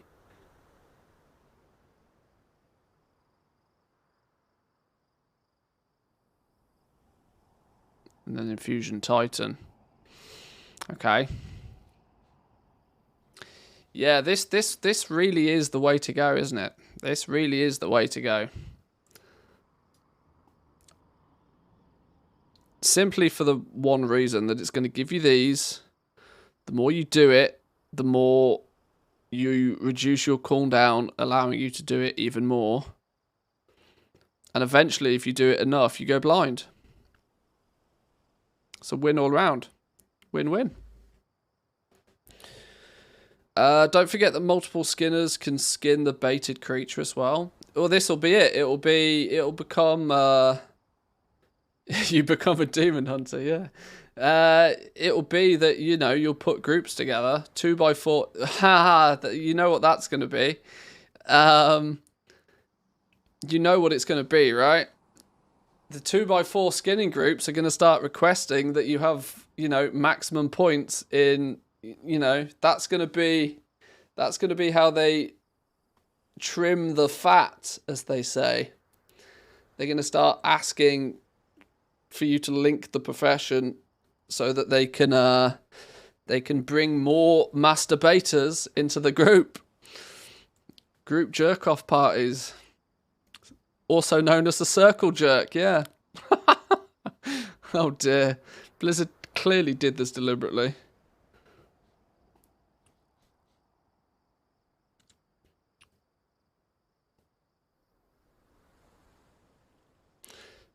Elusive bait comment on Wowhead. A level 70 elusive proto-dragon walked towards the lure. Note that I was a level 64 hunter at the time.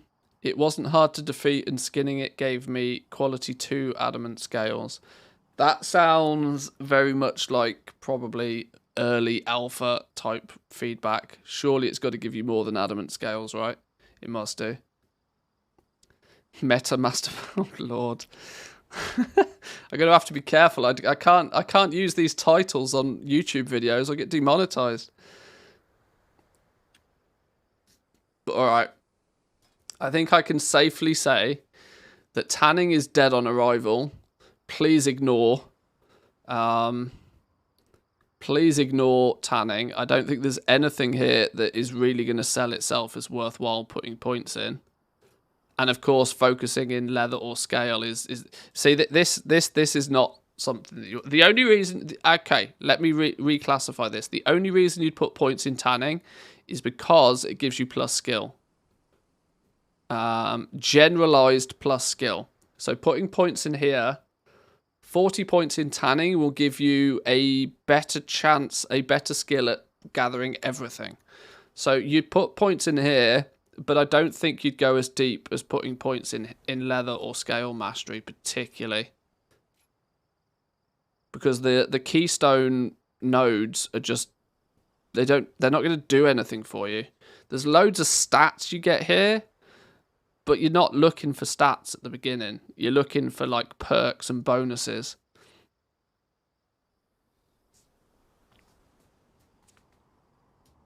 Harvesting has the advantage of giving you the stomachs and is the ticket to getting into these other ones. The one you probably want to focus for if you go harvesting though is the trophy collector. 10 points in this. 10 points in this will give you a bunch of deftness. And it will allow you to unlock trophy collector. Then you put 40 points in here. And it means you can, you know, go to very specific skinning spots and probably get a bunch of the rare items. But this clearly feels like the win. And skinning feels like they've really lent into this 2x4 meta that's become a thing since they made it group lootable. Okay. Now the question is, for the purpose of beta, which direction do I go?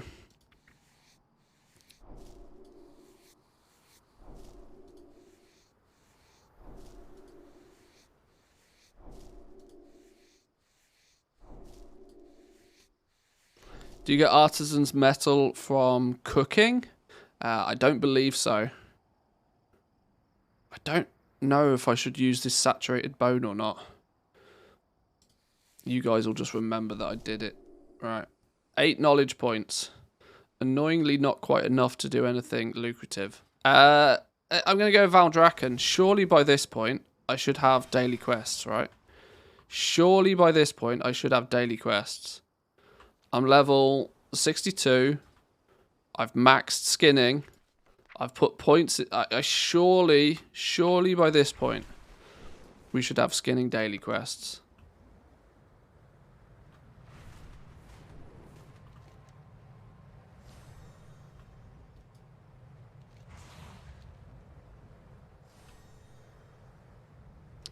Are the material vendors on the beta still there, or is it a specific server? Yeah, it's a specific server. It's the Valdrakken server that you need to be on. Ah, it's you. What do I have for you? I will hope. Don't see any quests in Valdrakken with 50 skinning on the beta. I suppose I have to progress the main campaign further to see profession quests. I haven't leveled on the beta before at all. Yeah, I couldn't find them either earlier, but let's see if now that I've max skinning in terms of like base skill that they show up. I would hope that that wouldn't be a requirement, but it might end up being.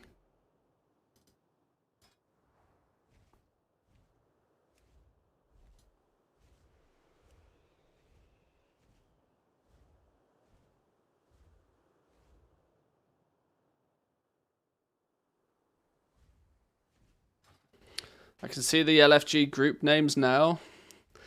2x4 skinning meat farm looking for master betas. Yeah. Yeah. It's definitely going to happen. Because that's literally what they're going to be after.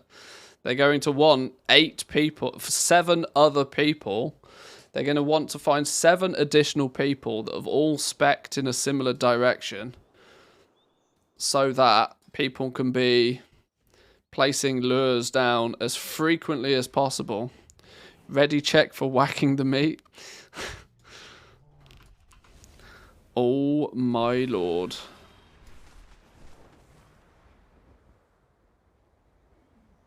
Aha! Skinning trainer with a question mark above your head.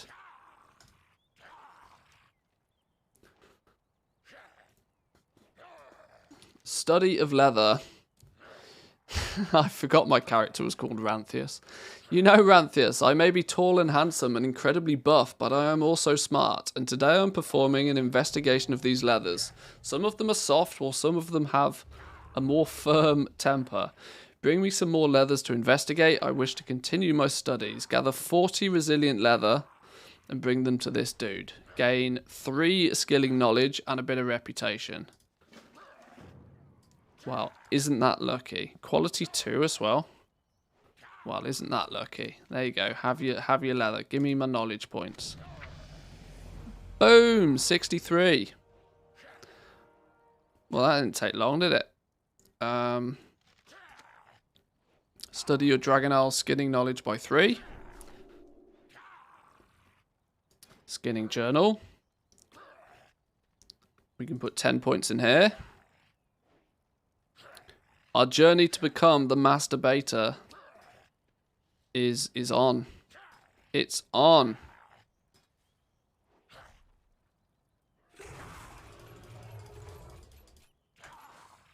Boom. Now, what I will say is it's very clear to me. It's very clear that skinning is still a little bit broken. Because we've not gained any artisan's metal, nor have we gained any knowledge from first time skins. I also feel that they might need to do something to account for that, because there's not really a lot that you, if you look at here, first craft bonus, you know, there's not anything, they don't seem to have implemented first craft bonus for skinning. Whether that's by design or not. Maybe that's by design that it's not a thing, but that does mean that you would expect there to be some other way to get knowledge points initially at the beginning. Because it's going to feel very weird getting like 10 points and then being limited to like 2 or 3 a day when all of the other professions have got like 20 or 30 points to start with.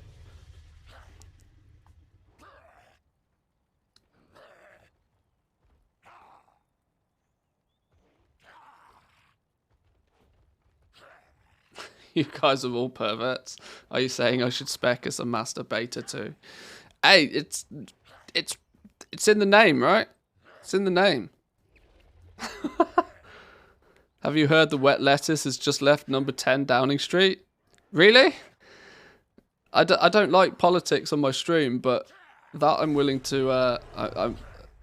am I being baited here? All the puns intended. Is she done?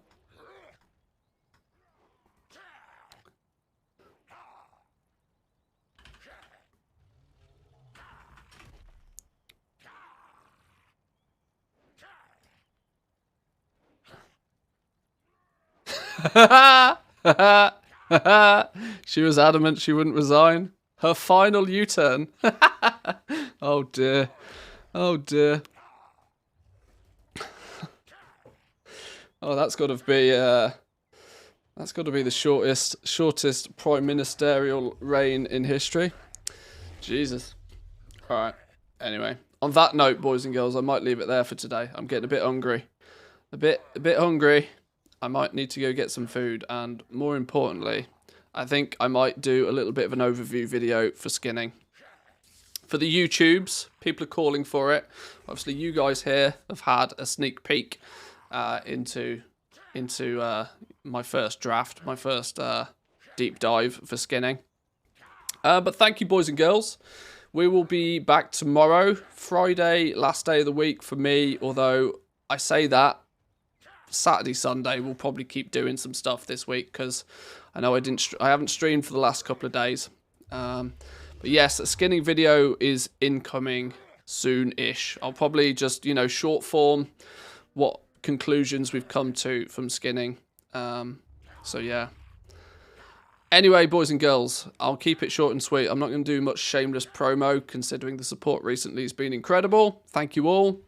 Make sure you come and say hi over on the Discord. The Dragonflight beta channel in the Discord is popping off every day at the moment. Loads of people sharing their expertise. It's really nice to see. So come say hi over there. Who knows? You might learn something. But anyway, enjoy the rest of your day, boys and girls. I'll see you all tomorrow. Catch you in a bit. Peace.